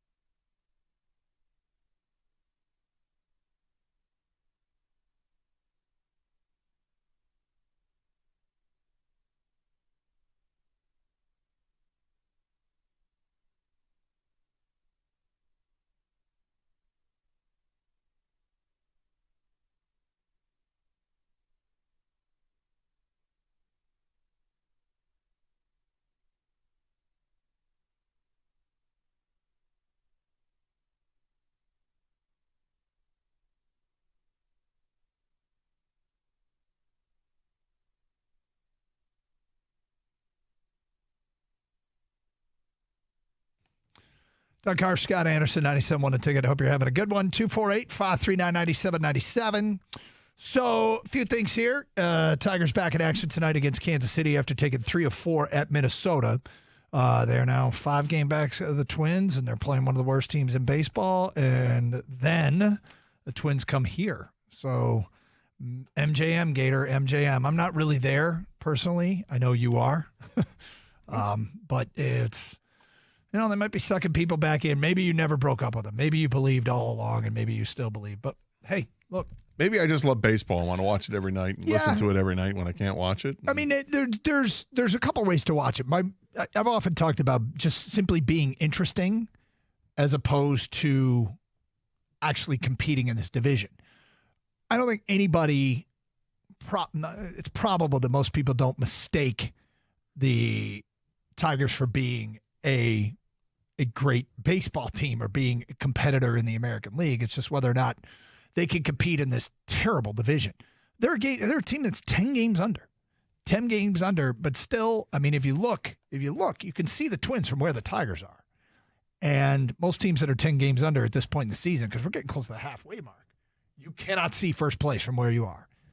Well, even I don't think this team is going to hang around, but even I could see first place from here. You could clearly see first place from here. So. Well, yeah, because nobody's separating themselves in the division. They are not. And if you look at the 19 games left prior to the All-Star break, the Tigers have a very favorable schedule. You look at the Minnesota Twins schedule for the last 19 games before the All-Star break, and they have games against Boston, the Tigers, at Atlanta, at Baltimore, home against Kansas City, and home against Baltimore. So they're playing some tough games there, man. Baltimore's a good team, Atlanta's a good team, and Boston is a better than 500 team. And mixed in there, you got 6 games between Detroit and Kansas City. That's a tough schedule. So could you see flipped? Could you see the Tigers going 12-7 and Minnesota going 7-12? Yes. Well, how does that change things? Well, that would change things. I mean, what you've talked about, that none of that is like wildly unrealistic. I just don't. That's all I'm saying. Yeah. That's all you're saying? That's all I'm saying. All's he's saying, people. 248-539-9797. Phone calls, feedback, Carson Anderson, 97.1. The other thing that's newsworthy today from the NBA, and this could impact us directly or tangentially, Bill Simmons from The Ringer is reporting that he has heard, and he's pretty dialed in the NBA, that Zion Williamson will be traded before Thursday.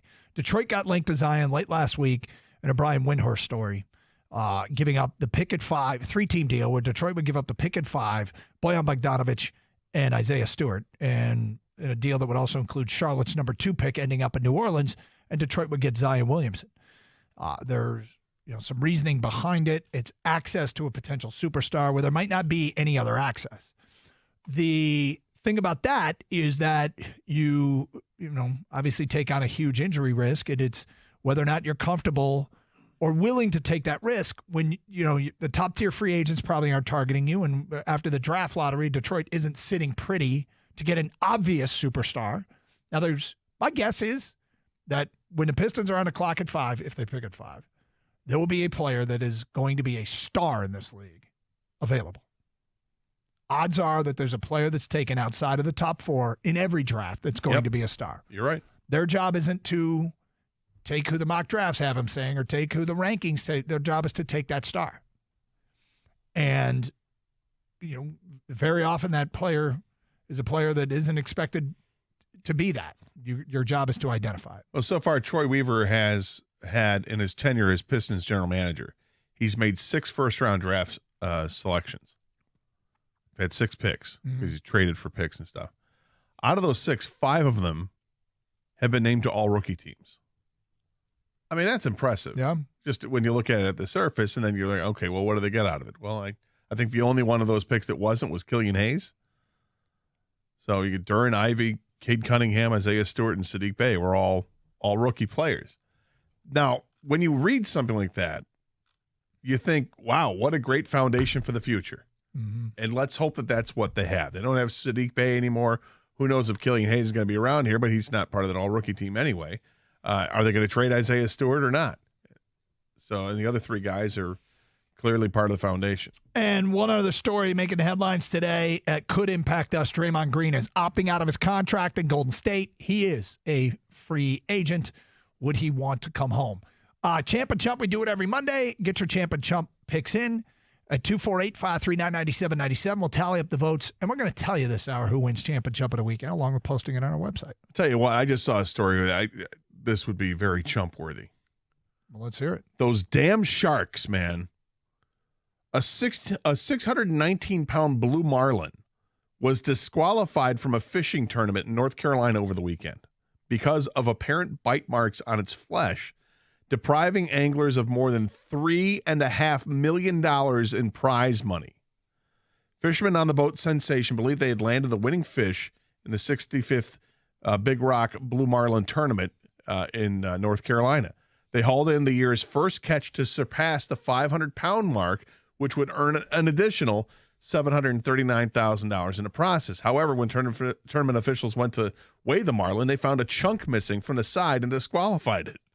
It's the final hour, the final day, and we fought with them for 6 hours, Captain Greg McCoy said. It's a tough pill to swallow. So apparently, according to tournament officials, they said it was deemed that the fish was mutilated before it was landed or boated, and therefore it was disqualified. The International Game Fish Association says a fish is ineligible to win if it suffers damage prior to landing or boating the catch caused by sharks, other fish, mammals, or props that remove or penetrate the flesh. As a result, the title and $2.77 million first prize went to another boat that landed a 484-pound marlin. This one was 140 pounds heavier and loses because those damn sharks took a chunk out of it. But see, this is where I have an issue with the IGFA. Yeah. Is this rule. And, you can't. Why a shark biting you eliminates you as a fish? He's still a fish. Right. Still fish. a blue marlin. And you still had to fight it. It was living. Yeah. It's not like the shark killed it. Did not kill it. No. They fought for 6 hours to land this fish. It was stung. It was battered. It was bruised, perhaps. But yeah, I'm with you. The IGFA is way off base on this. I think the IGFA should be Chump of the Week. I know that's a rule, but I think that this is this a dumb rule? Is this the dumbest rule in sports, Doug? Well, it's the dumbest rule in fishing. Yeah, I agree. Okay, Gator. I'm going to ask for 10 texts right now. Top 100 players in the NFL. The first 10 texts at 248-539-9797. Do any Lions make it? And if so, list them off. Who do you think deserves to be on the list of the top 100 players in the NFL? Send us a text right now at 248-539-9797 listing the number of players and who they are. Gator, I want your list as well. Right. We'll read all those off, and then we'll tell you if a Lion made it, and if so, who, and what conclusions to draw from it. And where. What do you mean by where? Where on the list? Oh, okay. Yeah, I got you. Where do they rank? Where are they? They're at their position. Anyway, we will get to that coming up. Next, get your text in right now at 248-539-9797. It's Carson Anderson, 97.1. You're looking to build something at home? Well, consider this. Combining over 75 years of local business with the resources of 560 stores across the country, Builder's First Source is the expert in window and door installation. You can add value and beauty to your home with trusted brands like Anderson, Pella, Therma-Tru, and more. Then you have your new windows and doors installed properly the first time with their expert installation team. You can find their 2 Metro Detroit locations in Clinton and Shelby Townships at buildersfirstsource.com.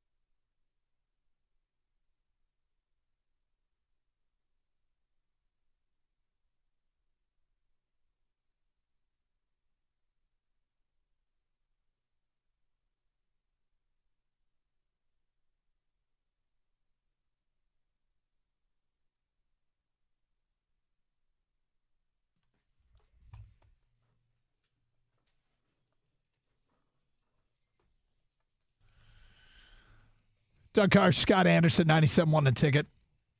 Open lines, 248-539-9797. All right, so we do this every once in a while, and it's always fun. These are some of the answers we've gotten. Top 100 players in the NFL. The Lions have anybody in the top 100. From Scott, Penei Sewell.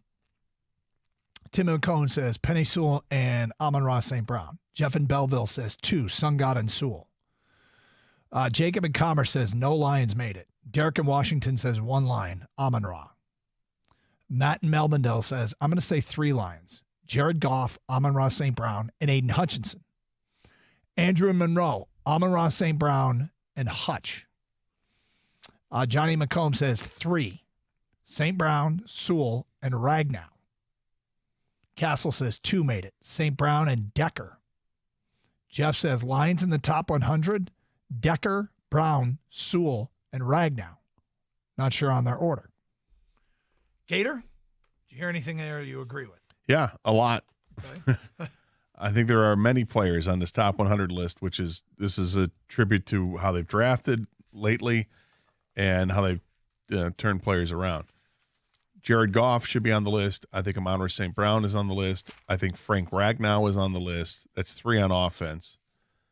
I could potentially see another offensive lineman, but I'll leave it at those 3. And I think Aiden Hutchinson on the defensive side is on the list. So you think 4 Detroit Lions made it? I think 4. And a possibility of maybe Gardner Johnson, but I just put that on the fringe. Okay. Kang, you haven't seen this list, correct? No, I haven't. Okay. Do you have any opinions before we get to it? I like your list, Gator. Makes a ton of sense. I will agree with you. I think those are the 4 guys. The Hutch thing is probably my least confidence in him being the top 100, but I like the 3 offensive players for sure. Here's what you got to keep in mind. When these lists come out, right, think about all the hype that the Lions are getting right now. Mm-hmm. Hey, division winners and all this, right? Yep. Well, this is where you back up the hype because you got to have good players. And when you're going to make a list like this, I think that maybe comes into consideration. Before I unveil the list, and it's interesting, but when you think of the elite players in the league, I suppose it varies year to year, but typically that's what? The top 3 players in the league? I think that's a small list. Oh, I'm sorry. I'm looking at their position. Top 3 at a position. No, the elite players in the league. I'd say roughly how many players do you think deserve the elite tag?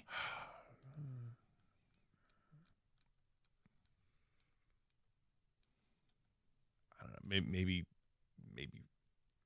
15? Yeah, I was thinking 20, 25. But, I mean, I'm not going to argue with 15. Kang, how many players do you think in the league make up the group of elite players?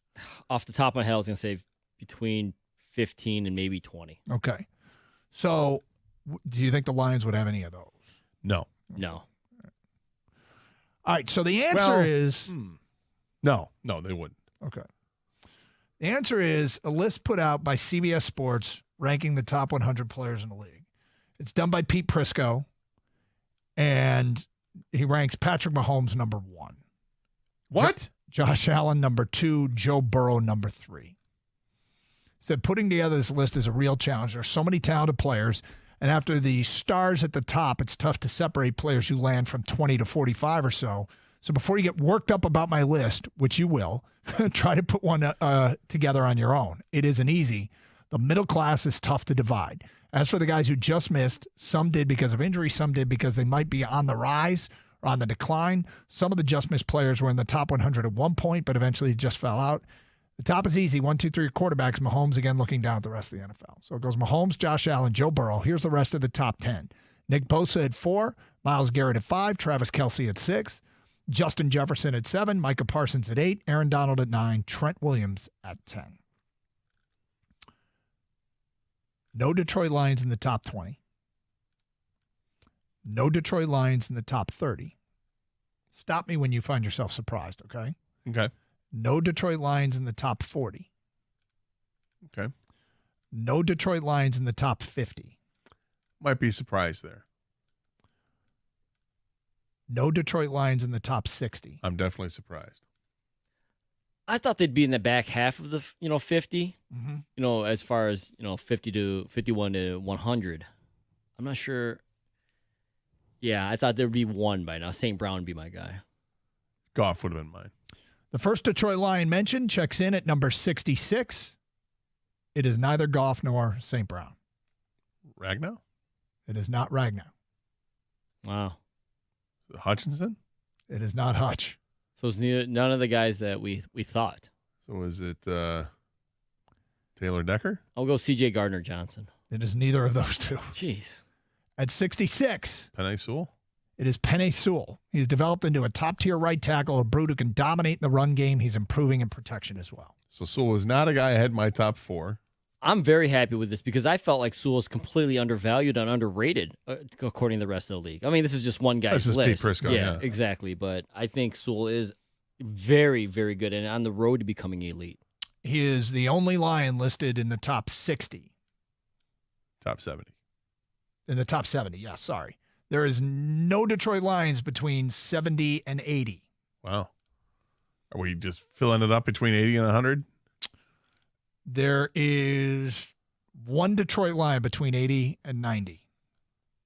All right. Why don't you just tell? We've already gone through this name, so.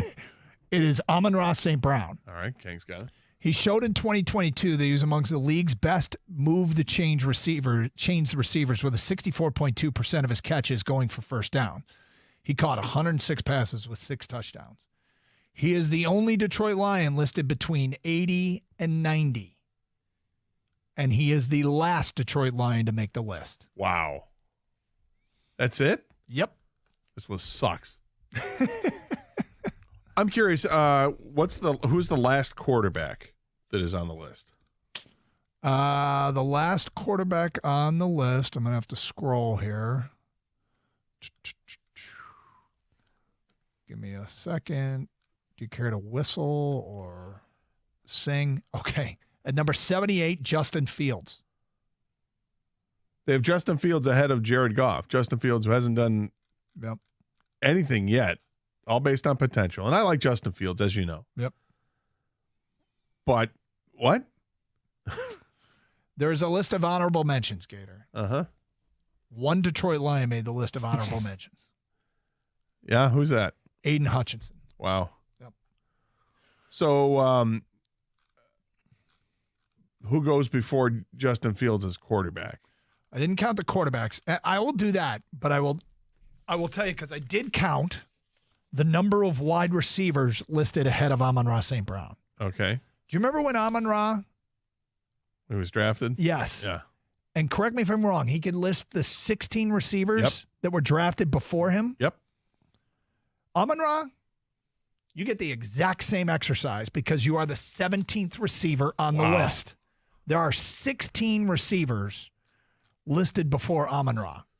So, knowing that it motivated him when he got drafted, you've got the exact same exercise. You are the 17th listed wide receiver. I'm going to go through the quarterbacks to see where Goff, how many rank ahead of him. Are you ready?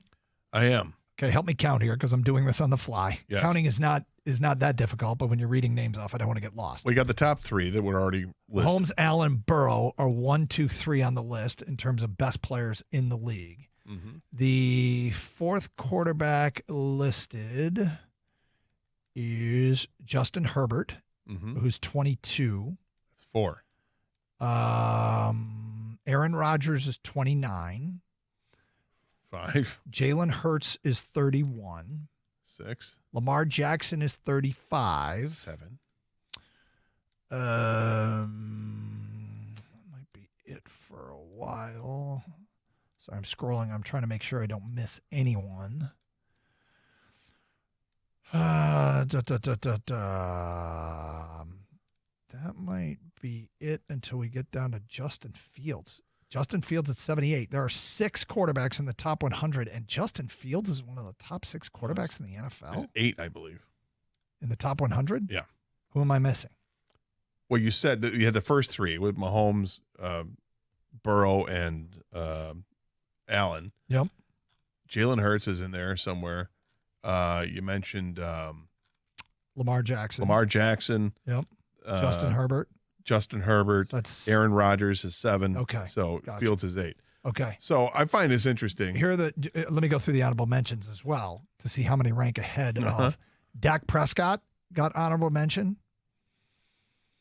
Tua Tagovailoa got honorable mention. Kirk Cousins got honorable mention. Mm-hmm. That's my first get the F out of here.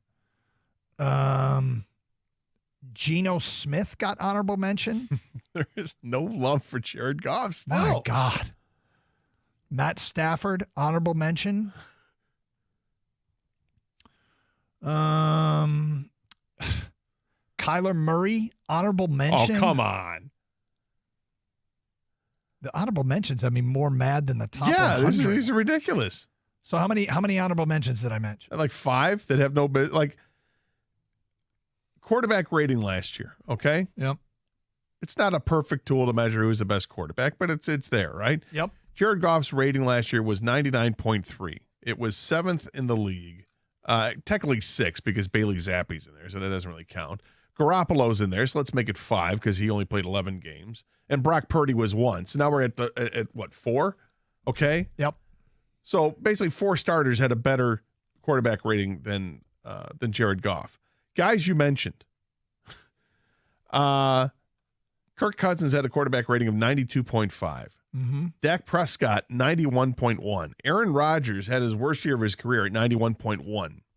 Maybe you think he's on the downside of his career? It's unbelievable. And then you get down with Matthew Stafford, who only played 9 games, 87.4. Kyler Murray played 11 games, 87.2. Justin Fields played 15 games last year. He's on the list. Yep. With an 85.2 quarterback rating. Yep. Now, of course, it's only that only accounts for throwing the football, doesn't account for running the football. But I'm sorry, I don't understand this list. How you exclude Jared Goff? I actually like Justin Fields more than most, unless that most is Pete Prisco, of course. Yeah. But this is kind of ridiculous, like how much you put on potential. So if you're going to put a young quarterback on there, why wouldn't you put Trevor Lawrence? Right. Yeah, there you go. Is he on honorable mention or no? I'm wondering if I missed him, and I don't believe I have. The honorable mentions are in no order, so I do not see Trevor Lawrence's name here. Pete Prisco. I mean, look. I agree. It is hard to come up with a list. No, it's a difficult exercise. Really difficult. It's a really difficult But exercise. if you wanted to, but you know what, you make it less difficult is if you just start ranking players by position, and then you could start to weight how heavily you think the position is over other positions. Yeah. If you're going to rank the top 10 quarterbacks in the National Football League right now,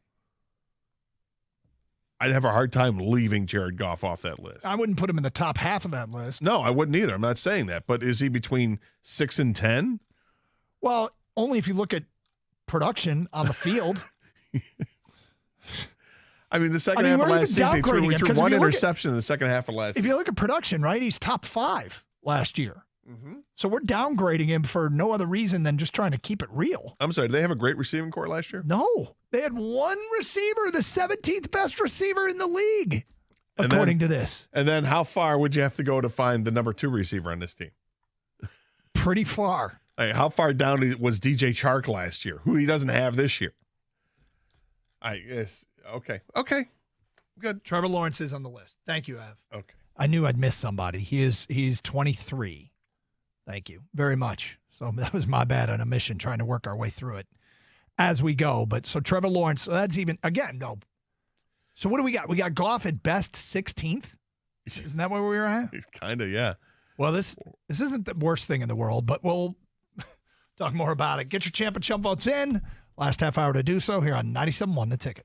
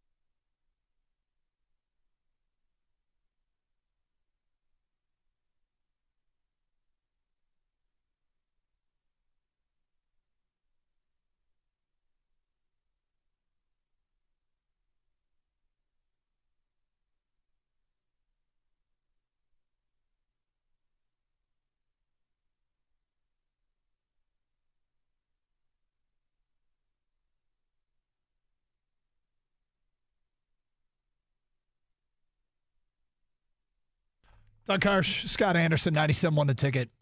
So some respect coming in, or disrespect coming in, regarding the Detroit Lions via feedback. It's refreshing to get disrespected again. This hasn't happened much lately, and I like it. This list is crap. So here's the Lions, who've been the it team this offseason. We found one list. We're getting mad.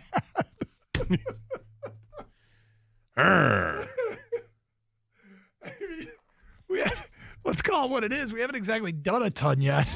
And here we are getting upset. Yep. For no reason whatsoever. No respect. Chip on their shoulder. This is locker room bulletin board material, right? Yeah. Other honorable mentions other than Jared Goff. Scott writes, Joe Flacco, Jimmy Garoppolo, Ryan Fitzpatrick, Brady Quinn, Nate Sudfeld. Tom Brady. Nate Sudfeld. That's good. Right?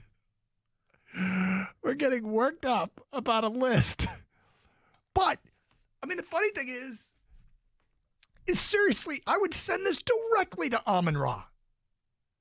Amon-Ra listed off the 16 receivers drafted before he went in the 4th round. That was from Hard Knocks, wasn't it? Wasn't that a Hard Knocks segment? Yeah, it was. I think it was Hard Knocks. And ironically, there are 16 current NFL receivers, if I counted right, which is, I was doing it on the fly. 16 receivers ranked by Pete Prisco ahead of Amon-Ra. Just like when he was drafted. I think Amon-Ra will have it committed to memory by Wednesday. Let's go. LFG. 248-539-9797. Let's go to Tom. You're on 97 on the ticket. Hi, Tom. What's up, Doug? Hey, how are you, sir? Gator. Tom. Yeah, I saw a special of the weekend about Gatorade. I just thought about you, how Gatorade was created. But anyway, yeah, that's not the reason I called. I put on a charity concert back in the day. Little thing we called Gatorade. Yeah, and it was, remember that it was in a glass bottle, Gatorade. Anyway, my champ is the Tigers, and my trump is that our relief guy, Lang. Okay, like what is going on with him? He throws a curveball, and a curveball. That's all he keeps throwing is a curveball. Does he have anything else? And then when he gets like wild, what else is he going to throw? And I'm like a little worried about this dude. Well, he hasn't been good. He hasn't been good lately, and it's something. Was it the first pitch he threw where he hit the batter? Yeah, in the with head. A curveball. When you hit a guy in the head, sometimes you get rattled. But he went. What do you go? Hit by pitch, walk, double, hit by pitch, and yeah, Alex Lang. We don't want him to pitch himself out of being a tradable commodity. And certainly them hanging on to win was good. But he hasn't been good lately. No, but obviously has more pitches than that. His first 23 1/3 innings of the season. Yeah.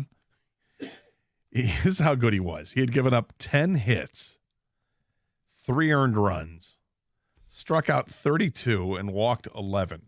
Mm-hmm. In the month of June, he's pitched 5 innings, given up 9 hits and 10 runs, walked 5, and only struck out 6. He's struggled, to say the least, in June. Why is that? Is that just because, hey, team's second time around, they get to see him, they know what to expect, or third time around, whenever it is, they're playing division teams, and it just possibly wasn't as good as he looked, or he wasn't as good as he looked. Level. It could be, but his month of May was spectacular. 17 strikeouts and 10 2/3 innings, while giving up 3 hits and a run, with a .84 ERA. A couple of bad innings blow everything up, right? His ERA at the end of May was 1.16. It's now at 4.13. Yep. I don't know what it is. Like I said, I keep waiting for it. He didn't record an out yesterday, did he? He did not. Look at his 1 final hit, stat line. 3 earned runs, 2 walks. Yeah. Yeah, not great. I mean, this month, you didn't do this month, did you? I did, yeah. Yeah, It's 5 innings and the 10 earned runs. Yeah. It's good enough for an 18 ERA. Yeah, is this just we're waiting to hear that he's been placed on the IL? when numbers go this drastically in the other way, that's typically what I expect to hear. You wonder. I hope that's not the case. I hope it's just, hey, man, I don't know. I just didn't have it these days. I'll be back, and then we'll see him be lights out for the next 8 outings. I don't know. All right, feedback coming in here, and a lot of it's still coming in on Zion and the possibility that he could be traded before the draft, which Bill Simmons says he's hearing in the league that is exactly what's going to happen. Matt in Redford writes, I want no part of him. If a Zion was worth it, he wouldn't be available. Next text. Beggars cannot be choosers. We are a homeless beggar right now. People who think we are above Zion are not living in reality. There is no culture to upset here. This is the only chance for the Pistons, and it's a no-brainer. Depending on what you give up. Yeah, I mean, look, the thing that I disagree that there's no culture here. I think the young group of players actually work hard. I think they have good intentions. I think they are a talented group that really wants to win. And I don't really want to introduce somebody who might upset that. But I think if an entire locker room is one way and a new guy gets introduced, maybe it can work the other way. I think it's interesting because you look at this team, and I agree. I think that these guys are doing everything the right way. They just don't have the results to back it up. Where you would say, if this is a winning team, you point to it as, the culture's changed. But they haven't started winning because they haven't played enough together because Cunningham was out most of the season. And these other guys are rookies in the league. And, they have such a young team. And adding new guys to the mix that haven't had a chance to gel with everybody else because, again, Cunningham has been out. But I agree. I do think that they have the right idea in place to change the culture. I love what they've done. You talked about the traveling to Boston last year to watch the playoffs. And stories about them having to change the locks on the gym so they'd stay away because they were there working out too much. I mean, it's good stuff to hear. Do I think that they could absorb, Zion Williamson and what baggage he may bring to this team? Absolutely. But the question is Zion Williamson going to be healthy? Yep. Nobody knows the answer to that question. See, I don't think so I wouldn't make the trade, but I understand the argument why you would. Because your access to a potential superstar doesn't come along every day for a 17-win team. Yep. From an unnamed texter, at this point, I expect the Phoenix Suns to somehow trade for Zion. I say in jest because the NBA and the quote-unquote cap make no sense to me. You think they'll also get Draymond too? One more here from Marlon Wall Lake. No question, I'm doing this trade. I'm bringing in Zion Williamson to the Pistons. He needs a change of scenery, and Monty Williams can get his head in the right direction. If we can get 60 games out of him a season, it's a win also. Work on bringing in Cam Johnson to finish your starting five, barring injuries. That's a top 4 seed in the East. Barring injuries is a huge part of that. And I don't know if this young backcourt's ready for that. Well, that Mark Stein report over the weekend, it said the Pistons were going to be one of the teams that would submit an offer sheet to sign the restricted free agent Cam Johnson. Mm-hmm. That's exciting. One more here today from Scott. Can I get a shout out for my daughter Lauren, who turns 20 today? Nope. For your daughter Lauren? What, like a happy birthday thing? We don't do shout outs. No, we're not doing that. Not to Lauren? Nope. Not doing it. Happy birthday? Come on. Carson Anderson, 97.1 The Ticket. Hey, discover how good your water can be like we did with a new Kinetico system that removes 99% of contaminants. If you're not filtering your water, you are the filter. Don't be the filter. Get clean, purified water and reduce plastic bottle waste, which is a good thing. Call 855-339-4242 or visit cgcwater.com. This month, get 50% off a Kinetico K5 drinking water system, which we have and love, with the purchase of a Kinetico Premier Softener. Financing options available with approved credit. CGC Water Treatment and Plumbing, your authorized independent Kinetico dealer.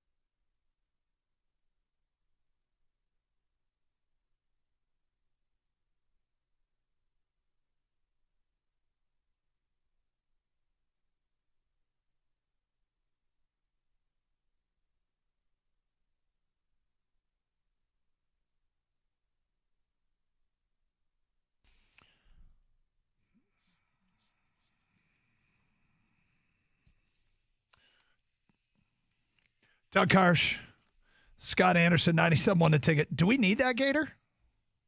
Does it take trading? It's pretty simple, isn't it? Well, I think there is always room for training. Depending on how long you hold the button, it dumps more, right? Yeah. There's something, if we've got what's called the dump button here. To dump profanity. Yeah, we just hit the button. We can hit it more than once. Make sure that nothing goes out over the air. It's the dump button. Yeah, but we have an email to all the on-air hosts from our engineer, making sure we understand the process. And so the headline of the email, or the subject of the email, is dump training. Okay, we got some dump training coming up. We might have to be trained on dumping. Yep. Make sure we do it right. I've done it for a long time now. I've done it right too. It's funny because we have a lot of time, and yet the panic that sets in, you're like scrambling for the button. I got plenty of time to hit. Hey. Oh! We've gotten a lot better at that. Have you? I think over the years, I think there's less panic than there was before. I still panic. I think there's always an initial, hey. All right, so the Michigan Panthers won their game and are going to the playoffs. And I heard Falar say, first time in forever, a Detroit-based team is going to the postseason. And I'm thinking, well, true, sad. Yeah, it is sad. Yeah. I think there will be. It's actually kind of unfortunate the game was on last night, competing against the U.S. Open, because I probably would have tuned in a little bit. Yeah, I probably would have. Because I knew going into the weekend, and we mentioned on Friday that it's do or die. You win the game, you're in the playoffs. You don't, you're not. So and yet I don't have an attachment to this Michigan Panthers team. Well, they finished tied for the division lead with Pittsburgh at 4-6. Right. Who they now play on Saturday night, and Pittsburgh's beaten them twice. Yeah. And they play the game in Canton. Yep. Because Ohio would like nothing better than to welcome a team from Michigan and Pennsylvania to play in their state. Over under number of people from Detroit that will road trip to Canton for this game. I'll set it at 900. I don't mean to be so snarky. I know. I so wish it were more. I do too. I swear if they would have, they win their first two and they came home and looked awful, and then they got trucked a few games in a row, and any vestige of an interest I had kind of went out the window. Who was the quarterback for the team last night? I don't know. I was watching. Was it Wyndham Clark? No, it was like E.J. Jr. or somebody. I remember reading in the paper today. It was Brown standout. I'm like, you're talking about a standout quarterback from Brown? Is that what we have here? Because Lewerke wasn't it. He wasn't playing. And the other guy they had, something Love, he wasn't playing. He was a late scratch, I guess. So they had, it's like EJ Jr. or EJ Manuel. I don't know. EJ Manuel. EJ somebody. EJ not going to be here anymore. Yeah. You guys overshot your enthusiasm for We this. did. You guys are totally bailed. Doug claimed he was going to go to a game. Well, they make the I was. playoffs, and I he doesn't was. care. No, Gator, I'm buying merch. I can't wait. The colors, the logo, it's back, baby. Then they make the playoffs. Still buy a jersey. Nothing. I'm not against that, but Yeah, we'll see. I'll tell you what. I was disappointed by the merch. Mm-hmm. The merch isn't that attractive. Well, I think somebody called and said, yeah, I went to the game, and it's not great. I mean, they tried to keep it affordable. But imagine if we were there last night, playoffs on the line. At some point, you're probably I might have stood the up. juices Yeah, probably I might have- get going a little bit. I might have stood up. But now they've made the playoffs. I do think it's hilarious. You got a team from Detroit and a team from Pittsburgh that are playing in Canton, Ohio. Well, Who is the Cleveland Browns' number one rival? It's Pittsburgh. It's Pittsburgh. So Pittsburgh's team's coming in there. Which state is the state of Michigan's biggest rival? Ohio. So it's hilarious. They got to meet in the middle for this one. It is. At a state where is anybody from the state of Ohio going to go to this I mean, they game? might because they love football. This is the state of- SEC, Doug. But the state of Ohio does love football. And Brian Lewerke is a state of Ohio native, right? I believe so. But they do Not that love, he's playing, but and they do love to hate Michigan and Pennsylvania. yeah, but they're playing each other. Yeah, well, Dude, I don't know. Who's spending money to go watch two teams that they hate? I look at. You want to go to Canton? No. Come on. Let's go to Canton. You don't want to go to Canton? So we got some feedback on this last week when we brought up the USFL, and somebody said, yeah, their offense is so dreadful that it's really, really tough. Billy on Twitch just said, I went to 2 games. Not a great experience either time, but it is fun just to get out and go to Ford Field. Okay. All right. I mean, what's the difference between Canton and Dayton? We got football versus college basketball. Come on. You don't want to go? Well, a college basketball team between, Texas, San Antonio, and Ryder is a do-or-die game. Yeah. I guess so is this. Yeah. I think I'd rather go to the Ryder San Antonio game in Dayton than the Panthers Maulers game. No, it's not true. I'd rather go to the Panthers Maulers game. No, you wouldn't. Come on. Are you going to watch any of this on Saturday night? What do I got Saturday night? I guess it depends, because I'm going to be away at a baseball tournament, or I might be on the way home. In which case, who's carrying the games? Do we carry them? No? Anyone? Could stream it. I could stream Gator. Could you? If I'm not driving. You got the USFL app on the phone? So I think it's the Fox Sports app, and I do have that on the phone. Okay, well, there you go. That's right. So. Let's be fair. Mm-hmm. No, honestly, on Saturday night, I actually believe you when you say you're going to watch it. There's a chance. I think there is a chance. I'll give it like a 40% chance that I will tune in at some point to watch part of that game. Kang, there you go. Say it. No, you won't. Well, him is just the merch. I think actually Gator might flip on because he's a big flipper. So he's always changing. Right? No, that's true. He'd like to flip around.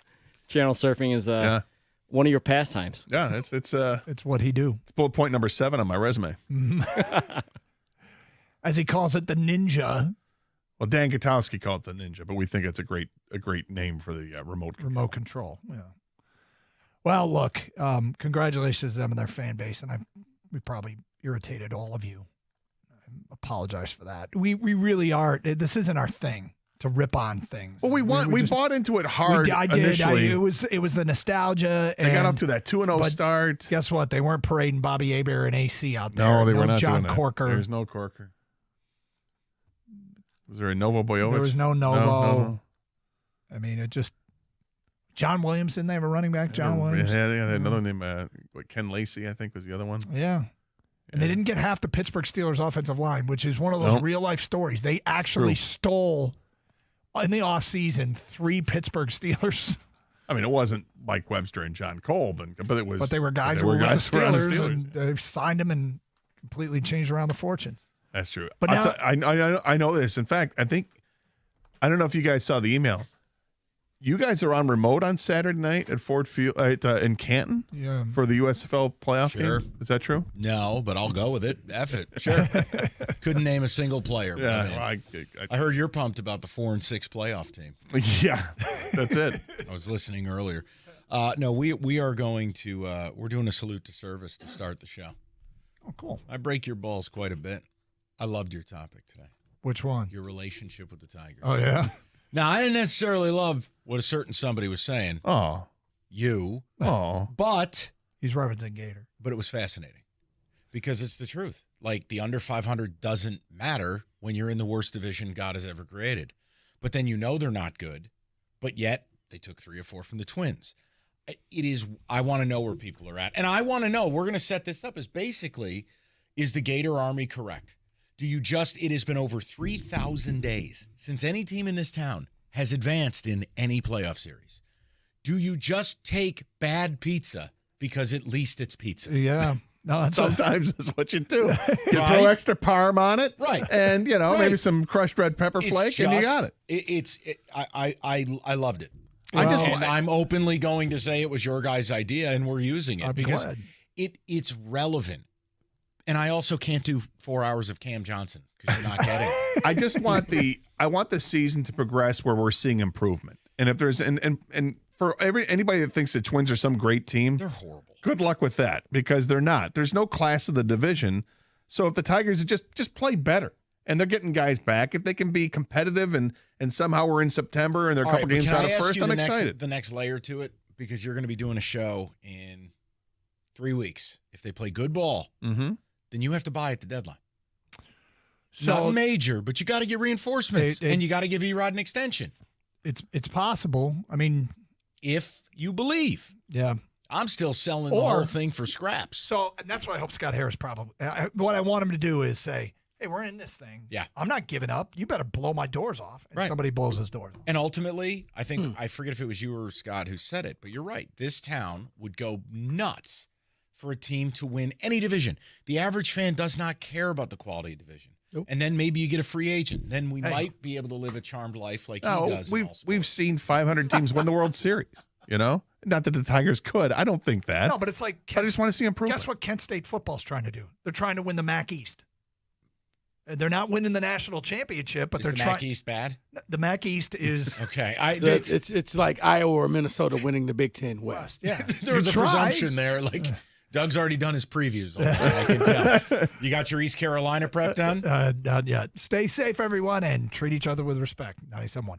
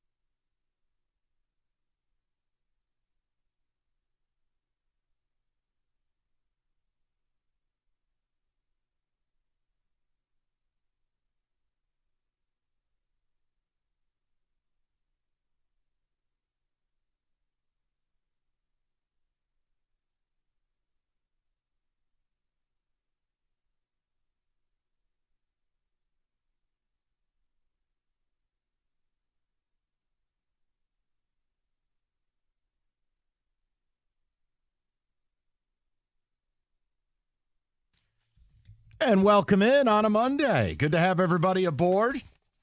We got a lot to talk about today. Some of it's fun, and some of it, I don't know. I almost feel like I'm going insane. But we're going to do a salute to service.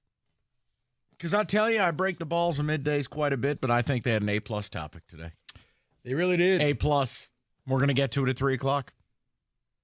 We need to talk about relationship status with this baseball team. Because it's very easy for me to feel the way I feel, but maybe Team Gator has it right. It's a toxic relationship. No. You just can't quit her. Kind of. We'll get to it at 3 because, look, they're 10 games under 500, but they're only 5 games out of the worst division in modern baseball history. So hard to buy in, hard to not act like it's not somewhat relevant. We'll get to it. They took 3 or 4 from the Twins. I want to do it at 3. I wanted to open this up because of the afterglow of Father's Day. I wanted to present you guys with something. It is very common for Rico and Kenny and David to paint me in a certain light. That somehow I'm unreasonable or somehow I am ice cold about things. And erroneous. I just listen. Something happened in the world of sports yesterday, though, and all I could think of was you guys and maybe some of the audience going, wow, it's almost like Mike runs that team. And Rico, it's your Atlanta Braves. So I want to bring this to you. Do you know who was scheduled to throw out the first pitch yesterday on Father's Day? No. Charlie Culberson's father. Okay. Now, Charlie Culberson's a utility man for the Braves. Mm-hmm. He's been there for a while. Right. Well, Charlie Culberson's dad was supposed to throw the first pitch. That's pretty cool. On Father's Day. One problem. 3 hours before the game, Charlie Culberson was DFA'd. Awful. So the Braves somehow found Michael Harris II's dad and said, hey, Pops, gonna need you out on the field. So Harris Sr.'s out in the bullpen. Somewhere. But I wanted to Gonna go to the righty? I wanted to share this with you. It's Father's Day. Charlie Culberson, who's a fringe MLB guy, is all excited. I'm going to catch my dad's first pitch on Father's Day. Beautiful day in Atlanta. 3 hours before the game time, he gets designated for assignment. So is that what you imagine if I ran a team would be going on? You think I'm going to ruin Father's Day? Yeah. Stop it. You know what? Don't care. We need to win. This doesn't matter. We got to win the game. Culberson's a negative WAR player. I don't care if he has a father. His dad is too. They both stink. Look, it's a business, but the father isn't part of the business. Well, let him have his day. He is now. Yeah, he is now, David. The whip was too high. No, we got to. Nope, can't do it. He's got to go. He's got to go. No, I just wanted to bring that up because, again, we've got a load of Tiger stuff to do. We have to talk about it. They took 3 of 4. What I don't want to do is be pigeonholed into a short segment when we got to do NFL. So, question. Yeah, buddy. So, Mikey, the owner, would you have stepped in and said, nah, we can't do this to him. We'll send him down tomorrow. 100%. So you would have stepped in? Yes, I would have stepped. It's Father's Day, for God's sakes. Okay. See, I just imagine. See, how does that conversation go? Thanks for coming out. By the way, your son's no longer here, but you're welcome to throw the first pitch out. See, I see it as an intern or somebody was like, excuse me, Mr. Valeni, sir. Well, you can't be all that surprised. Pre-show, he launched that kid out of a cannon who threw the ball back onto the field. Well, I was going to get to that, Kenny. But no, I didn't like that kid, and I thought his brother had every right. This is at the Red Sox game for people who didn't watch it. I thought the brother had every right to be like, what are you doing? Right. Like, the fan gets it, turns around, you do what you're supposed to do, you give it to the smallest kid in the section. Here you go, son. I'm going to start your love off for this game. Thank you, sir. And back out on the field. I felt sorry for the dad because he now has one son who's like, why is everybody laughing at me? And his older brother is just completely lost it. Like, you idiot. he just starts crying. And the dad is just like, where did I go wrong in my life? We were supposed to go to a game. This was supposed to be fun. Mike, you will not tell us where you went wrong. No, you won't. There are two nights in particular. David, that poor dad was in absolute hell in that moment. And you know it didn't end after the camera went off of him. And he's probably thinking, and their mother's at home laughing. She's enjoying her day off. She's at the spa, and now I got to deal with these two crying. That's the whole reverse psychology of Father's Day I never understood. The fathers I know put up with Father's Day. They don't do – you know what fathers would do if they got what they wanted on Father's Day? Nothing. They wouldn't see their family. I've they often would be wondered. locked in a room alone in silence. There are pure solitude. But Mike, there are people that I know. Like for Mother's Day and Father's Day, I want the day. I don't want to see you guys. I deal with you every day. This is my day. You hang out with your father or you hang out with your mother all day. You do my job, and I'm going to go do nothing. Right. And to me, that's seems like the fun thing. I know people, you want to spend time with your kids. You spend time with your kids all this time. Take a day for yourself. I enjoyed watching that man stress. I did not. I loved it. That was one of those want to get away commercials. I know. Right there. I know. But yes, if you ever if he could wondered, have dropped his kids off at Boston Security and said, you know what, their mother's going to come get them. Well, the best part, I'm out. I got a text from a buddy of mine yesterday, and he's like, I wished him a happy Father's Day because he does a pretty damn good job balancing a very challenging professional life and having a kid. So I sent him a nice text just saying hello. I hadn't seen him in a bit, friend of 20 years. All he proceeds to do is treat me as his therapist then and write 500 words about how bad his Father's Day was. We're at my family's. Now we got to go to her family's. I'm exhausted. What are you doing? Literally, I was relaxing in the backyard. I'm like having a great day. I took a picture of the sky. I'm looking, staring up at the sky, wondering about life. I go, what do you want me to tell you?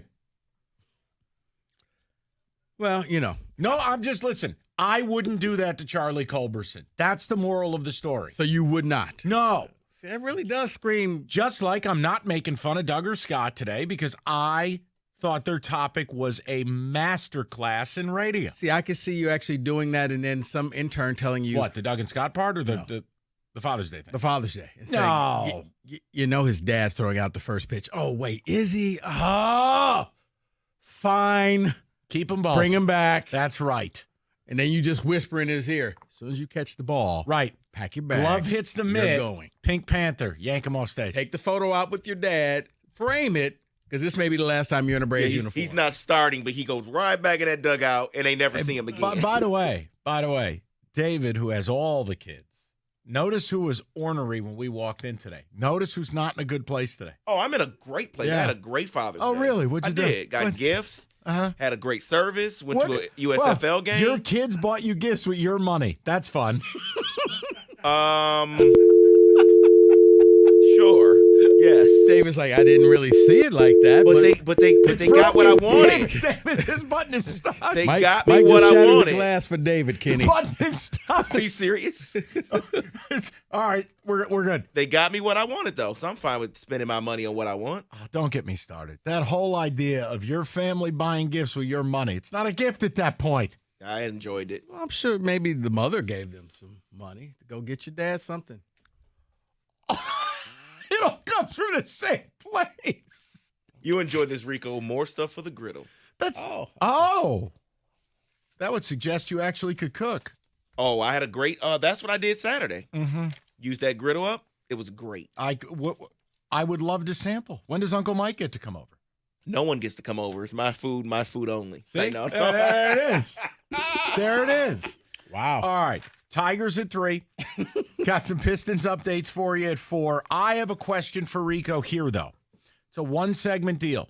It is one of the most ridiculous things I've ever seen in the sports world, and Rico is more qualified to answer it than maybe anybody in this building. It's a story that broke this weekend, and I need you to help me understand how it's even legal. We'll do it. Get a little football today. We got a wide receiver acting like a diva. And then, it's going to be a big dose of Tigers as the day goes along because I don't know what to do with this team.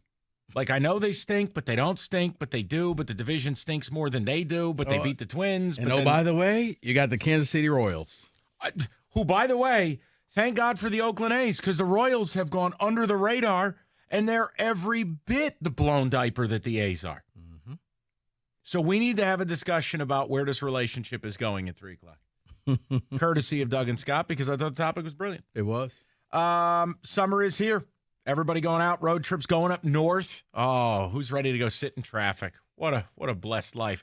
Listen, Moran Buick GMC has got you covered. They've got tons of new stock, including the GMC Acadias. The third row of seating fits everyone and everything. Maybe you're like Kenny and you're packing 17 Yeti coolers.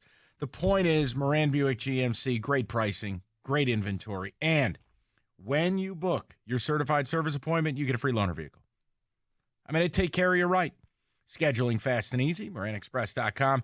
Stop into Moran Buick GMC where you get the best price, period. It's on Telegraph, just north of Eureka and Taylor, or at MoranExpress.com. It's Moran Buick GMC. We are professional grade.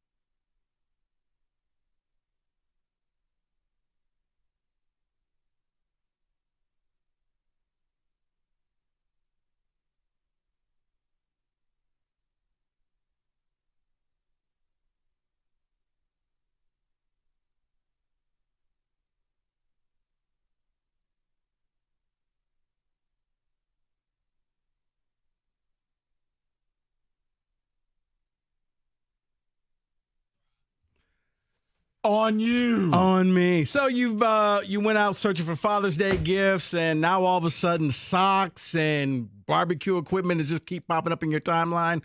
That's because of third-party trackers. This is why you should go with DuckDuckGo. DuckDuckGo it's like a browser like Chrome, but it's private and it blocks the trackers. So you can go back to just seeing the things that you want to see in your timelines. DuckDuckGo is available on Android, iOS, Windows, and Mac. Download it today for free in the App Store or visit DuckDuckGo.com.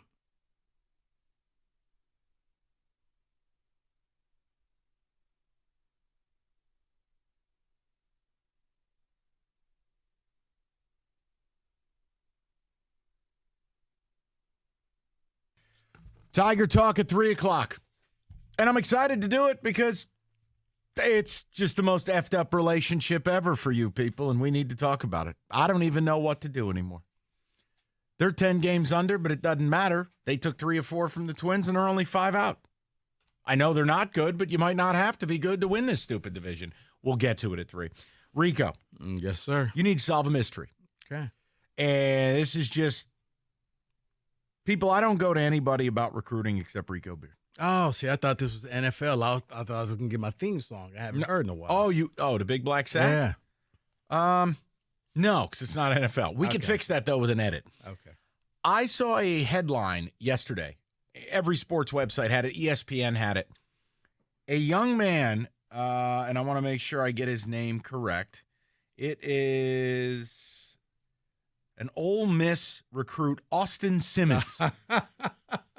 Work with me. David, as a parent, you're going to freak out. Parents out there, you're going to freak out. Austin Simmons is a sophomore in high school. Mm-hmm. Austin Simmons is homeschooled. Austin Simmons just committed to Ole Miss to play football. Not in 2026, not in 2025, not even in 2024. Oh, no. Austin Simmons has reclassified 2 years and will report to Ole Miss camp in like a day. He is a sophomore. Oh, but here's the other part. He boasts a 5.34 GPA.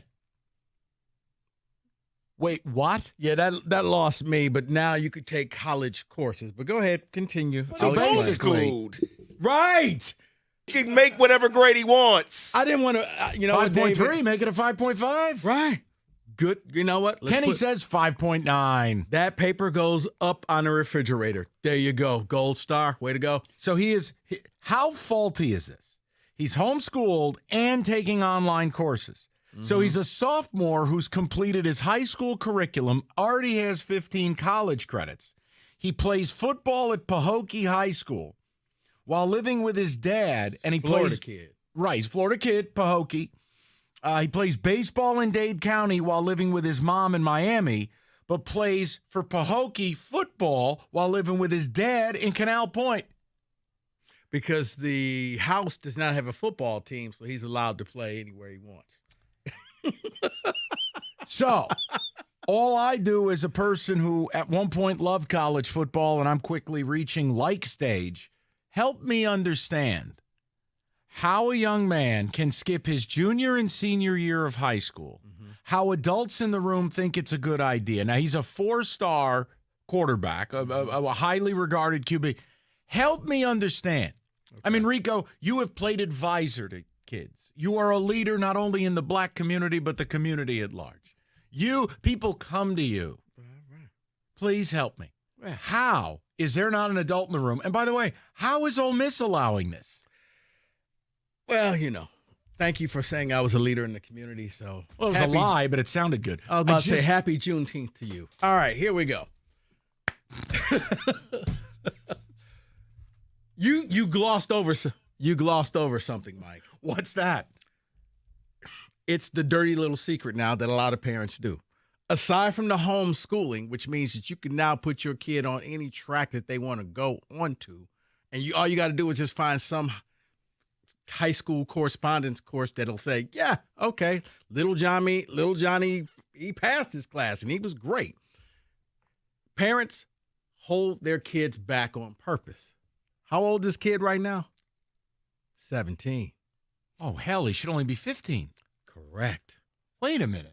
How the hell's that happen? He Parents- can't be stupid because he's already graduated. No. Parents hold their kids back for the reason of they're now, by the time, they hit their growth spurt, They're ahead of every they're other ahead of 15-year-old. everybody that's 15. So you artificially inflate your kids. So you hold them back young, in theory, thinking, okay, it's going to make my kid look a lot better. This kid's 17. So it's not that big of a leap right now. If anything, he may be a year early going to college.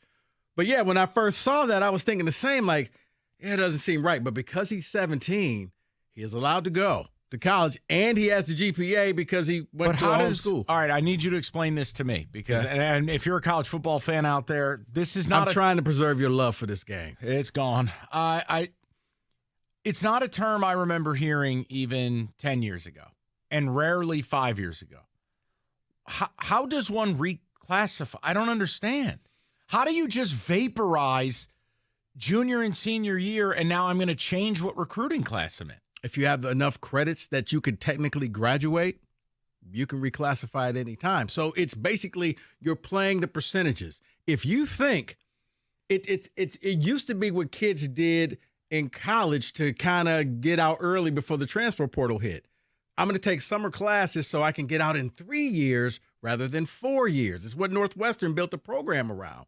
So you take extra classes so that in the event you decide, you know what, I think I'm ready to go to college right now. You have enough course credits. Here's the question. You can opt out of your senior year. Why would any kid not go homeschool then if they're a good football player?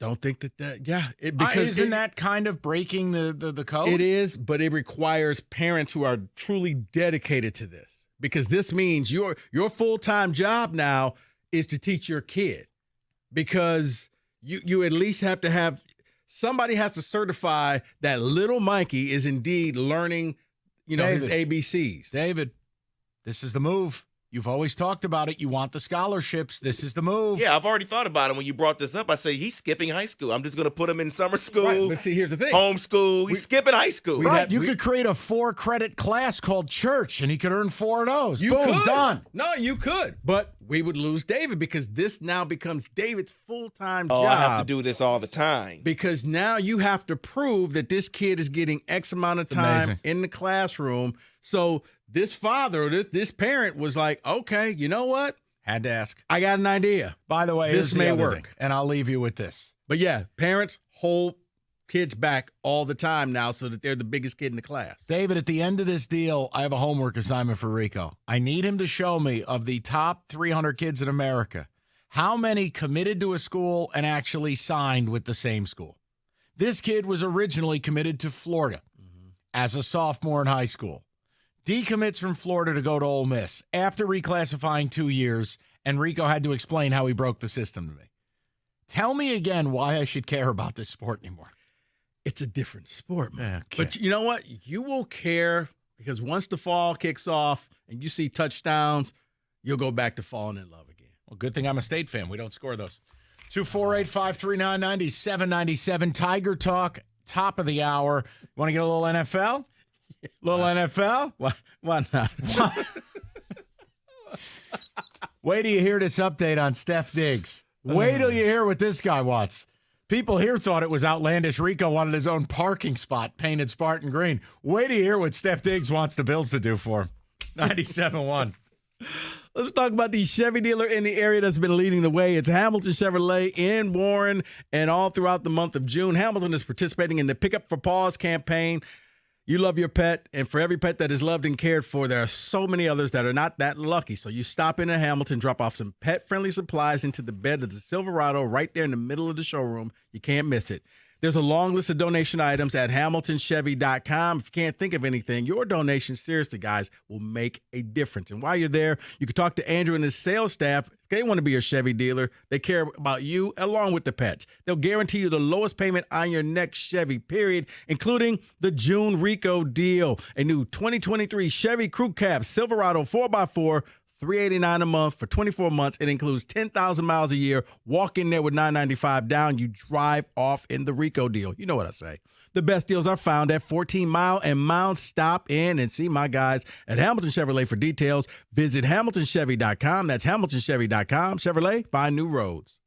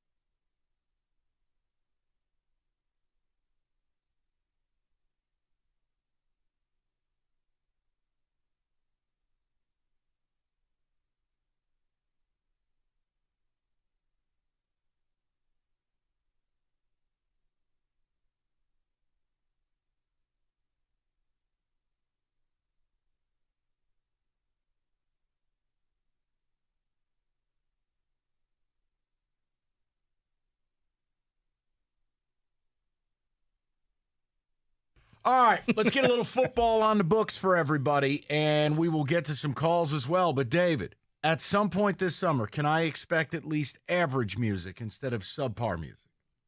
And we'll check on that. We'll see. Well, I'll pass it on to the guys, right, Kenny? Go ahead, David.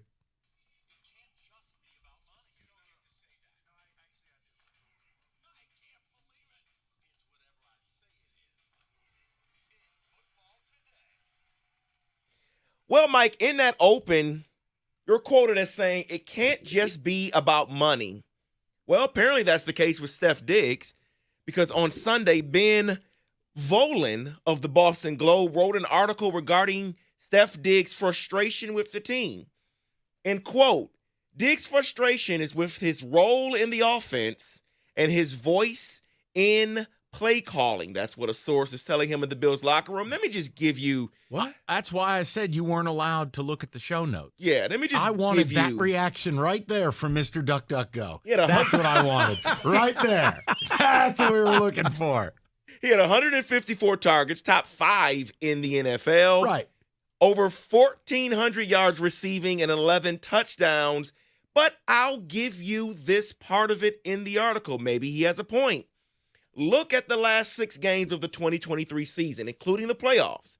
He caught just 1 touchdown pass, averaged 63 yards per game, and in the game they lost against the Bengals, had just 35 yards and 4 catches. melted down. Yes.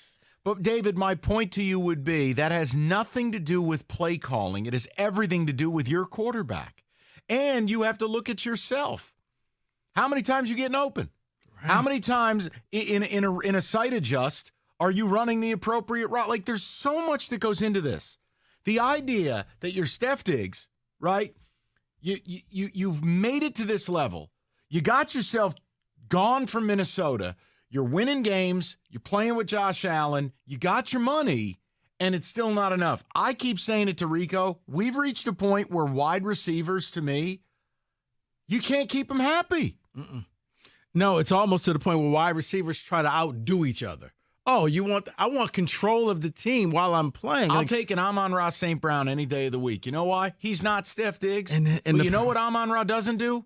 He doesn't complain. I know. He doesn't cry. He goes to work. And I love that bit where he knows every receiver taking ahead of him. I love the spite story. Right, but then all of a sudden you wonder at what point does he get tainted? Don't does say he that. Take it to another level. Mike, every receiver, it's inevitable. He may be a late bloomer, but receivers are crazy. Yeah, you want control of the offense? You're a wide receiver. Maybe I'm sensitive to it based on Keon Coleman's offseason circus, too. They're all out of their minds. Give me the ball. No, but that's where the wide receivers are now, that they're these artificial divas that people overinflate them. It's like, guys, you catch passes.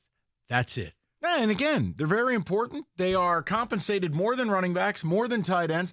The only people on the offense they don't make more money than is the quarterback.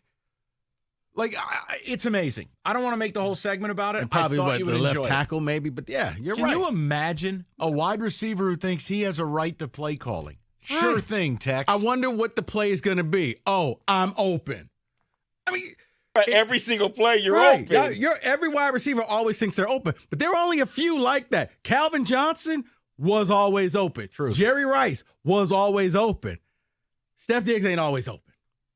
Newsflash. I don't even know if it's anybody in the NFL right now that is always open. Maybe Jefferson. What you call him? What you call him? His name on Twitter is Jay Jettas. Yeah. I don't even know what that means. That's what he uses. I don't know what it means. I have to ask my kids when I get home. But other than that, there's no receiver right now that's just, you know what, throw him the ball, because even if they're triple covered, I feel like they're Jamar open. Chase, but I'm probably reaching. I don't want. It's not even an argument. You've made your point and you're right. I needed that reaction from you. My day's made. Yeah, that was a great reaction, Rico. Like, huh? Wait, what? So let me get to this real quick, because I just don't quite understand why players can't be smarter, okay? So they get a few weeks off until they get themselves prepared and ready and packed to head to training camp, and you got an idiot doing this. Jack Jones was arrested, the cornerback for the New England Patriots, a 4th-round selection of last year's draft, played in 13 games, but he was found at the airport he was arrested for attempting to bring 2 firearms onto a plane, among other allegations. And I've read the thing. Not 1, but 2. I know. And he had a large capacity feeding device that carries a 2.5-year to 10-year prison sentence in the state of Massachusetts. Why are players dumb? Wait, what was the last thing? It was a large capacity feeding device that he had. That Basically, he was an trying to carry attachment for on. the weapon. Correct. Oh, okay. So the weapon is one thing, and then you start doing mod. Think of it like a modification to a car. Gotcha. And that carries a stiff penalty. David, I don't have the answer, man. I mean, he was also one of their best rookies. He's a guy that was gonna make it, so to speak. Like, you know, you as a Patriot mid-round draft pick, when you play in 13 games and you're a guy that has value, you're well on your way. What are you doing? I mean, you watch too many movies. You start thinking that you could. Yeah, if that's the case, take a private jet if you want to do all of that. But what movies was he watching? Tuesdays with Mozzie? I'm thinking. An update to that story, by the way, guys. Snakes on a plane. Jack Jones is also the guy who tweeted at Ja Morant saying, "Dumb letting your social media and pride ruin you. Put them guns down and run that money up." No. Yeah, he goes on and it goes on and that on. aged wonderfully. Right, did not age well. I mean, maybe one gun that you just kind of you left in the bag and you forgot, like, oh. But why at the airport? I No, don't I'm saying understand. you keep it, you hide it, and it's in a bag, and then you had to go real quick and you throw stuff in there. But you had multiple guns. What are you, Frank Lucas? Who has a gun in their go Where bag? he knows You're going to the airport. He knows he has a few weeks off. You know you're leaving. You're not leaving all of a sudden. I reach in my travel bag and I find mints. Oh, a protein bar. Oh, I left the toothbrush in here. You don't find the Nina up in there? A Beretta. What? Oh, there is a pair of socks in here. Sweet. I mean, Honey, hold Jesus. this gun for a second. There we go. All right. You know what I'm saying? It's Right. just wild to me. But the tweet to Ja Morant, that's the chef's kiss. Good pull, Kenny. That's a great find by you, Kenny. Let's talk about this for a quick minute. The gambling issues that are happening in the NFL. One player lost $8 million, according to a report in 2022. Not sure if that's from gambling or some other stuff on the side, but it was reported. Of course, you have the players that were suspended. The Colts player is implicated. Do you think this puts the league's integrity into question when you start seeing more and more stories about? No, I think that's it's kind of one of those talking points. It's like a political football. No, because the reality is whether gambling is legal or illegal, the integrity of the sport is always at risk because there's going to be a player who's vulnerable for a multitude of reasons that if the right person gets to him, they can be had. Right. It's the history of sports, David. Yeah. That's always been the case. All the way back to the White Sox, 1919 World Series, all the way through college scandals, professional scandals, Tim Donaghy, etc. David, I always feel there's a tinge of questionability with sports. Mm-hmm. But to act like, oh no, now that it's in the bright light, well, no, because the players gambling and getting caught, clearly these policies are not being defined. See, and this is where I think that Raj needs to get on a plane and travel to 32 different cities. Or he could double up in New York and L.A. But a symposium? Right. Guys, here's the deal. You heard it straight from me. If you're in my office and we're dealing with this gambling stuff, you're gone. He could I'm telling you right here, right now. Don't on a do private it. plane, he could hit 3 cities a day. It could be done in about a 10, 11-day rip. Right. It's 30 cities. Vacation with Raj. Here's East the Coast, presentation. you got Chargers, words. Rams. Giants, Jets, Yeah, Eagles, Giants, Jets together. Commanders. Chargers, Rams. Come on. All right, guys. And he cues it up on the big screen. It says, don't gamble. Presentation over. Yeah, you guys hate meetings. So do I. So I got 30 seconds. Don't gamble. But no. Take the apps off your phone. Get off the computer. Do not gamble. Don't care if it's on your team, any other team. Right. How about you just don't gamble? You're in my office. I'm kicking you out the league. All right. See you later. Goodbye. Have a nice day. So let's close it out with this because there's some talk going on with a certain quarterback in the NFL, MVP, and this quarterback's name, Justin Fields. NFL scouts and other coaches are saying that he's been training with Michael Vick and are predicting that he could potentially pass Trevor Lawrence this year and be in the MVP conversation this year. Is this just people talking because there's nothing else to talk about until training camp? Or do you think he can take a giant leap this year? I mean, Rico and I both have loved him since he was at OSU. I thought he was going to his Niners. I love him. We even did a show. I'll never forget it. We did a show. Is the gap not nearly as big between Fields and Lawrence as many people think it is? And we were called slappies and the rest. The whole point is, look, I don't believe that leap is going to happen because I don't like the infrastructure in Chicago. But a quarterback who could put up 1,000 yards rushing and put up, say, 3,000 yards passing, he's going to be in that conversation. See, I think it could happen because you now have an offense that maybe you have a coach that likes him. So he's not going to hang him out to dry. Somebody want to alert Chase Claypool he gets paid to play football? Yeah. David. Fall from grace, as he. No, the Steelers are the smartest team in the league because they got a 2 for a corpse. Carry on, Rico. No, but I'm saying you got a coach that likes you, a coach that believes in you, motivation. Yeah. I mean, it's going to be hard going to work every day knowing my coach wants me to die out here on the field. He wants to prove a point. I don't have any protection. Every snap, I see my life flash before my eyes. And now he can relax and just play the game. The one thing I'm not going to do is allow Trevor Lawrence slander. There's no way he's better than He's Trevor not going to Lawrence. potentially pass him? No way. Better, No way. Better hair. All right, listen. Leave that alone. There ain't no way. You know he's better what, than David? Lawrence. I think that he could take that leap the way Trevor Lawrence took that leap last year, because I did think Not that pass him, but have a similar type of yes. right there they're on the same trajectory. Because I was starting to think that Lawrence he wasn't him. You know But why it's last not year- going to happen, though? Because the Lions are winning this division, and we are winning a home playoff. So Now- he can't take that leap. But here's the thing: division may not be that great. You so shut your face. If he could win this thing, then there it is. Well, that's not happening. And that's a great way to end it. That That is. is in football today. Hey, you looking for a career in radio? You want to do. Yeah, but you know what? I do. Because if you want to do blitzes like we did, you want your own radio show, Specs at LTU could help you out. Or you're looking at producing and directing TV, digital media arts program at Specs at LTU can be there for you as well. Or you're into graphics and making pages and edits, graphics communications program, Specs at LTU. I think you get what I'm trying to say. You need to head over to Specs at LTU. It's very simple. Be curious. Go to the website, ltu.edu/specs to learn more. You make magic by enrolling in Specs at LTU, and you're on your way to getting into the career that you really want to get in and have fun all day. Why? Because you're going to be taught by instructors who actually work in the business. So they're not going to waste your time. Head on over to ltu.edu/specs. That's ltu.edu/specs.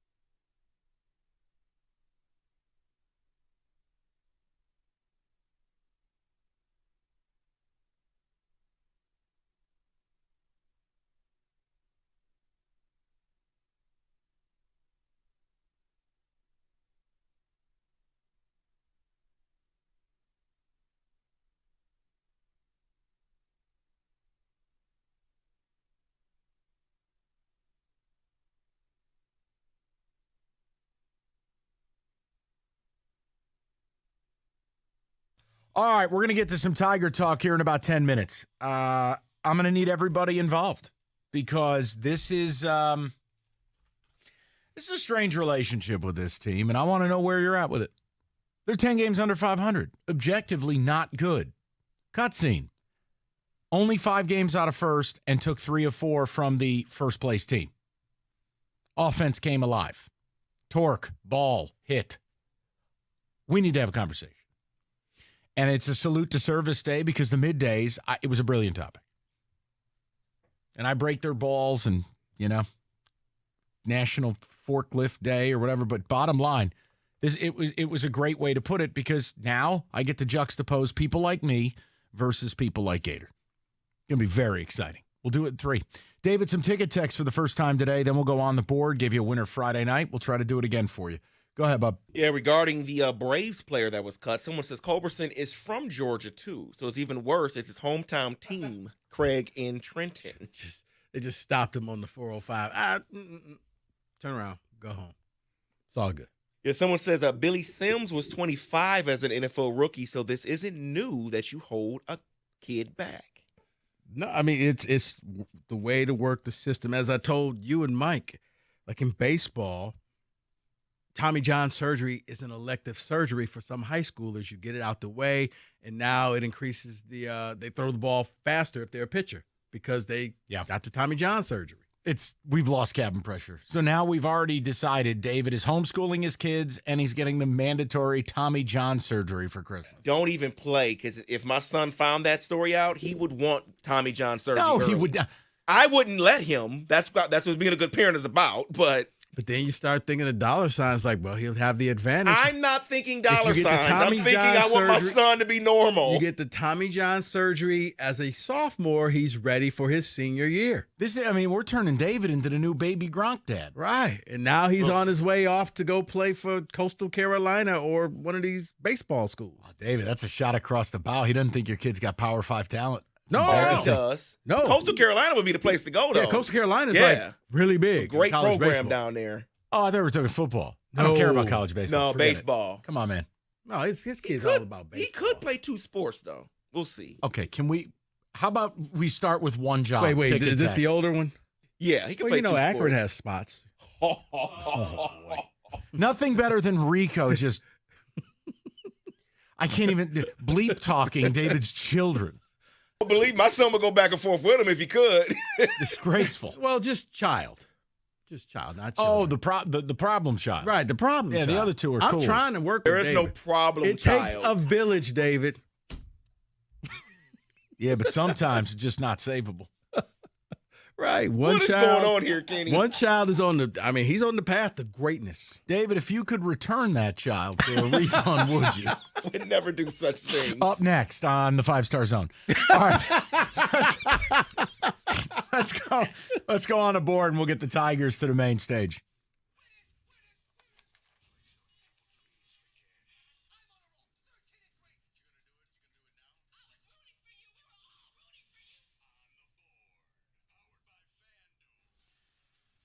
All right, Friday night we gave you the over in the Tigers game, and that was a win, so that's nice. And as you know, I don't love baseball betting. I'm very skittish on it, and I don't like giving out picks on the air because here's the problem. If you just dive in and bet randomly, you're probably going to get hurt. Baseball requires bankroll, baseball requires patience, and you have to do it over the long haul. And you have to be willing to lose before you win betting underdogs. So with that said, I'll try to find you some stuff, and we'll have a little fun. But be very careful with baseball. It's not for the faint of heart. And it's why I generally don't do it. Let me offer you the Tigers at a value, right? We're about to talk Tigers. Now, even though they're only 4-6 in their last 10, let's just look at the way they played this past week, and specifically the last 4 days. The Tigers are at home welcoming in the Kansas City Royals, and there's no value just betting the game minus 140. Kenny has a play on the total, so I can't offer it. So what if we did the unthinkable? And it's worse than you making fun of David's children. What if we offered Tigers plus 135 on the run line? The Royals are putting Jordan Lyles on the mound tonight. 0-11. He's a train wreck. I didn't even know Jordan Lyles was in the league until a month into the season. Royals are horrific. Tigers hitting the ball. Do we take the Tigers laying a run and a half at home to get plus 135 to the good? Yeah. Okay. Watch this. Tigers will be up 3, give up meaningless 2-run bomb, win by 1. That's how it works when you go with this stupid run line. But I'm trying to find value and a way for you guys to root for your baseball team. Tigers plus 135. Jordan Lyles is a grease fire. Rico. Mike, I'm going to go with the hottest hitter in Major League Baseball. Spencer Torkelson. Yes. I'm going to give you 2 different bets. We're not parlaying this, but just 2 different bets. Everything together. No. Spencer Torkelson to hit a double tonight at plus 310. No. But he has been crushing the ball. Bombs only. Spencer Torkelson plus 430 to hit a home run tonight. Done. Seriously. Listen, he's had a really good 7 to 10 days. What I'm not going to do is turn into Gator and go order a fathead. No. But it's been nice to see, and he's been driving the baseball, and why not? Go for it. Right. But when a player is on a hot streak, you just... I'm in. Yeah. Kenny Cott, you got to play on the total tonight. Yeah, the Jordan Lyles thing was the interesting part of that. He's a gas can. He 0-11, and his ERA is almost like 7. Just not very good. I like the over here. Thank you for the analysis of just I know, not man. very That's what I'm good. here for. Not good is the analysis, but over 9 runs, minus 114. I think that's your sweet spot. You can parlay that with your run line if you like. That's a bad idea. You get plus 280, and you add the Torkelson home run. No. Now you're talking plus 1,182. Okay. Let's go for it. And this is why the sports book's in business. Don't do anything that you just said. No, do the over, though. I like the over as a play. Yeah, and Kenny, as you say, you can't risk it for the biscuit. Oh. Over, what is it? Plus, 1,000? Yeah. All right. Don't be Yeah, getting plus yourselves in 1,100. trouble. You like it? There you go. Yeah. You're just trying to take your stay paycheck. afloat till football. That's all this is about. Everybody calm down. Yeah. Now, David is on a win streak in the WNBA, which I can't believe those words have left my mouth, but here we've arrived. That money still counts. Yes, I am. On Friday, I told you to take the Mystics. They were an 11.5-point favorite. They won by 19. What town do they play in? The Mystics, they play in Washington. Okay. All right. Thank you. So what I'm going to do... Mystics? I get it now. Okay. I'm sorry I don't follow it. So what I'm going to do today is the WNBA is off. So I will be off today. That's a crying shame. I will take a break, and I will be right back at it tomorrow. Happy Juneteenth. They're off. Is that serious? Is he being serious? Yeah, that's why they're off. That's why the league has the day off? Yeah. I didn't know that. Yeah. I think it's a national holiday. Well, how come we don't have the day off? Well, never mind. I'll be quiet. Because we don't get America's birthday off. So what makes you think we get Juneteenth?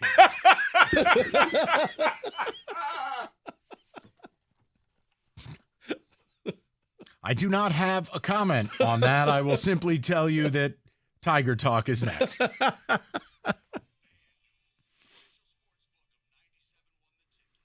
All right, nobody likes home runs more than Rico Beard. I mean, last year the man made a mint on the Aaron Judge prop. He hands out some pretty good home run deals. FanDuel has a way to play on Tuesday nights, $5 Dinger Tuesdays. Each Tuesday, all customers get $5 in bonus bets for every home run hit by both teams when you place a $25 to hit a home run wager on an MLB game. And the best part, if your bet loses, they give you $5 for every home run in that game. So, no better place to bet. It's FanDuel. You can sign up, FanDuel.com/ticket. That's FanDuel.com/ticket. 21 and up, present Michigan. Bonus issue, non-withdrawable bonus bets that expire 7 days after receipt. Max bonus $25. Restrictions do apply. See full terms at FanDuel.com/sportsbook. Gambling problem, 1-800-270-7117.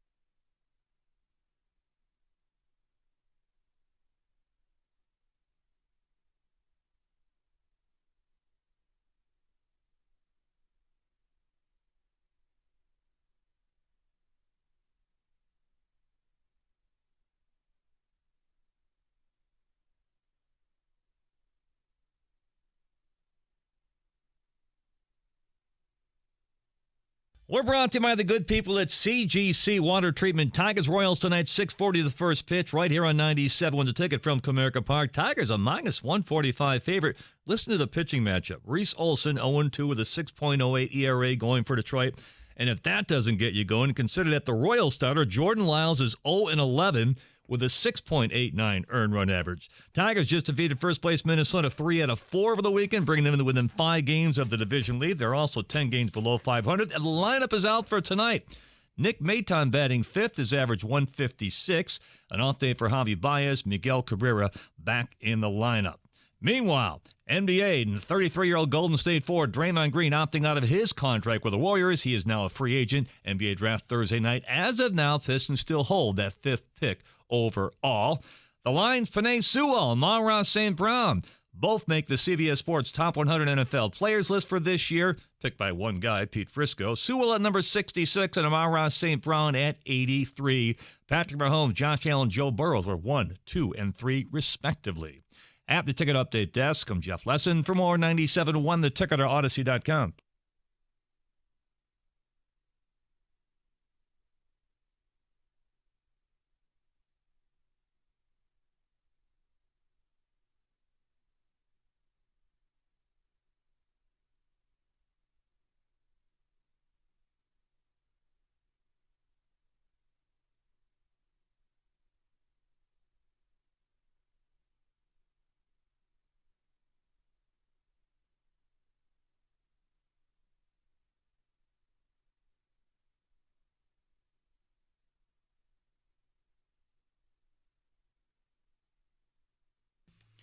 Thanks, Jimmy.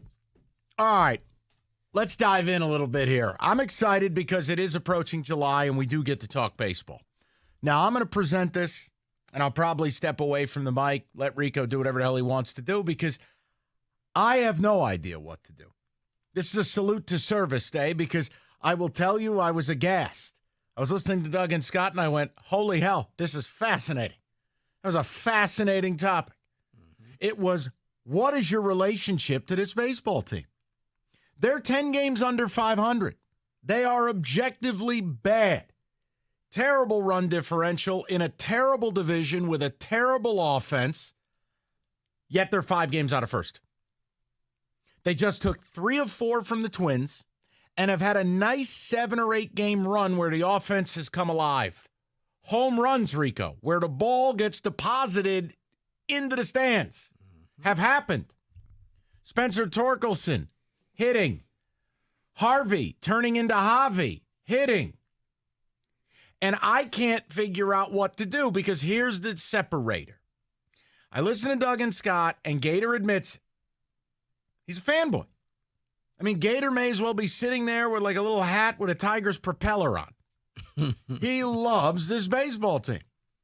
And he's all in. Why not us? I mean, he sounded like Gordon Bombay and the Mighty Ducks. And then there's people like me, where I'm sorry, but the Minnesota Twins, if they're in the AL East, they're 13 games out of first. Not a division leader. If the Minnesota Twins were the Seattle Mariners, same record. They're 8.5 games out of first. They're not leading any division. This division is so bad, and you're 10 games under 500 within said division, I have a hard time buying in. But then I look at this. I think about I am a man of the people. I think about this community of ours. We have been bruised and battered.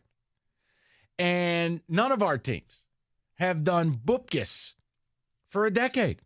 That's basically where we're at. So who the hell am I to get on the air and laugh at people like Gator, who just want to have F-word fun with their baseball team? It's a real emotional, psychological mind bleep. So I want to know what everyone's relationship is with this team. You can't say they're out of it 5 games out, having taken 3 of 4 from the someone's got to be in first place Twins. But I also can't say they're in it when you're 30 and 40. What exactly is this team? Because here's what I'll tell you. What's today's date? June 19th. Month from today is basically the trade deadline. Rico, they're either going to play their way to being interesting for real, Or a month from today, we're talking about what parts they sold off. So I thought it was job well done with Doug and Scott. And I said, F it. I'm open about it. I'm stealing it. We're doing this deal. I want to know. Now, I know you're going to be smarmy. So No. I'm not going to be smarmy. You're wearing that Niners shirt. You're all cocky. We know. We know what's up. Chain is out. You're feeling good. Sun's out. Like, we know. We know the way you saunter in. Well, I'm Paul Serra now. Yeah. I saunter. Dude, he sauntered in. He had his buffs on, the whole routine. I can't. So I know what I'm going to get from you. You like that new pair of sunglasses? Those are hot. Thank you. You're hot. No, actually, I was talking to David pre-show on the phone, and this was before, then I heard what Doug and Scott had to say, but I had the same idea of this team puts you in a weird situation. Correct. They're the epitome of if you're being chased by a bear, you don't have to be the fastest, just faster than the slowest. You just have to win a bad division, and they just took 3 of 4 with one of the worst teams in baseball at home, Kansas City. 19-52. You're 5 games out. And then you get Minnesota again this weekend. Listen, if you have a hot week and you're able to go 5-2, you may be sitting there 2 games out. Yeah, 2 games out. But this team, I think the best way you could think of it, Mike. But they're not good. No, they're not. This team is like a person who literally lives paycheck to paycheck. And they're almost barely making the bills, and they're barely doing whatever. And they're just hoping that with the next check, they could get over the top if they could just pay off this and get rid of that. They're constantly in the hole. That's what this team is. But you're not totally out of it because you do have money coming in. They're winning enough games to stay interesting. The best thing, you don't play in the East. You don't play in any other place. You're in this neighborhood. And this is a horrible neighborhood. But you ain't have to worry about all that other stuff. Do I think this team can win a World Series? No. Do I think this team could possibly win this division? Uh-oh. It's possible. Oh, no. It's possible. Oh, God. They're in the – but that's just it. You want to write them off? They won't go away. This is like in the movies, though. And the woman can't let the guy go, and the guy is out there, and he's just with a different chick every night. I mean, she walks in on it 3 or 4 times and still won't let him go. That's this team. Yes. Every time you buy in, boom, they stoop somebody else. Every time. Javi cleaned up his act. He shaved. He's back. He's not. He's back. He's not. He's got flowers in his hand. Right. I'm back. Cut scene. I'll do better this time. 3 other women. Cut scene. Flowers and chocolates. Cut scene. Right. Crashed your car. Right. Cut scene. Here's a puppy. Right. I don't know what to do with them. So here's the question to the people. What are you doing with them? Now, you could tell me you are emotionally dead inside. It's not a great product. I don't buy into it. They're just going to hurt me in the end. You could be Team Gator. I mean, Gator was over there strumming something. It wasn't his guitar. He was all pumped up today. They could do it. Why not us? Magic. Because you separate the division I can't. from baseball. I can't. Okay? I can't. The you live on this block. And on this block is an abandoned building, a crack house, and a burnt down house. You sound like you have a specific block in mind. Do you just want to tell the people? No, you just have to have the best house on the block. You're not trying to move to West Bloomfield, so just this house. So we're clear. Block. Rico's analysis of your Tigers is, hey, let's have the best crack house on the block. That's what you're offering the people. We have running water. Yes. 248-539-9797. Guys, everyone is welcome because I can't tell you you're wrong. Look, it's one thing when they're sitting there losing 9 in a row, can't score a run. It's pathetic. Then when you're about to bury them, it's like the woman they found in the coffin who ended up being alive at the wake. Did you see that? Yeah. That's the Tigers. Hi, it's me again. And they're back. And they're only 5 out. And you're like, how? I just watched 2 awful weeks of baseball. We're approaching. Well, you went up against first place teams in the Diamondbacks, in the Braves, and don't say the Phillies are not a first. No. But I'm saying it just back-to-back series, and But you how look like can a last that place be team. the argument? Hey, as long as we only play rat feces, we're going to be okay. That can't be the argument. Because the rest of your division, take a look around. It's doable. I'm going to throw the number out. Whether you're Team Gator, whether you're like me, whether you're in between. Guys, I'm trying to figure out what you as an audience are thinking and where you're at. You know where I'm at. I find it very hard to buy into this product. Very. And I don't want to hear about, oh my God, well, if Riley this and if Erod, guys, injuries are baseball. Mm-hmm. Like no team goes through the year without it. I can't sell you that all of a sudden, wow, Scooble's back and Erod's, we're going to go on this big run. Are you? Are you sure about that? I mean, do we really, am I going to really be watching Matt Vierling 420-foot bombs all summer? Torque has one good week in his life. I'm supposed to buy that he's now the anchor? Like, it's hard for me to buy in, but it's not wrong to do so. 248-539-9797. Now, if one person is more cynical than me, it would be David. David, where are you? What is your relationship with this team? They suck. Oh, I'm come sorry. on, David. I cannot get in on this Tiger stuff. While I understand that they're not far off because the division is so bad, and yet they beat the Royals, or they beat the Twins, and they got the Royals and the Twins. Right. Can I ask you a question? On the road. Sure. I want to ask a question. And hold on. And the one game they lost, probably should have won. They should have won that game. If they're 4 games out a month from today, what's your viewpoint? Sell.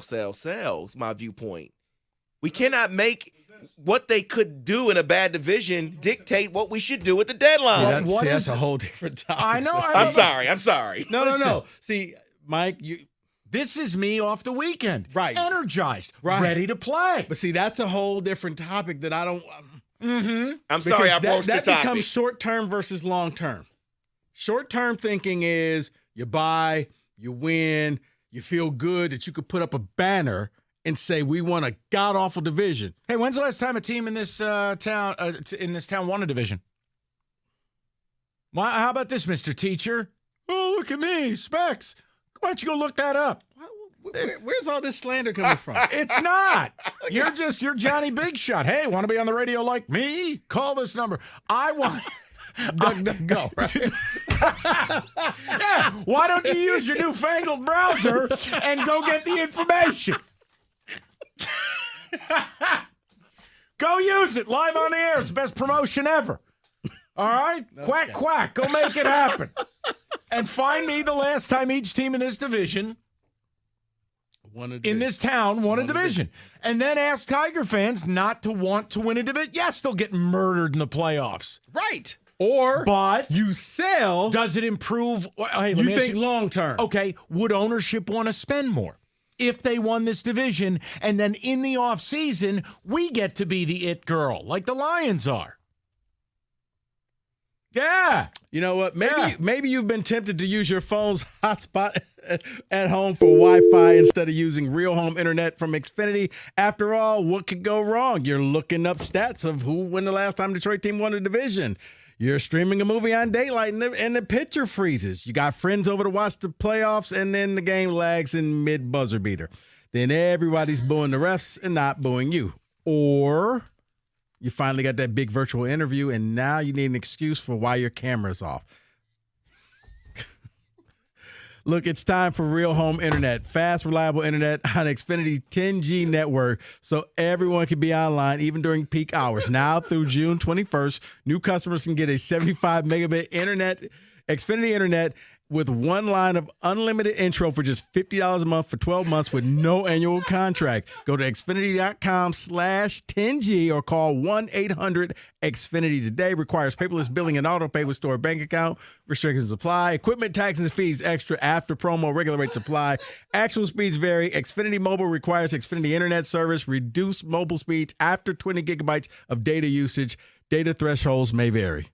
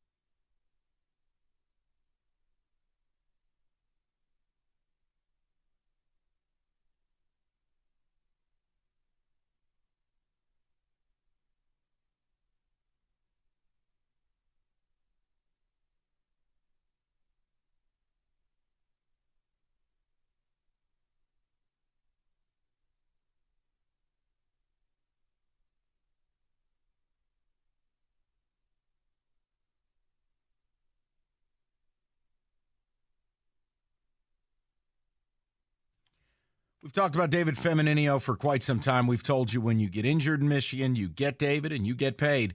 We also want to tell you, when you get David, you get elite communication. You get the best legal team in the state. And when you get David, you pay nothing until he wins your case. If you are injured or know someone who has been, tell them to get David and get paid. 855-65-CRASH. That's 855-65-CRASH. Or you can go to the website, getdavidgetpaid.com.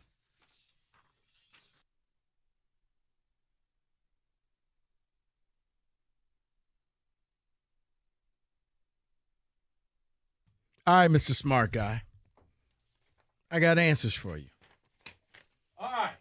Go ahead. Because I want to know, like, look, we're asking about the Tigers. They take 3 or 4 from the Twins. All of a sudden, they're only 5 out. Yet, they're 10 under 500. Does the division quality matter? Does it not? When's the last time these teams won a division in this town? You used the thing, and you got it. Go. Got it. They should have to pay for that. I want to make a motion, David. They should have to pay for that. The quack? Yeah. Okay. Carry on. All right. The last one, 9 years ago. It was the Tigers. Okay, so can I 2014. Can I call it a decade? Decade. Next. 2014. After that, it was the Wings. 11. 2011. That's 12 years. They were still in the Western Conference when that happened. I just looked it up. I was like, man, they were in the West. They were with like Chicago and Nashville. Keith Primo played. Right. All right, next. Then it was the Pistons, 2008. 15 years. Oh, then you're going to love this one. Oh, Lions is 91. The Lions, 93. Okay. There you go. It's 20 years. So how do I tell people like Gator that they're wrong? I mean, I just have a standard that if I know something is 30 years. Yeah, I know. No pun intended. If it walks like a duck and quacks like a duck, it's a duck. I'm making a point. David, that's the opposite of no pun intended. I'm making a point with this team. I know they're bad. They are bad. Yet, they're 5 out. And no one wants this division. So I want to know what your relationship with this team is right now. Are you in? You out? You haven't even paid attention? What is it? Or is there something they need to do? My argument would be 3 weeks from now, 4 weeks from now, if they're 3 games out, 4 games out, 2 games out, 5 games out, if they're in the mix, you have at least some of my attention because, Rico, if it's late July and you're 3-4 games out of first, what am I going to tell you? Am I going to tell you to root against your team? No, this isn't the NBA. It's not hockey. There's no Connor Bedard who's going to save us. There's no Wimbayama. No. Right. What do I do? I could say they suck. They do. But somebody's got to win this division, right? Right. And that's where they are. Just when you thought, because remember, they lost 9 in a row, and you thought, okay, Baez was just batting second just to tick you off. And now, all of a sudden, they go to Minnesota, win 3 or 4, and you're like, wait, they're not out of this? No, and that's the whole point is they're 5 games behind that bet. And right now, the Twins are going to play the Red Sox the next couple of nights. The Red Sox are 37 and 35. They'd be up 4.5 games in this division. They are currently 13 games out of first in the East. If the Twins don't play well against the Red Sox and you do what you should do against sweep the Royals. Yeah, right. 19 and 52, you should sweep the Royals. Rico, you could easily find yourself 3 games out by Thursday. Right. That's how it should work. With a 3-game homestand against those Twins. So you know what, people, if you don't care, you want to hear more animal sound effects, we can do whatever you like. 248-539-9797. Let's get to the people. Go to Will, 97.1. What's up, Willie? Yeah, I was going to say that how can you not be excited? First of all, they got rid of Avila. That was the first step. And I really like this new GM because he was GM for the Giants. And we got all these young players. Green, I think it was in May, Green batted like .330, and he got injured. And now we got Torkelson. He's waking up. We've got all these young players that are starting to wake up. It's going to take time because we're going through growing pains right now. But this is an exciting team because we have youth and talent, and we have an excellent GM. How can you not be excited about this? Easily, because they're 10 games under 500 with the worst offense in the division. Factually. Yeah, but sure. But look at the way they're playing and their attitude and how does okay? But hold on. So look, they took 3 of 4. They started scoring some runs. Call it the last 6 games. That's great. Right. Will, it's late June. We're 70 games deep, and they've played well for about 8 of them. What am I supposed to do with that? When you say, how can't you be excited, I'm offering you my perspective of why. Because of the fact that these guys are all young. But that's a misnomer. They're starting to hit. But that's a misnomer. Hold on now. Wait a second. You say they got all these young players. Okay. How many young foundational core guys do they have up here? Green and Torque. Who else? Well, these other guys are more role players, but I believe Green and Torque are going to be all-star players. I hope like hell you're right. The problem is there hasn't been any evidence to suggest it.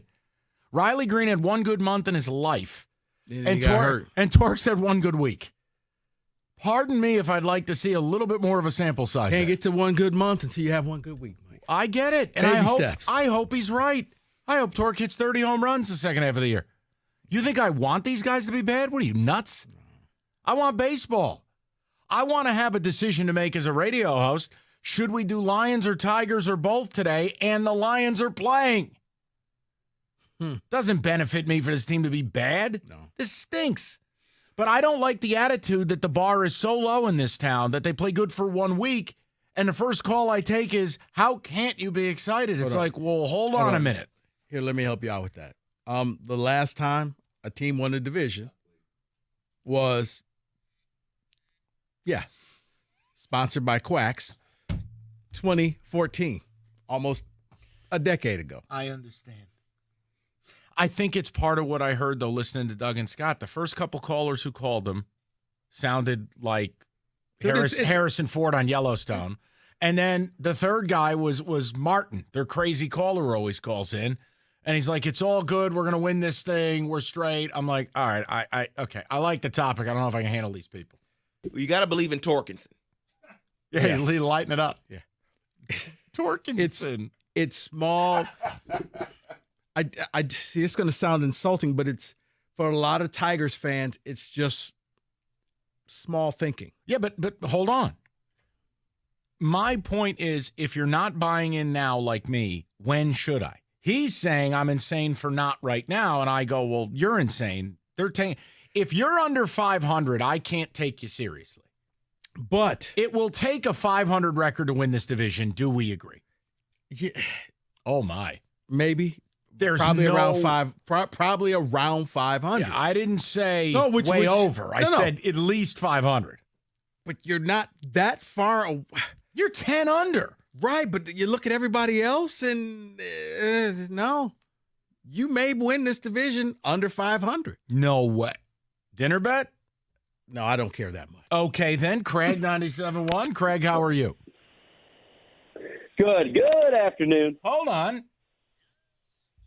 Welcome. So I'm not so much like excited and all bought in, but it's kind of just the why not factor. I mean, if the options are 10 games below 500 and 20 games out of the division, or 10 games below 500 and 5 games out of the division, why not see what these young guys can do when they're still engaged throughout the entire season instead of just it being over by June 2nd? And as long as this doesn't really change the outlook of the Tigers from the front office, as long as we're not selling off prospects to make a push for the division or not taking good deals for guys like Erod or Lang or anyone out of that back end of the bullpen, why not have fun with it? Stay engaged with this team. I'm not watching every night, but I'm keeping an eye on the score every night. Sure. I'm not making plans around the Tigers, but No, Craig. like you Craig, said, if you're gonna begin making plans around the Tigers, I'd like to think it's after Labor Day and we are in a pennant chase with 20 games to go, and you're a game up or a game out or something like that. I agree with you totally. It's just figuring out what the hell to do with these guys. You have to separate. Yeah. It's don't look at it, can this team win the World Series? This is a totally different. Can they just win a division? That's where the bar is. It's low. Sorry to say that. But if you start looking at the gram, you saw what happened when they played really good teams. They got destroyed. Oh, can you just be the best of the worst? And maybe it's possible. Yeah, 1,000%. And I think most rational fans, I understand that most rational fans aren't calling into your show, but I am one of those fans. Thank you, Craig. See this team as not a great baseball team. There's so many holes, so many flaws with it. But, you know, Rico, like you say, if you're the best of the world, somebody has to win this division. So can I ask you a question? Let me ask you a question. Yeah, absolutely. Work with me on this. So, Craig, you're calling us in, let's say, 4 weeks. We're 3 days before the deadline. Reports are you've been offered a haul for Alex Lang. One problem. You're tied for the division lead. What is your response? What should they do? See, everything for me is about the long-term future of the team. Mm-hmm. So tell me, Craig, how you view it. You're Mr. Rational. What are you going to do? Yeah, I mean, they absolutely should sell Lang for a haul of prospects. I mean, again, this team in 4 weeks, best case scenario is 5 games below 500. And it's like, you have to look at the whole long-term outlook of the team as what their record is. But as a fan, why shouldn't I be somewhat engaged with this team as long as they're within striking distance of the division? I think, Craig, it ultimately comes down, you asked the question, I'll give you the answer. I think it comes down to, I don't want to sound like a jerk, I think it comes down to whether you have a standard. I think it comes down to whether you have a standard as a fan. You know, like it's always in college football, we put standards out there and we say, well, this program should do this. But no one ever wants to do that with their professional team. Everyone lets the Tigers off the hook every year. The Lions off the hook. The Red Wings. Now, we're only now starting to see, well, hey, Yzerman's here. It's year X. We have to have a standard. We have to make the playoffs. You know, we're only now starting to see it with the Lions. There's no one ever carries over the things they think about Michigan football and carries it over to their professional teams. I have a standard. I want to see a product on the field that I can get behind and go, you know what? They can be dangerous in the playoffs. Chip in a chair. Let's go do it. But see, your standard goes away once you stop winning. When Michigan stopped winning for that 15 years, I don't know what you're talking about. You didn't have that same standard. They never stopped winning. They did. Never. When you went through the Rich Rod and the Brady Hoke years and the early Harbaugh years, you were. But I'm saying, Mike, you don't get it, do you? No, I do. That has been washed away. Oh, that doesn't exist. I know. It's not a part of their history. I know. 248-539-9797. Like the Ward Manual Rent-A-Car. Sparty. Doesn't exist. Hungry Howie's 50th anniversary, celebrating 50 years of flavor, and they have served great pizza, fresh dough made in-house daily, 100% real mozzarella, and 8 different flavors of the flavored crust that they themselves invented. Mix and match every day, $6.99 menu items, and special items all summer long. They're going to have a complete football lineup as well. Right now, the 73 Classic, $9.99, 73 slices of spicy pep, $9.99. So whether it's a Friday night, a game night, or anything else, you don't feel like cooking, give Hungry Howie's a call. Limited time only. It's Hungry Howie's.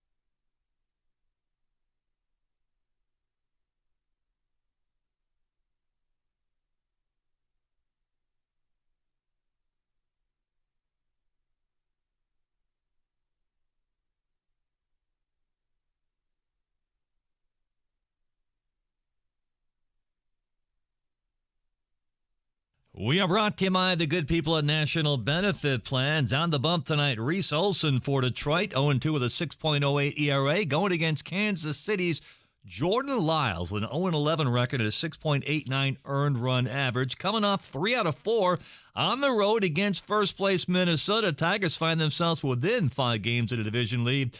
First pitch tonight, 6:40 from Comerica Park, right here on 97.1 The Ticket. Tigers a minus 145 favorite for those who indulge. Meanwhile, 33-year-old Golden State forward Draymond Green opting out of his contract. He is now a free agent. NBA draft Thursday night. Pistons still hold that 5th overall selection. The Lions, Penei Sewell, Amon-Ra St. Brown both make the cut for the CBS Sports Top 100 Players in the National Football League. Sewell at number 66 and Amon-Ra St. Brown at 83. Mahomes, Allen, Burrows, numbers 1, 2, and 3. At the Ticket Update Desk, I'm Jeff Lesson. For more 97.1 The Ticket on Odyssey.com.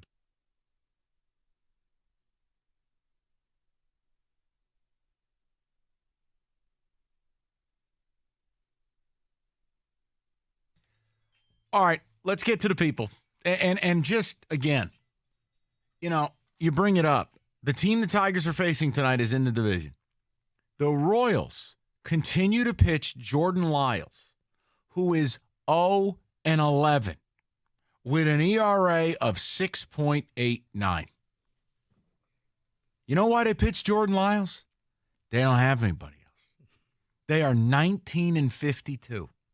Your Tigers, if they are remotely for real, you take 2 out of 3.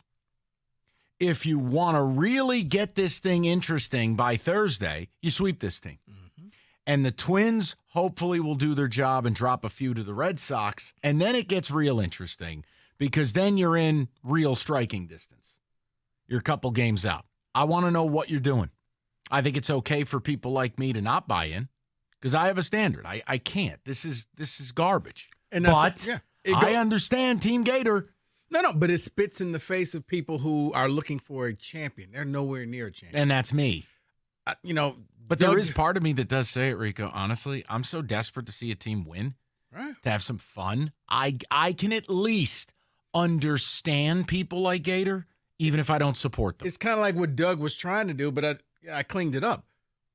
In football, winning the Big Ten West doesn't mean anything. No, you're a 3-touchdown underdog to the East. Right, you're going to lose, but you know what? You get to say, we won the West. You have something to shoot for throughout the year. And heck, think about it. That race went down to 4 teams in the final week. And it was exciting for those fans. They knew we can't beat Georgia. Yeah. But we could beat up on each other. Let's go to Matt, 97.1. Matty, what's going on, buddy? Good afternoon, guys. You don't have to give me the drop again. But hey, with Alex Lang and Erod's trade value today, not what it was 4 weeks ago, I kind of think they just sit tight and don't buy, don't sell, and see what happens. I guess at this point, Scott Harris hasn't completely lost, hasn't thrown away any trust we have in him. So you kind of hope that if somebody does blow the doors off with an offer for either one of those guys, he's going to take it.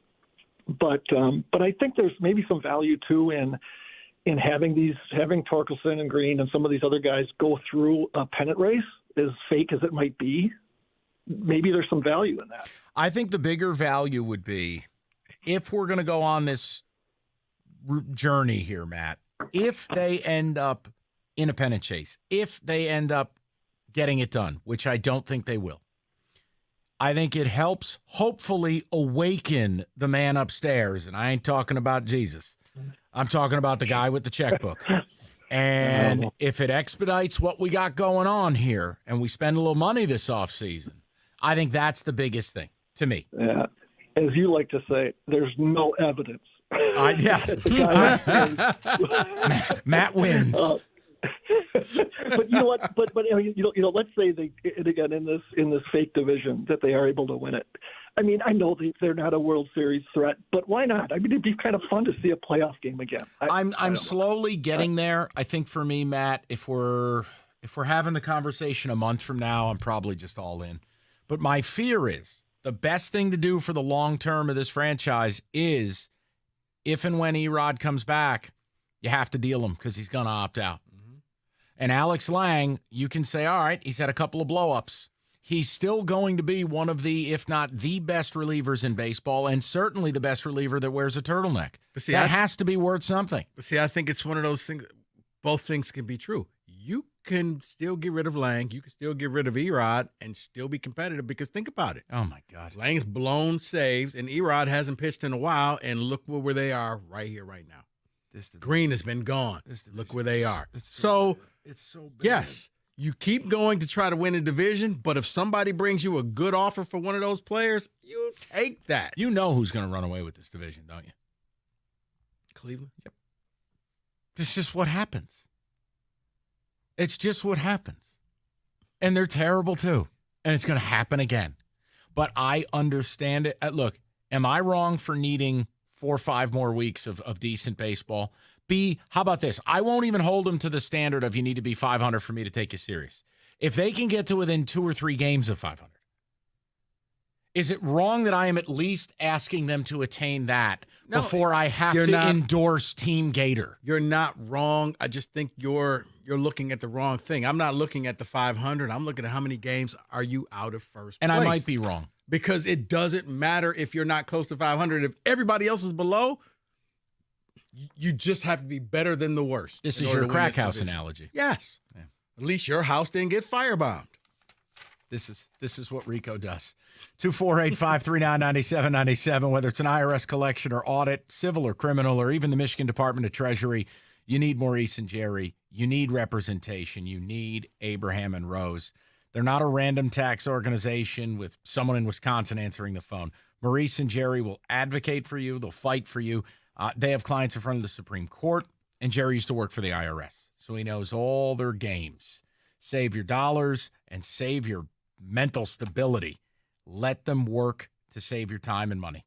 248-539-5040. That's 248-539-5040. And you will never have to deal with the IRS again. It is Abraham and Rose.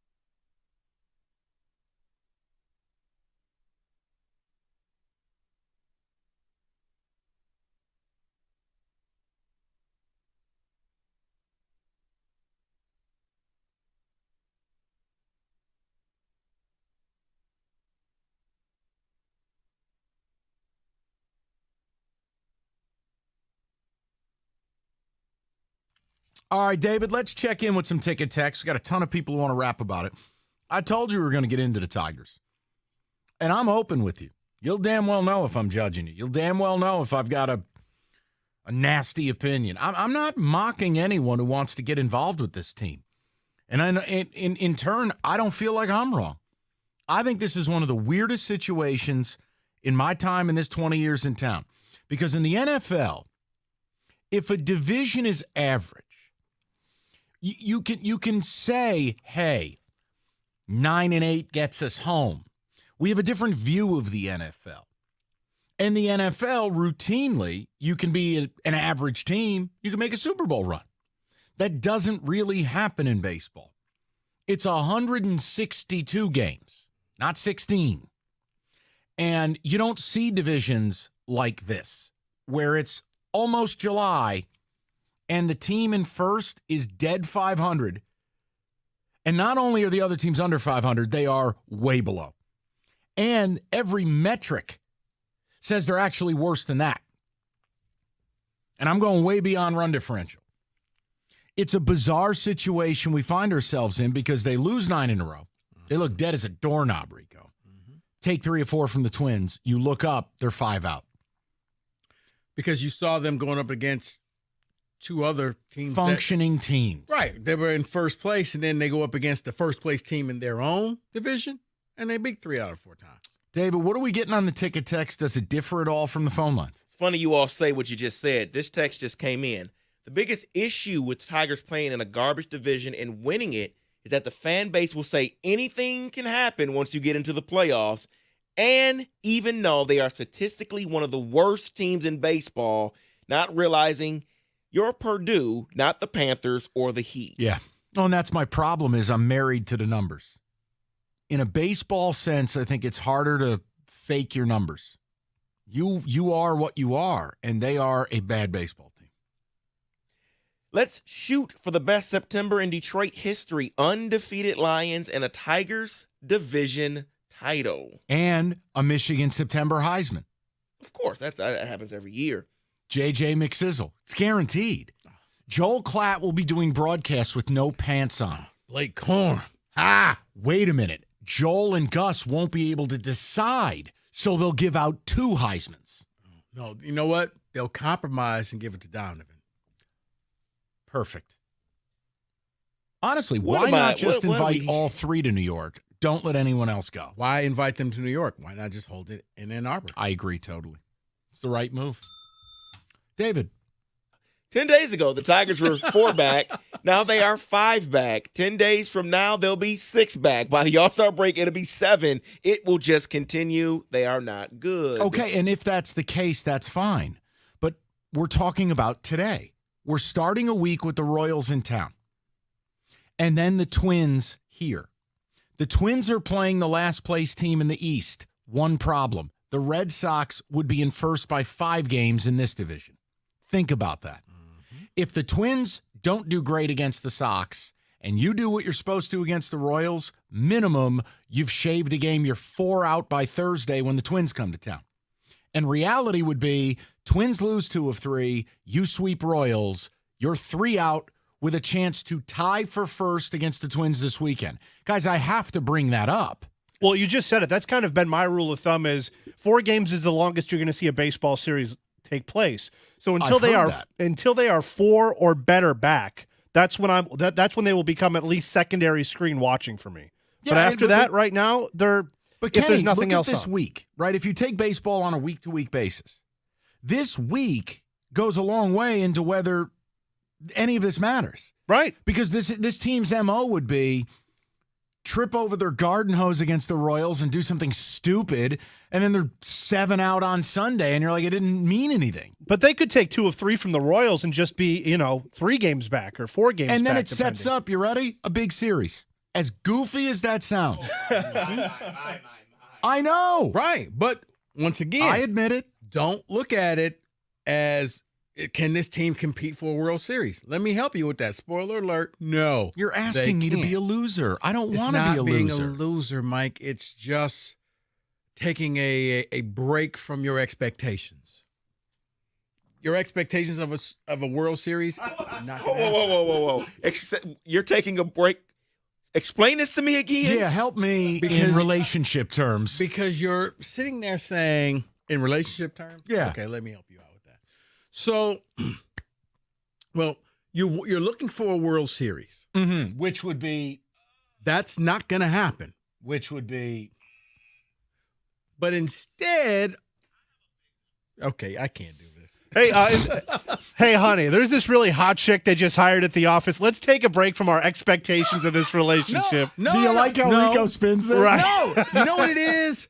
It's you just realize we went the whole weekend without fighting. That's a win.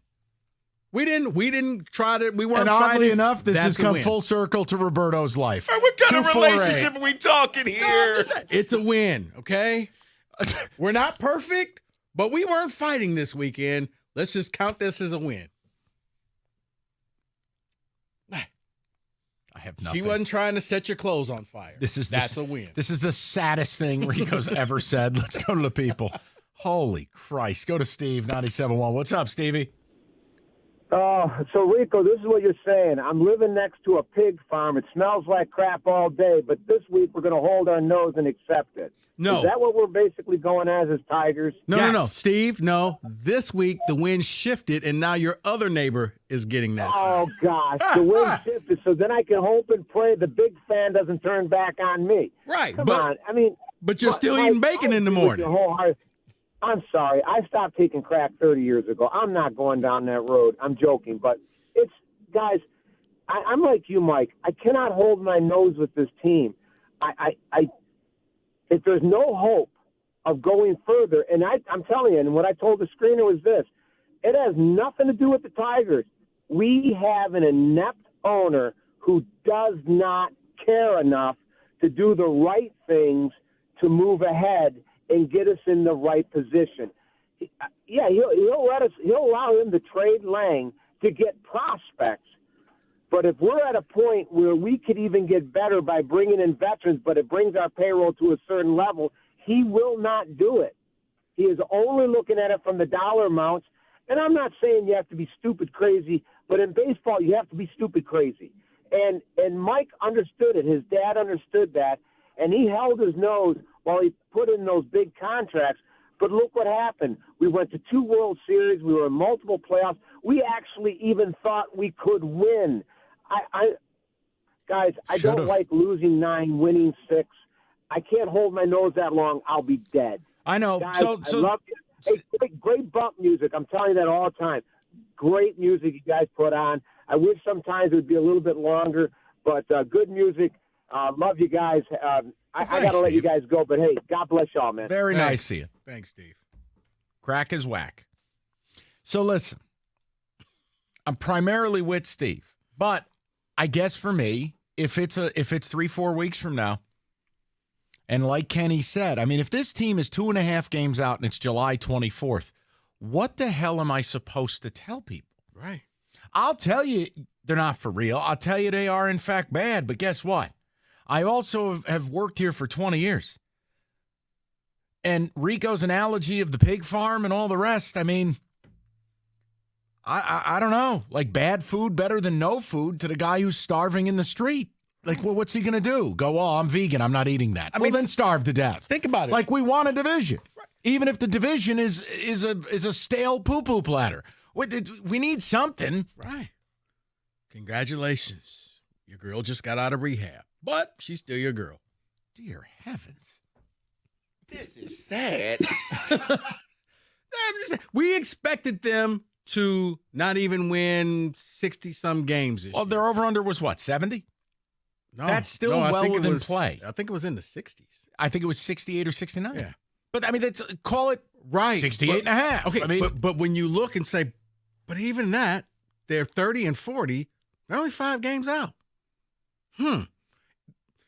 Once you realize we're not going to win a World Series, but winning this division is possible, you change your perspective and it gives you something new to root for. Oh, my girlfriend's on crack, not meth. Wow, it could be worse. Right. You're lucky Roberto's not here.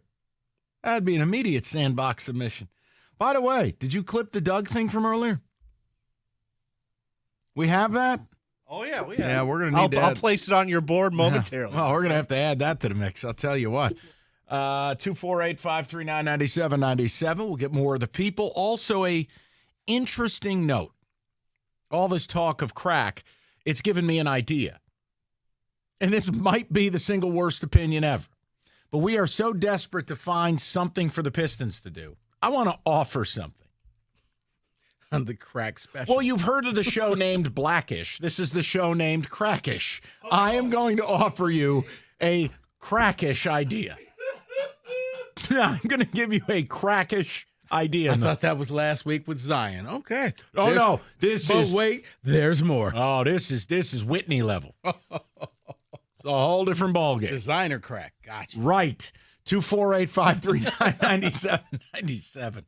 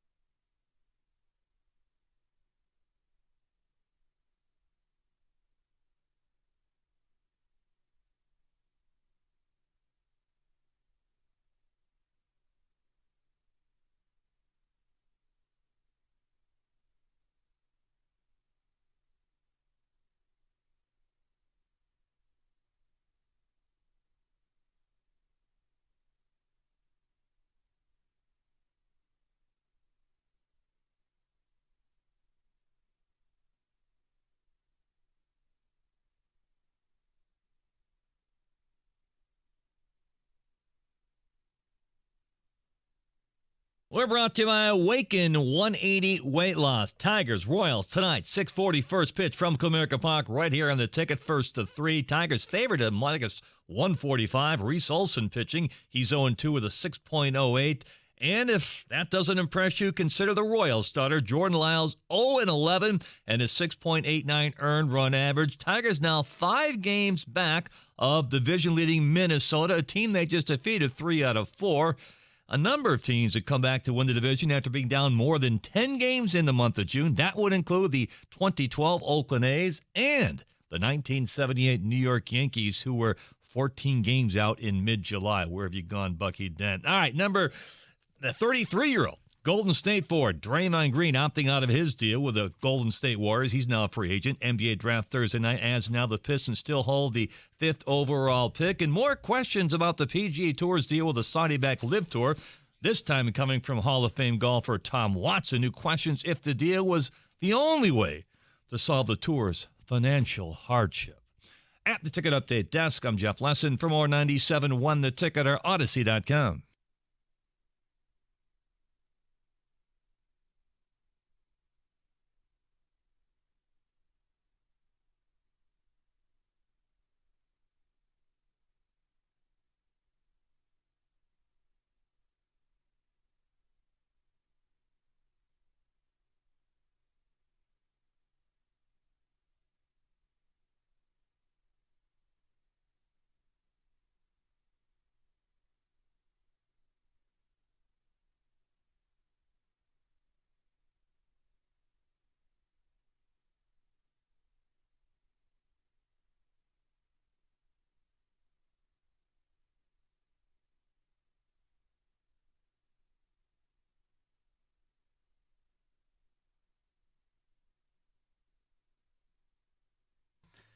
I got to tell you, there's nothing better than when David plays that song and Jeff Lesson is sauntering out of the studio. The look on Jeff's face is part entertainment, part rage. I love every moment of it. Rumors. Down in the Metamora area. So listen, we're talking Tigers because nobody knows what the hell to do with this team. Or as Rico put it, your husband or wife hasn't slept with anyone else this week, so it's a good week. Like, we know they're not good, yet they're 5 out. Not good, 10 under, yet took 3 or 4 from the Twins. One day at a time. The refrain is someone's got to win the division. I want to know where you're at. Look, Gator may as well have been lathered in nacho cheese earlier because he was partying in the middays. I mean, he was selling you a Disney movie. Why Not Us? Chip in a chair. Erod's coming back. Scooble's coming back. I mean, I'm like, all right, take it easy. You're 10 games under 500. However, I can't make fun of Gator because they are 5 out. You have the Royals in town this week. Garbage. Every bit as bad as the A's. Tonight, you're facing Jordan Lyles, 0-11 with a 7 ERA. Mm-hmm. And then you get the Twins here. Why couldn't you be at the end of this week 2 or 3 games out of first? The answer is there's no reason you couldn't be. So I'm just asking the question, what is your relationship with this team? Doug and Scott did a great job with the topic. Now, I'm taking it a different direction than they did, but it's, guys, what else do we have? I mean, I want them to make trades, and I want them to build for the future, but if they're in first place at the trade deadline, what am I supposed to say? This is not the Yankees. All right, this is a franchise that has been largely terrible for a decade. Mm-hmm. If they have a chance to win a division, what am I going to do? See, I think you could do both. You can, if you got a chance to sell your pieces, you go ahead and sell them. You're 5 games out of the division. Now, how are you going to explain that to Gator? You'll break his heart. No, you're not. Scott, what's going on right now? Riley Green, not there. Erod, not there. Like, people, Veerling just came back. Like, you're missing people. They're not. And you're still finding a way to tread water. I know. So, short-term thinking, fine. Win the division, hang the banner. You got something to root for that's not Miggy related. Oh, I'm so tired of that. Right, but think about it. We're not talking Miggy because we're actually talking this. Long-term, get the Hall of Players, and maybe now you have something to build upon. Now maybe somebody will look and say, you know what, Detroit's not that bad. maybe I want to go and play for the Tigers. And in about 10 minutes, I'll offer you one of the most crackish ideas I've ever had. Sound fair? To the people. Ed has been patient. He's up next. He's leading the 4 o'clock hour. Hi, Eddie. Hey guys, thanks for having me. Listen, don't take the blue pill, take the red pill, guys. Take the long view, okay? I'm not giving up anybody with a pulse. For the next 2 years, they're a bad baseball team in a very bad division, and even in a very bad division, they have the possibility of being able to win it. I have to be hopeful for them because the truth is they're a bunch of young guys, and at some point in time, the good ones are going to get good. I'm not giving up any bodies, man, because the baseball world is full of 260 hitters. It's just whether they're functional 260 hitters or not. Guys that hit great in situations, that kind of thing. Because there's only really 5 good teams in baseball. So, Mike, enjoy them. Don't bet on them. No. Listen to them on the radio. Don't go out your way to watch them on television. Well, I have to, and I do, and it's a love-hate thing. But, Ed, listen, a month from now, if they're doing what they're doing, you'll really have my attention. I find it very difficult based on the math and the numbers to give it to them right now as far as actually opening up my heart to winning this division. Mm-hmm. You got to get to August and be somewhat real. And the problem is this team's peripherals are awful. They're awful. Mm-hmm. Let's go to Nick, 97.1. What's up, Nick? How you doing, buddy? And Nick. Bye-bye. All right, let's go over to Eric, 97.1. Eric, how you doing? How you doing, Mike? Scorpio Mike. What's going on, buddy? I got a quick analogy for you for the Tigers. Sure. All right. Well, it's the boys of summer. You got the girls of summer. And, you know, you get that nice girl, and you think she's all that. And that, but, you know, you hung out with her. So, you know, she's not for you. But you might go back to her later on because, you know, she farts in bed. So you deal with it. You move on. And you just have no attachments. That's the Tigers, man. That's it. Okay, that's amazing. This is what we've arrived at. I mean, like, that's where I'm at. You asked me about my relationship with them. I'm telling you about it. I mean, she farts in bed, man.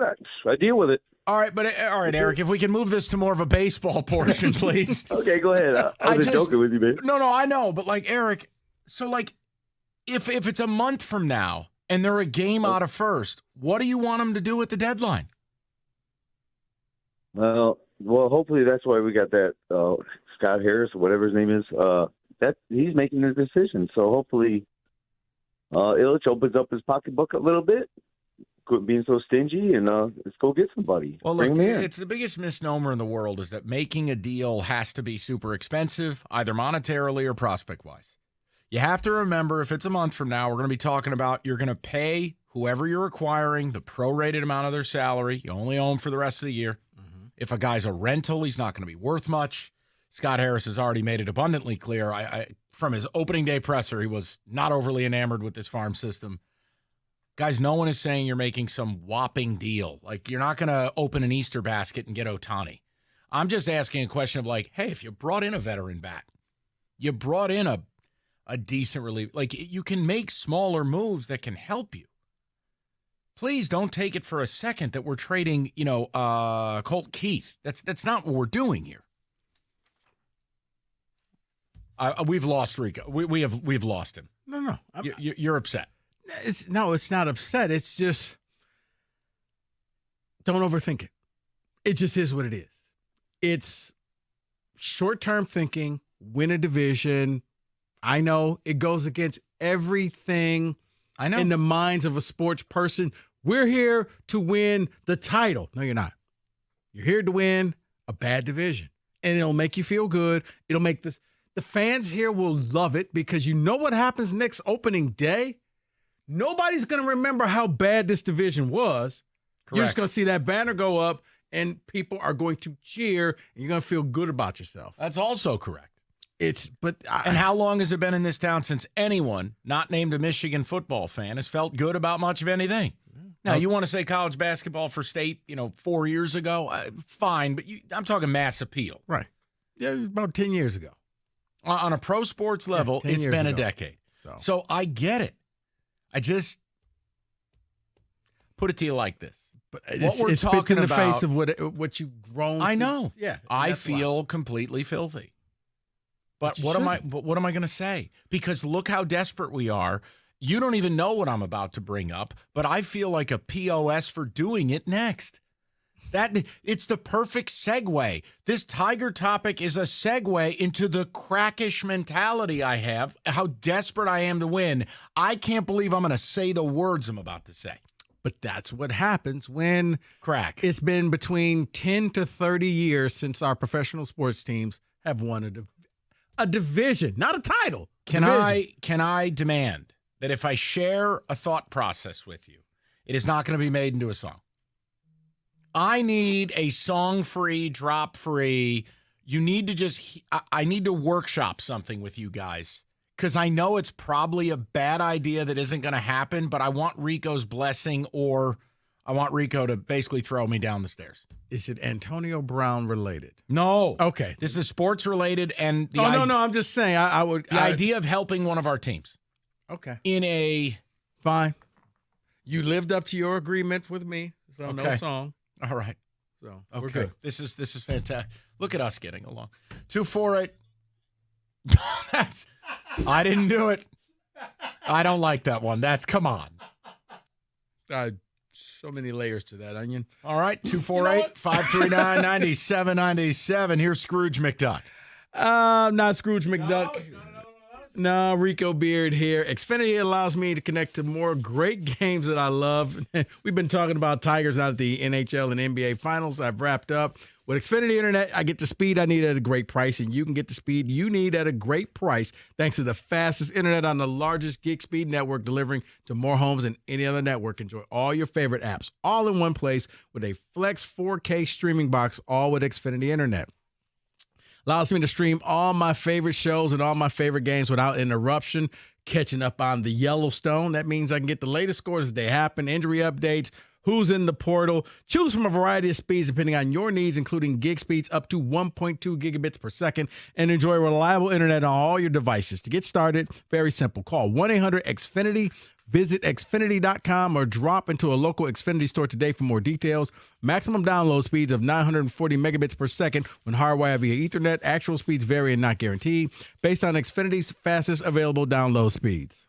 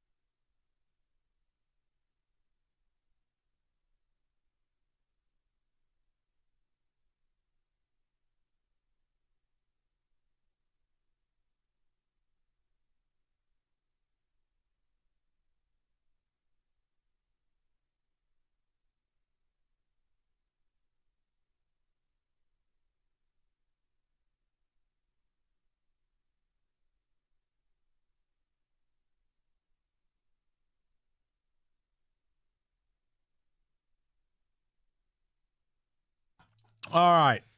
Now, look, we're going to get – I wish I could explain to people what just happened, but it's not relevant. We will get with the Tiger callers momentarily. But I want to mix this in. And I want to do something very few radio hosts in the country are willing to do. I'm telling you, this is a crackish opinion. And I'm not sure I even believe it. I'm being open with you. I'm doing the opposite of what most people in today's media do. I don't know that I believe this, and it's kind of crackheaded. Now, if you're willing to accept those two things, we can all walk down the road together, and I want to offer you this. News in the NBA today, not of the Bradley Beal trade, which is a joke, but no one cares. Draymond Green opting out of his player option for $27.8 million. Now, I want to lead with this. I don't know that this is a good idea, but I was piecing this together. This weekend, I think my heart was broken because the Cam Johnson reports came out, and the Nets are all but certain, that's a quote, that they've convinced him to re-sign with the Nets. Well, the other thing is he's restricted, meaning Cam Johnson doesn't get a choice. You can make him an offer, and they'll simply match it. Oh, hi, Kenny. Better late than never. There we go. So with Cam Johnson seemingly off the board, and we know we're not trading for Zion, I started thinking about this. Go back to the press conference for the Pistons, and all they could talk about was culture. Talk about they put their locker room up against anybody else. Talk about what a good man Monty Williams is, right? What is Draymond Green known for? Culture. The Golden State Warriors all but admitted it was Jordan Poole who ruined the team, not Day-Day. And the team basically admits it's KD being soft. It wasn't on Day-Day calling him a bitch. I guess it was needed. It was needed. Now, Draymond Green, the reports are, obviously, it is an overwhelming favorite. He wants to go back to Golden State, but you don't opt out of $27.8 million, knowing it's not out there on the open market, unless you want to shop for leverage. So here's what I'm asking you. Crackish opinion alert. The Pistons are plus 60,000 to win an NBA title this year. They are not going to win it this year. They are not going to win it next year, right? Right. We're probably stuck at 5, which means we're taking another 19-year-old daycare center, right? Okay. You got a big 3 of Duren, Cade, Ivy, all under the age of 21 or 22, right? Okay. All right. You have cap space, right? Yes. Do you? This is a question, not an opinion. It's a question. Would you dare pick up the phone and offer Day-Day 2 at 60, only for him to spit in your face? 2 at 60 to help solidify a culture over the next 2 years with Cade and with Ivy and with Duren and whatever numbnuts you take at 5 to teach these guys what the hell they're supposed to do. Knowing we're not getting a free agent anywhere else. Knowing we're not going to take on the dead body of a DeAndre Ayton. Knowing that we're probably stuck. Would you even pick up the phone to see if there's any value in bringing him in for a couple of years? Almost like a glorified Udonis Haslem, shout out Heat Culture, to try to baseline this thing? Or is that full-on crackish opinion? Idea, rather, because I don't even know if I believe it. David, I'll let you go first. It's that bad? I'm saying no. What? Counselor, you presented a great case. Yeah, I don't want Draymond. I know. I don't think I do either. I don't want a piece of him. But do you understand where my head is at? I do. Other than where the sun doesn't shine? I get the concept of bringing a veteran in here, a veteran who's won, veteran who knows culture, yes, to fit in here and raise up the young guys. I get it. Knowing we're not going to win anything the next 2 years. Correct. See, that's what I think. That's the first part of the problem. Because you're not going to win and Draymond's going to demand so much, he's going to isolate himself from this team. You saw what happens when you just don't do what he says in practice. I know. Shout out Jordan Poole's face. Okay? I need to get this done. You're not doing this. That's great for radio.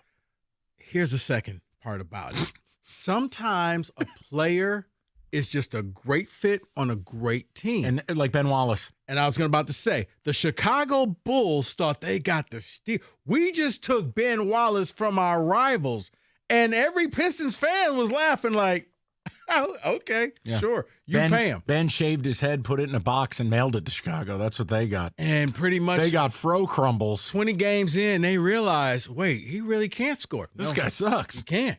All right. Draymond is a long way away from Draymond of 4 or 5 years ago when he was really contributing something. Right now, he's a vocal leader, but he knows my job is basically to get Steph and Clay the ball. And that's well, would it be to get Ivy and Cade the ball?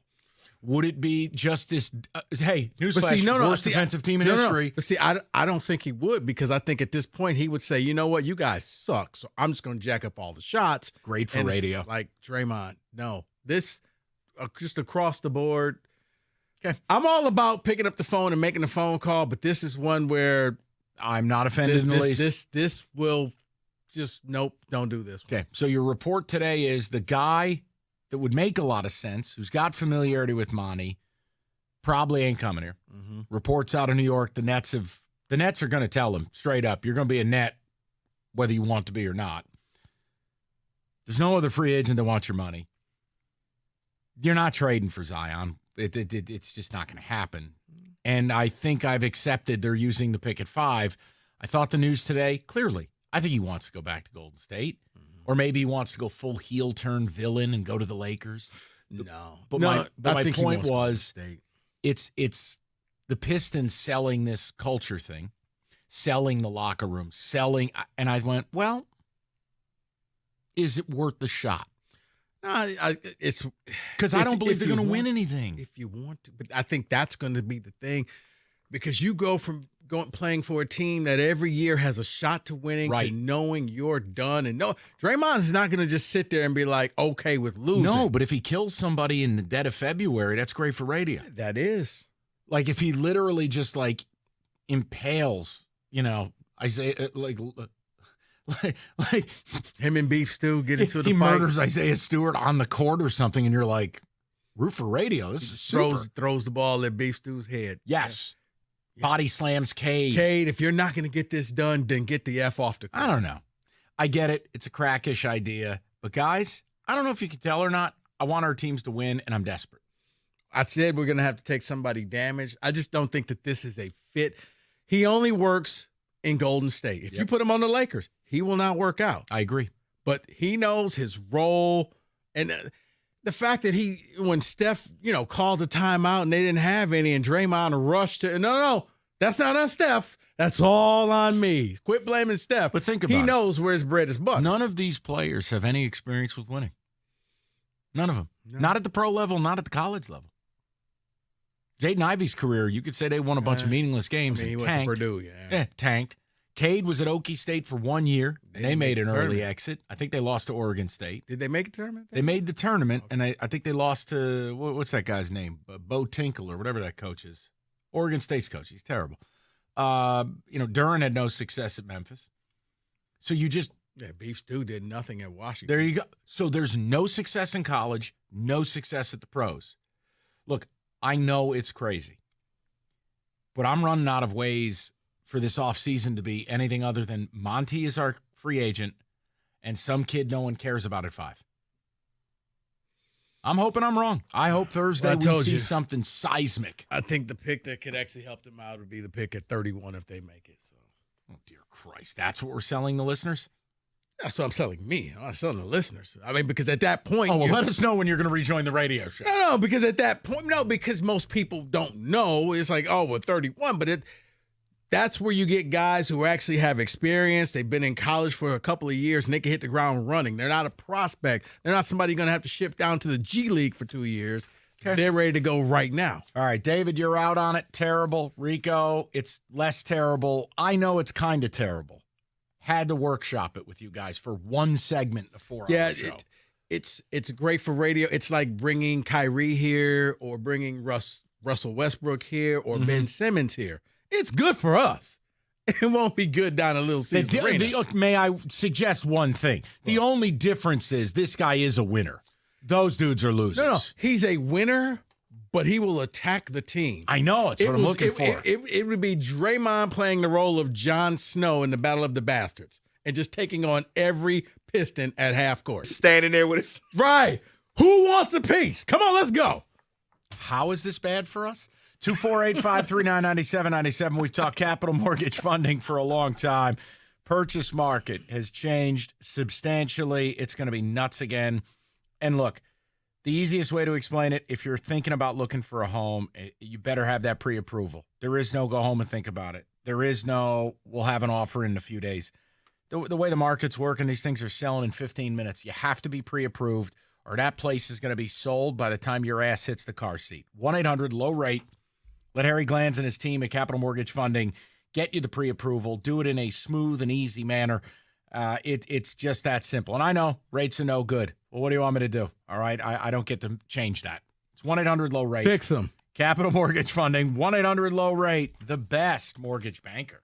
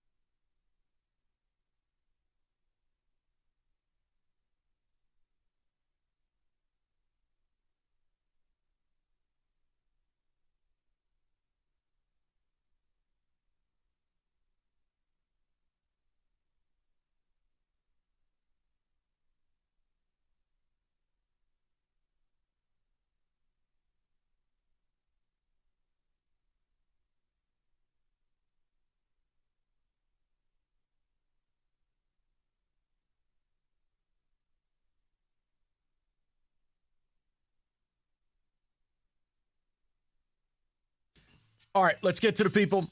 And again, apologies for the crackish opinion. It's an idea. We workshopped it. Notably bad idea. We're not going to do it. Let's get to the people, though. A lot of people want to talk Tigers. We'll get a little in football today as well. But look, Royals are in town. They're 5 out. Twins are going to take on the Red Sox, who albeit are in last, but they're 37-35.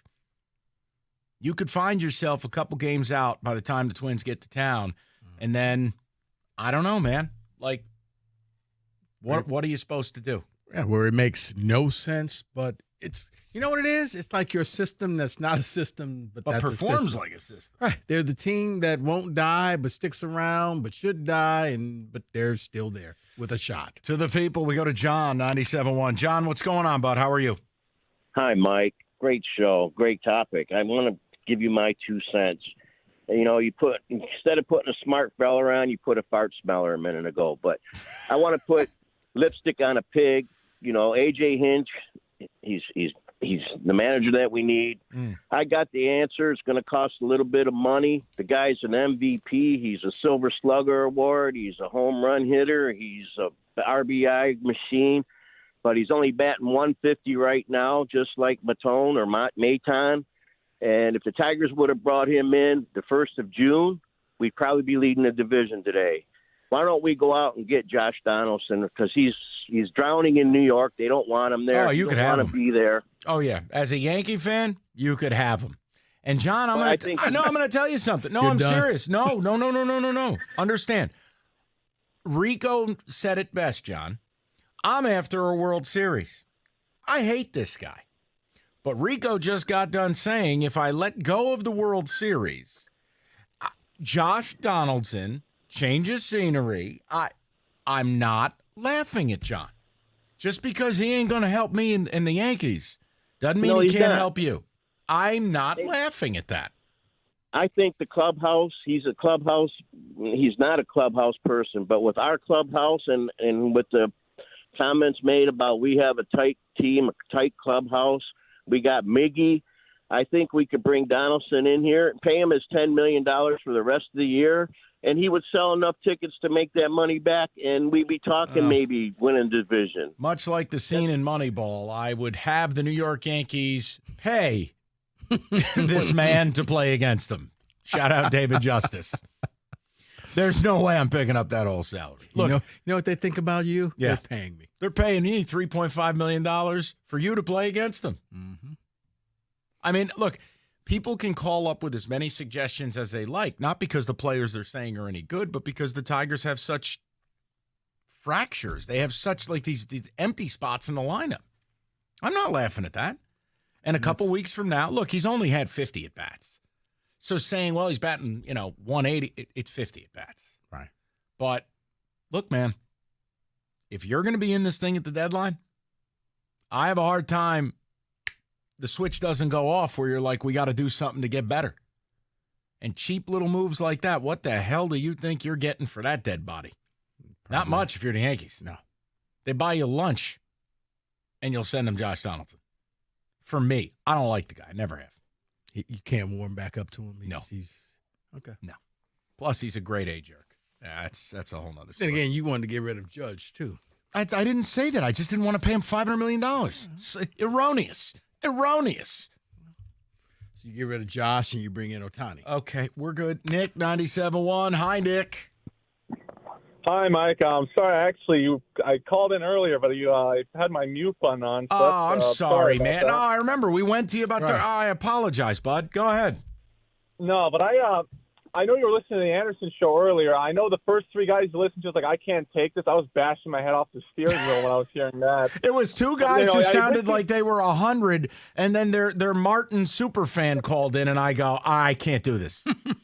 No, but I get it. But if you kept listening, I actually called in earlier to this show, Odyssey.com Rewind, about 11 a.m. You could hear my call on that. But oh boy, I wanted to go in on the when I look at this team, it's like you said, the peripherals are just awful. The analytics are awful. And yes, hey, we could win the division. But I think David said it best when he said, you should not allow how well you're doing compared to the rest of your division, especially this division, dictate what you do at the trade deadline. Because the sad reality is, it's not going to end well for you. I mean, and here's the thing, Rico's out here saying, well, none of the teams in this town have won a division title in this town in years. Rico, the Lions are going to win a division title this year. What are you talking about? Nick, I don't need the Tigers to win a division title. But Nick, there's a difference between going to and won. Correct. He is right, Nick. You probably think you're going to win the Mega Millions. Right. There's a difference. And Nick, we all want the Lions to get this done. We think they can get it done. But yeah, I mean, we're sitting here on June 19th. You can't play the game that 8 months from now, this is what's going to happen. Come on. No, but one last thing I would say is that if you are thinking, hey, we need to try for this right now, remember the 2022 Baltimore Orioles, a franchise which has been through ridiculous amounts of pain over the years, has had to go through Bobby Bonilla 2.0 and Chris Davis, who they're going to keep paying until an asteroid takes us all out. And, now, and last year they were right there. They were right there in the wild card race. And they could have said, you know what, we're ready to win. Let's go do this. But they said, you know what, we're not ready. So, and they sold. And now, look at them now. They're in an even better position than they were last year. And you're going to have Manning and Skubal and Mize maybe back next year, and Green will be fully healthy. You'll be a better team next year. I agree, Nick, I agree. And I have said from the beginning, I'm not doing anything that jeopardizes any of my higher-end players. But if you're talking about buying at the deadline, picking up a little salary, adding a vet, that's all I'm doing. I'll do those things. But you know what I really want to do? I want to sell. I'd like to trade Erod if and when he comes back, pitches healthy. Get him out of here. He's going to opt out. I'd love to be able to trade Lang. But it's hard to do that if you're a game out of first. And second of all, the Orioles in the AL East is a different deal. You want to win the AL East, you got to primarily get to 100 games. Mm-hmm. You could be 20 games worse and win this division. Yeah, I mean, I think right now, probably. Go ahead. 83 is my number. I was going to say 80. Oh, my God. Under 500 wins the division? 80 and you have a shot. Disgusting. What a division. You know what? Baseball should just make a rule. You guys can play for a participation trophy. There ain't nobody in this division making the playoffs. Just go divisionless like the No, Big Ten. just say thanks for – just like when people call into the middays and Kenny's like, I hate this caller. I'll pass it on to the guys. Like – you win the AL Central, and all it is Kenny calling your phone but going, then I'll pass it on. But then you know what baseball will say? Hey, remember the Cardinals? It's the one anecdote. I know, but it happened. So because that happened. I hate you for doing it because now there's 15 people from the Gator Army that are going to latch on to that. You're welcome. You're a drug dealer. You really are. You're like Frank Lucas. You're peddling blue magic to people.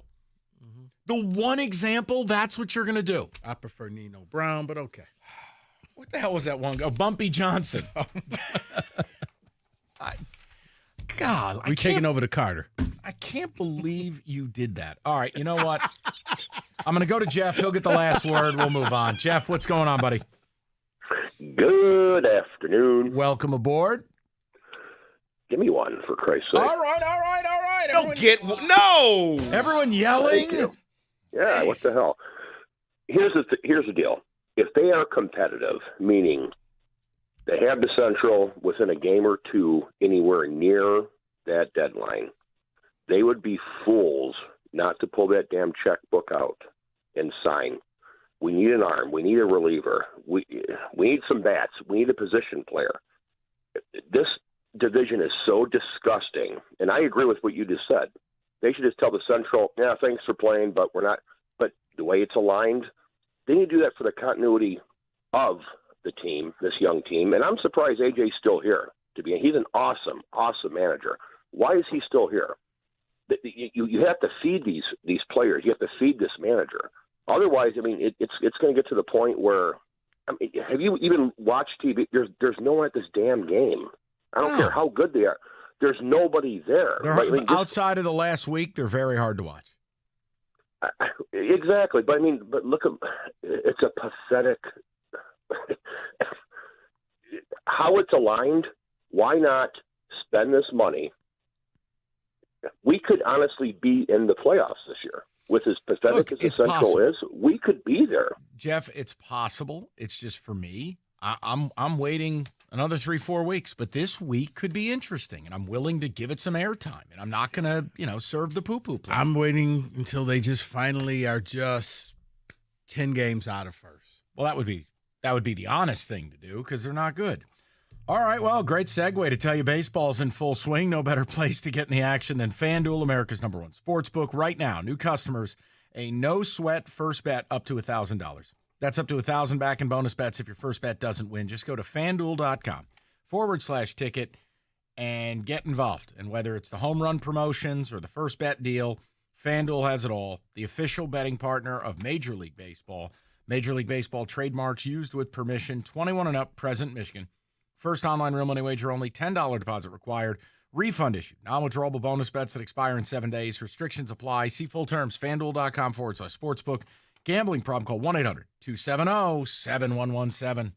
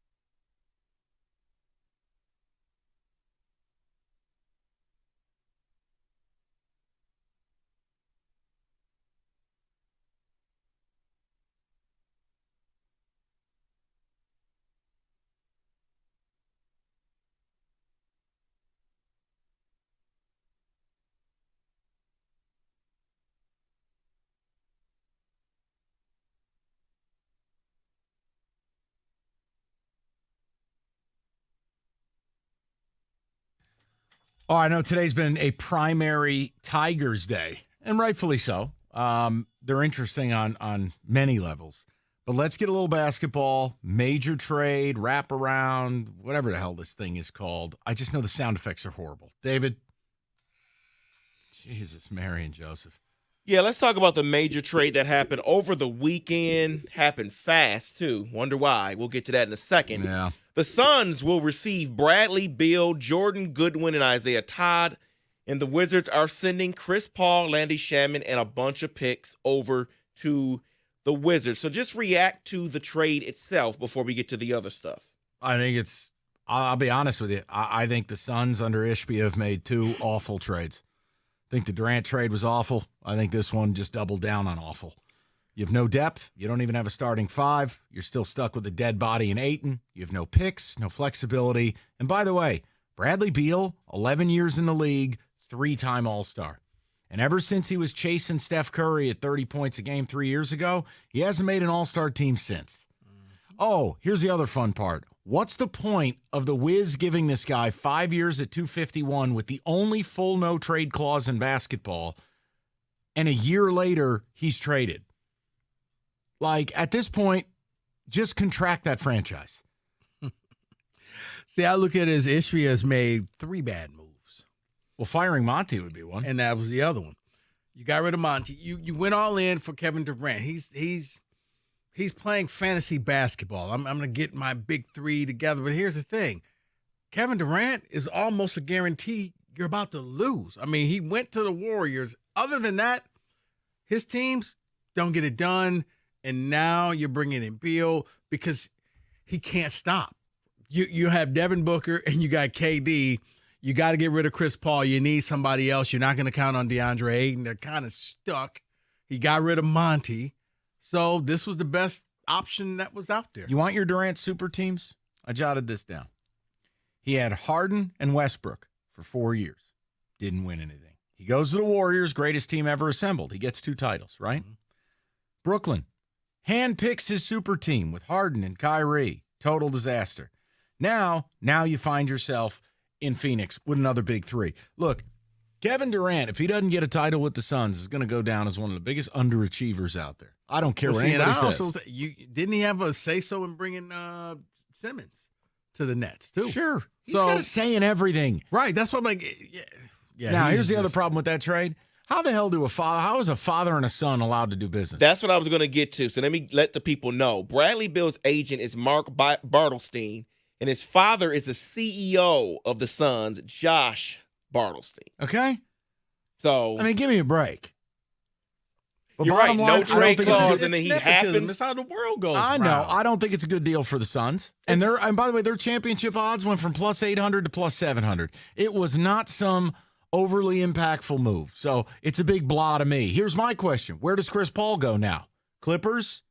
That's the odds-on favorite is the Clippers. They say him back in L.A. because I guess his family's from there. That's great. But Clippers, so he'll end his career winning a nothing burger. Or maybe the LeBron and the Lakers make a push because remember he was supposed to be a Laker back in the day and the league nixed the deal. Do you believe Chris Paul, by the way? He was on Good Morning America.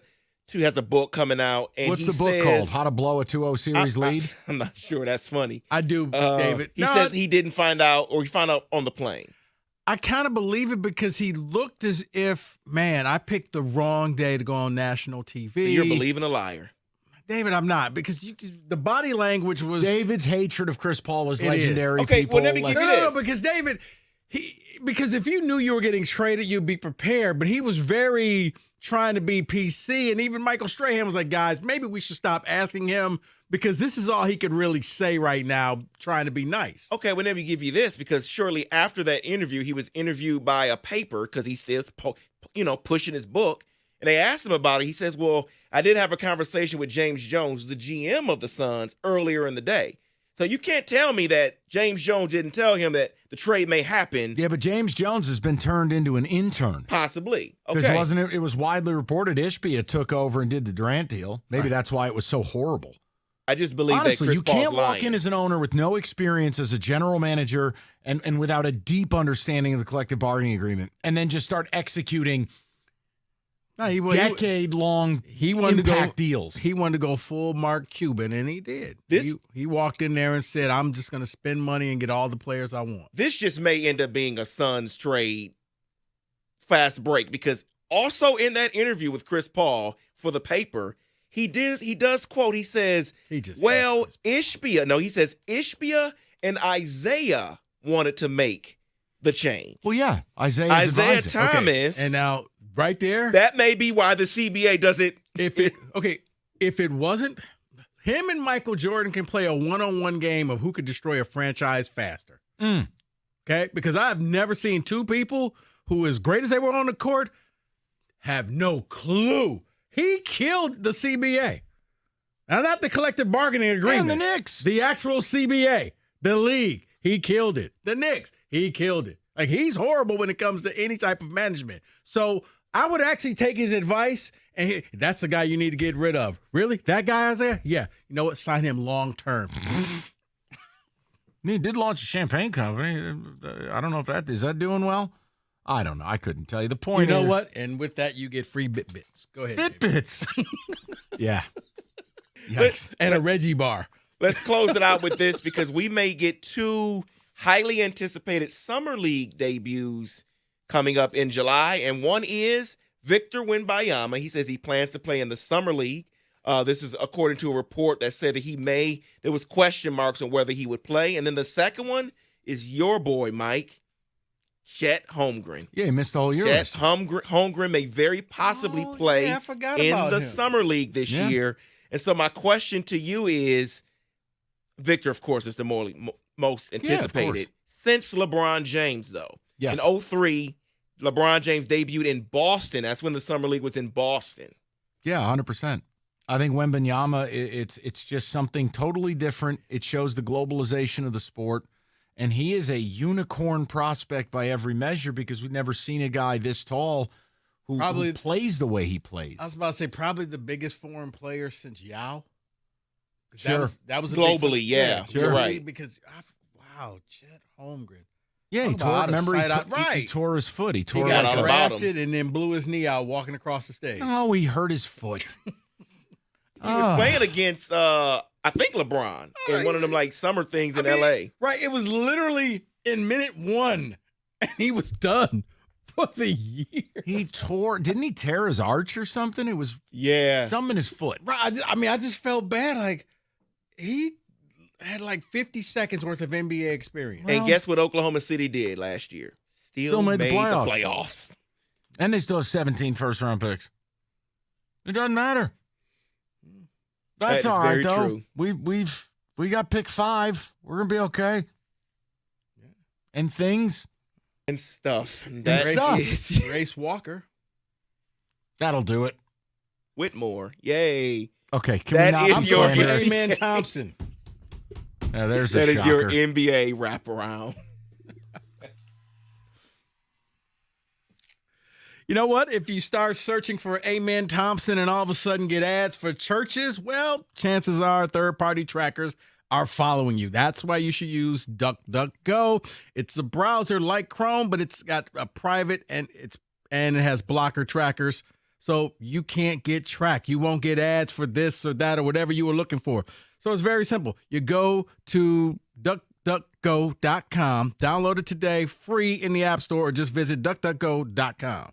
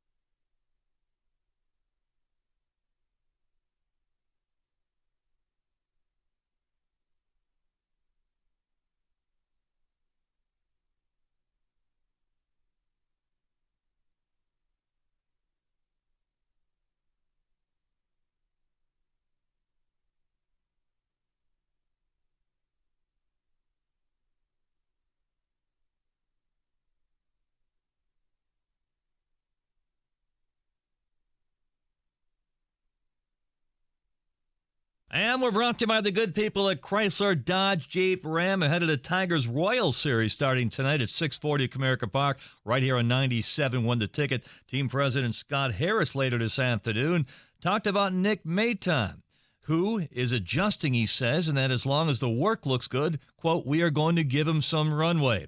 Maton in the lineup tonight hitting fifth with a 156 batting average. He's hitting 165 against right-handers and 0 for 10 against left-handers. It's an off day for Javi Baez, Miguel Cabrera in the lineup. Matt Vierling still out with back spasms. Reese Olson on the mound for Detroit. Jordan Lyles 0-11 pitching for Kansas City. Tigers 5 games out of first place after winning 3 of 4 at Minnesota.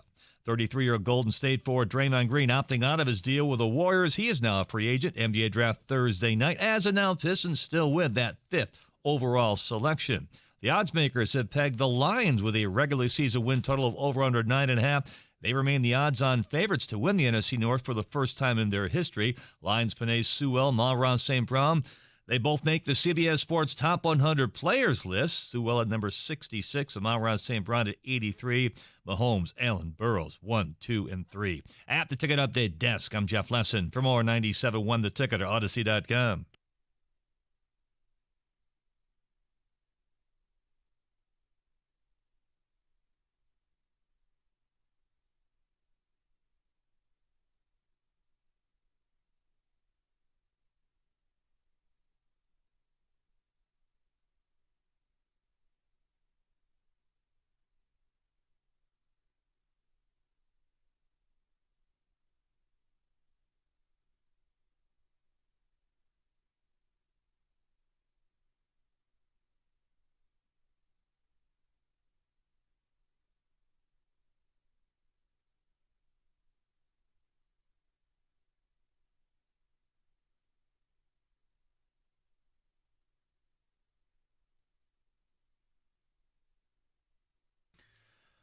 All right, 5 o'clock. Nice to have you.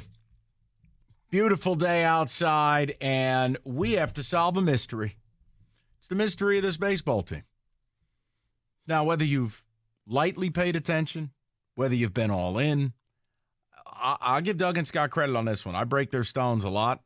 I love the topic they did today, and we've done a twist on it, which is, what the hell is your relationship with this baseball team? Because it is one of the most bizarre situations in my 20 years on the air here.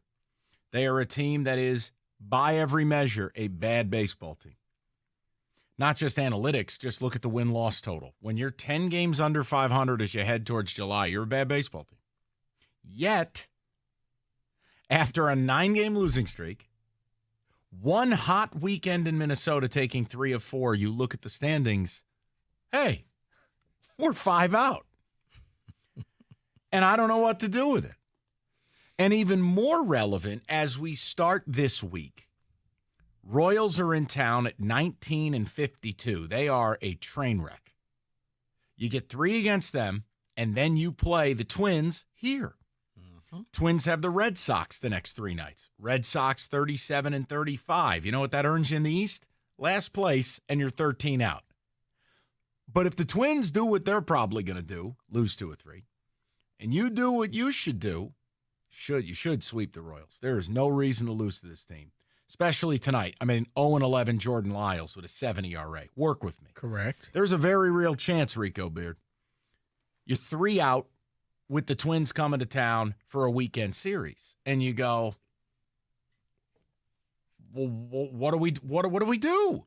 You have to buy in a little bit as a fan, don't you? Yeah. Being that we're in Detroit, and Rico used his newfangled browser, the Quacktron, and got us where we needed to be, where it's like, guys, it's 2013 or 14 for the Tigers. 14. It's 2011 for the Wings. It's 2008 for the Pistons, and it's, essentially 1993 for the Lions to win a division. How am I supposed to tell you, my listeners? Yeah. Kenny, you weren't alive, were you? No. I'm making a point is it's dishonest for me to tell you, the listener, that a month from now, if they're doing this, well, don't bother. Well, I know that they'll be sacrificial lambs in the playoffs. I know this. But Rico, this is This division, and I'm not saying it for hyperbole, it is arguably the worst division I've seen in my life. Yeah. And you're fortunate enough to be in this division, which means we're still having this conversation because you played any place else. We're talking Pistons draft. We're talking Lions. We're talking USFL and Michigan Panthers. But because you play in this god-awful division, right, you got a shot. Even with all the injuries that have happened, you still have a shot. Even though you went on a 9-game losing streak as of last week, right, you still have a shot. You've scored fewer runs than every team in your division, including the Royals. You still have a shot. And guys, just a comparative. And I know you're not in these divisions. You're in this division. But the Red Sox, 37-35, they're 13 games out of first. The Seattle Mariners are 36-35. They're 8.5 out of first. Okay? That's insane. You could be 10 games better, 11 games better, 12 games better, and you'd be nowhere close. So you're in this weird division. It's going to be a footnote in history, and you're 5 out. Where are you with your baseball team? If you tell me nowhere, they're bad, and they won't, that's fine. Because believe me, I'm with you in this regard. I don't think you can outrun the speeding train of being bad. They're bad. But I fully understand I'm labeling it Team Gator. Gator was here today, and it was basically like fanboy city. Gator loves his Tigers. I get it if that's the approach you're taking because, as Rico put it, we've kind of lowered the bar to speed bump levels. Yeah.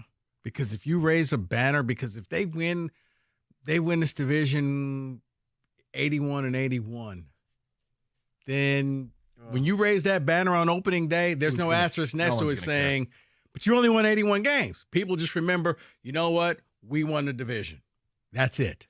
I think for me, if you want me to really buy in, it's got to be about a month from now. It's got to be near that trade deadline. I need to be in first or a shade out. And then we can have real conversations. The market will develop. We'll know what Erod looks like. We'll see what Lang's pitching like. You know there will be reports about trades. I'll need a better picture. I can't do it now. I can't. This is a team, the minute you buy into them, you find them in bed with somebody else.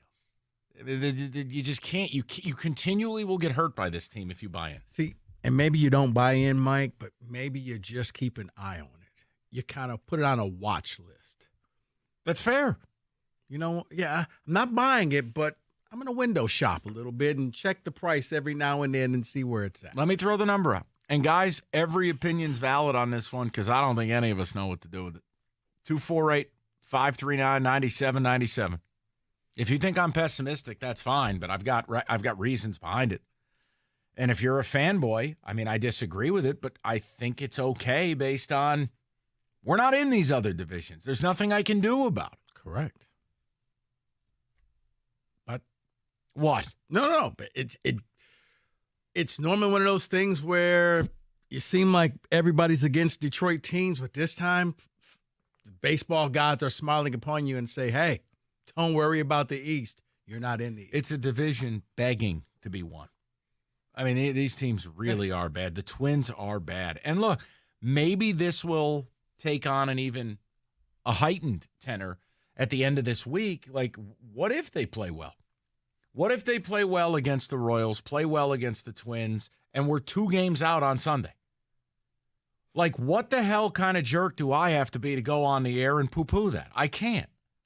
That's not fair. Right. But realistically speaking, you know, I know, have no shot at winning the World Series. No. So I can only part-time support this. Yeah, there it is. Because I always hold teams to my standard, which is, can we win a championship? Now, if a team is young and developing, like if the Pistons had a shocking year, I could take solace in the Pistons winning, say, 38 games this upcoming season and tell you that's a legitimate improvement. And not happy with it, but I could be accepting. But with this baseball team, it's not good. The record's not good. And yet they're 5 games out. So it's quite a paradox. Well, we're talking through it. And you know what? I mean, it beats talking about cotton candy. All right, so here we're talking baseball in late June. Which is something we said. Can you guys be interesting? Guess what? And now this week. They're interesting. Hey, end of the week, be 3 games out. Not 1, not 2. Just be 3 games out by the end of this week. Play good ball, catch a couple of games, and start next week and see what you like, just week by week. Right. 248-539-9797. David, where are you at with all of it? And don't be rude. I understand what the division looks like, and I understand where they sit in the division. So I can understand where fans have hope. I just don't think they're good. So I am not all in. I am not saving it for later and going back and maybe buying. I am not in at all. So when would you be? And be real. Don't be a jerk about it. I'll be real. And Kenny, you said this earlier. They go into a series where they can actually either tie it or take the lead in the division. That's when I'll buy into that series. David, I got bad news for you. It could be this week. It could be Thursday when we're sitting here and you're wearing your beautiful plum dress shirt. I mean, honestly, but you see how crazy it is. Yes. So David's about to be on board. He's back. It's only going to take less than a week from now. You'll know David's on board when he wears his dress attire. Like when David's fully in a button-up and he's got a little his tie in his pocket. That's when we know David's back. He'll be dressed to the nines for this Tigers run here. And then again, this team will go out and get swept by the Royals. I feel dirty. Don't, though. No, accept it for what it is. And that's it. I won't view it as but David, understand. Like, you're not wrong for the way you feel. I'm saying even if, let's say they're 2 games out as we start next week, I'm not going to laugh at people for having fun. You're asking me on a personal level when I would truly begin to take it serious. Calendar's damn near got to be August, and I have to have a better sense of what the direction is. Because if I'm offered a lot for Alex Lang, I'm trading him. Well, before you said the trade thing, it reminded me a lot of like last year with Lions fans. Yeah.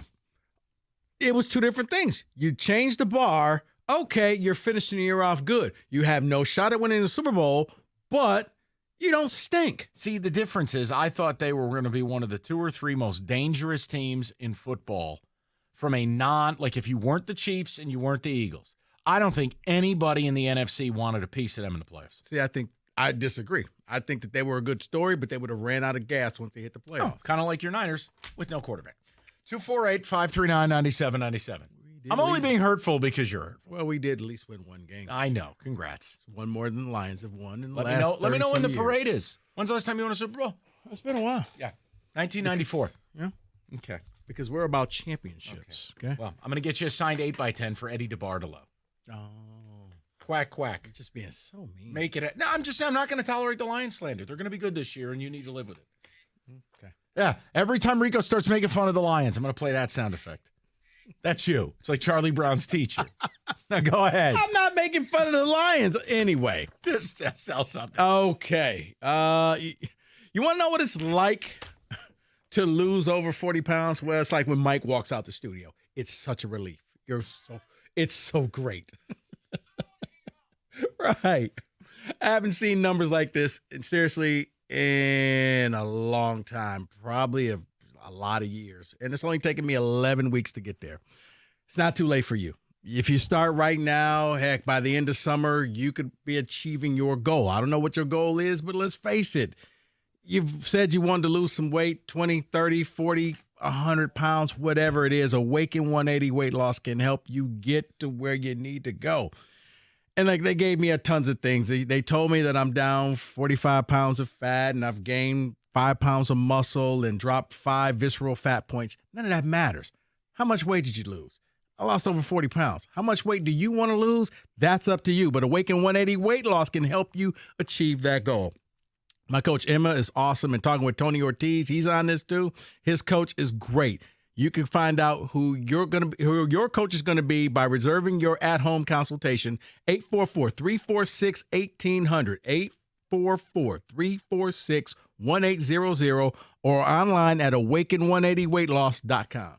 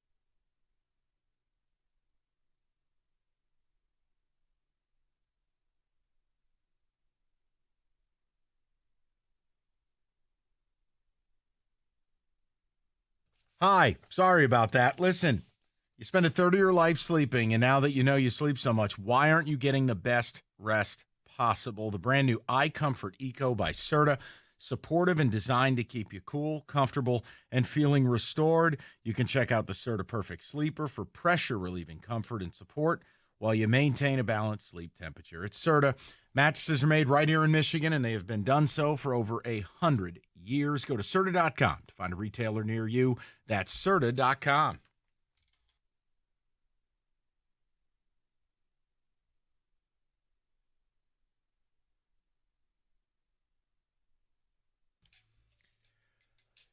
All right, we're going to get to your phone calls, get some ticket texts. Got a football today, and I've got a mystery question for David. See, some of you guys think I'm always screwing around with David, but you know what? Sometimes I'm just a predictor of the future. It's all I'll tell you. 5:45 will do it, and we'll take you into Tiger baseball tonight. Enrico knows this is real. One quick note, too, for some of you who are like, wait, is what Mike said really true? Jordan Lyles tonight for the Royals, 0-11, a 6.98 ERA. If you are pitching that guy, that means you have no one better. I mean, that's a guy who should have been DFA'd.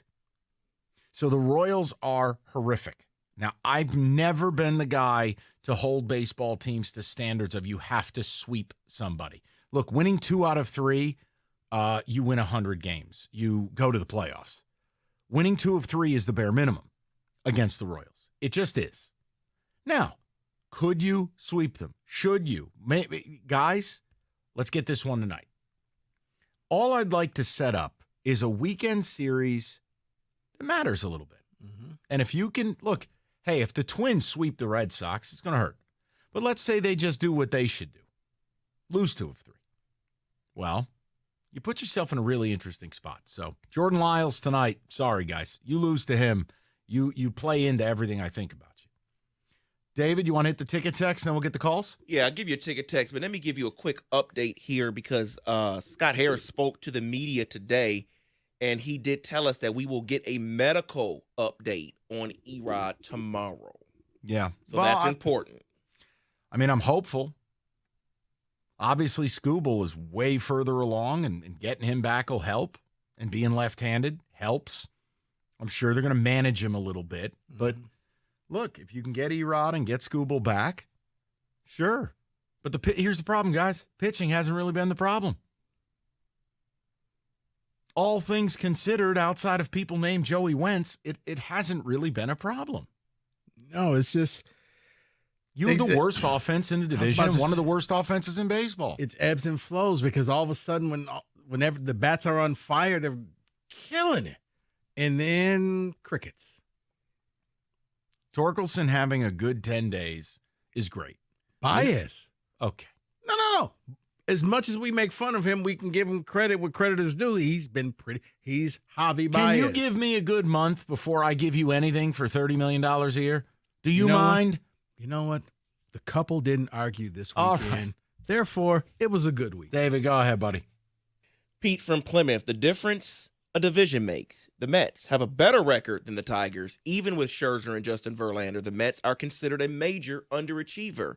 Then you turn to the Tigers. The Mets they have are a a train wreck. $370 million payroll. That is not the same thing. I mean, that's like comparing a paper plane to a Gulfstream. Guys, please. The people have every right to call the Mets a total failure. Steve Cohen bought the Mets, put on his little kid's Met hat, and spent $500 million. You think he's happy where he's at? Guys, it's not the same thing.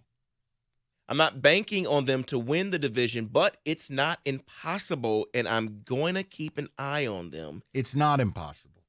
It's not. Because at a certain point, these teams are who they are.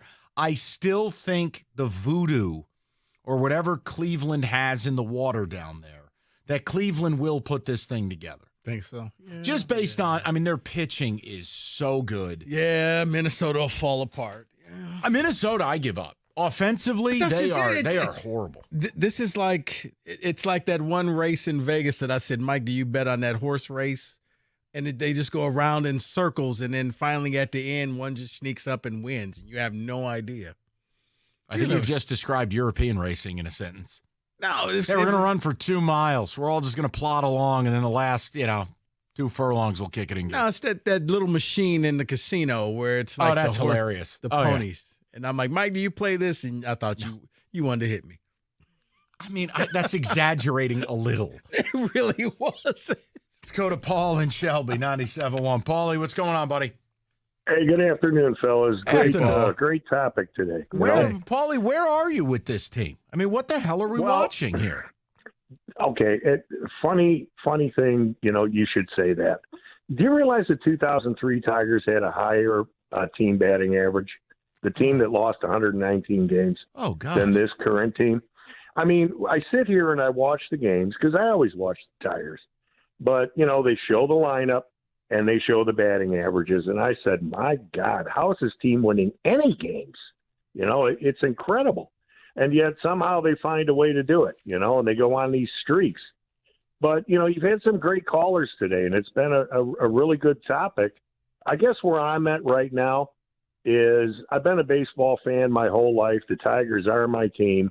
And I'm in lockstep with you. I want to see a winner, a bona fide winner again, But here's the deal, at the deadline, even if we are a game or two or even ahead or back in the division, why can't we do both?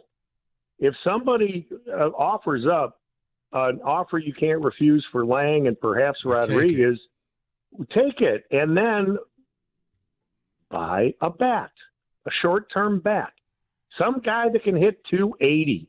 I don't care if he's the worst thing to surround a fly ball since Kirk Gibson, okay? Get a bat. Get at least one bat for the season to see what you can do. Why can't we do both? I don't disagree with you. I don't. And, Paul, I made the point earlier. Everyone associates trades as these franchise crippling things where I have to deal, prime prospects. That's not really how it has to work. You find a veteran bat expiring, hell, cash considerations. Like, it doesn't take a lot. I don't know if I'm ready to do anything. And frankly, I'd like to sell. But they're going to play their way in or play their way out. And after the 9-game losing streak, I thought we were done. I thought, okay, moving along. Let's get to training camp. Now you take 3 out of 4 from the Twins, and you just blink, and you're like, wow, they're 5 out. Really? Mm-hmm. This week is one of those weeks. Show me. I'm not asking them to win 6 straight, though. That's unrealistic in baseball. But, 4-2 at minimum, and pick up a game or two, get yourself closer, claw into it. But it's not unrealistic? Sweeping the A's. Royals. I'm sorry, the Royals. I mean, they're kind of the same. Yeah. One team's just got a cooler uniform. Right. I'm in. Sweep them. Not 2-1. Right. It would be nice. I mean, that would definitely build some momentum towards the weekend, and we could have some fun on Friday with it. But I agree. Like tonight, I'm sorry, you're facing Jordan Lyles. If you lose, quit baseball. I don't want to talk about it. You can't beat a team that loses to Jordan Lyles, who's 0-11 with a 7 ERA. Right. You can't don't get shut out. Oh, God. No. Lose a 2-1 game. Lyles goes 7 innings. No, you'd like to think they're feeling pretty good if they're taking 3 of 4 from Minnesota and scoring to do so. They had the one game where Minnesota had a bullpen game, held them to the 3 hits. The other 3 games, they pounded Minnesota. Mm-hmm. And they did it with home runs and extra base hits. Fun. I'm saying even the game they lost, they could have won. But yes, let's keep that momentum going. And, by the end of the week, that's why I said in May, if you can just win against all those bad teams, you're setting yourself up to be interesting in June. Here we are. Now, I thought that the bottom would fall out. Well, it kind of did. The difference is nobody cared enough to run with it. They lost 9 in a row, and still, 4 days later, they're 5 out. Yeah. Go lose 9 in a row in any other division of baseball. Let me know where you end up. And that includes the rather paltry NL Central. 248-539-9797, Northville Lumber. We talk about it all the time. One of the oldest companies in the state of Michigan. And they're the largest Trex decking outlet company in America. They move enough product to cover 26 football fields, and there's a reason that they can move that much Trex decking. They have all colors of Trex decking, railing, and lighting, all the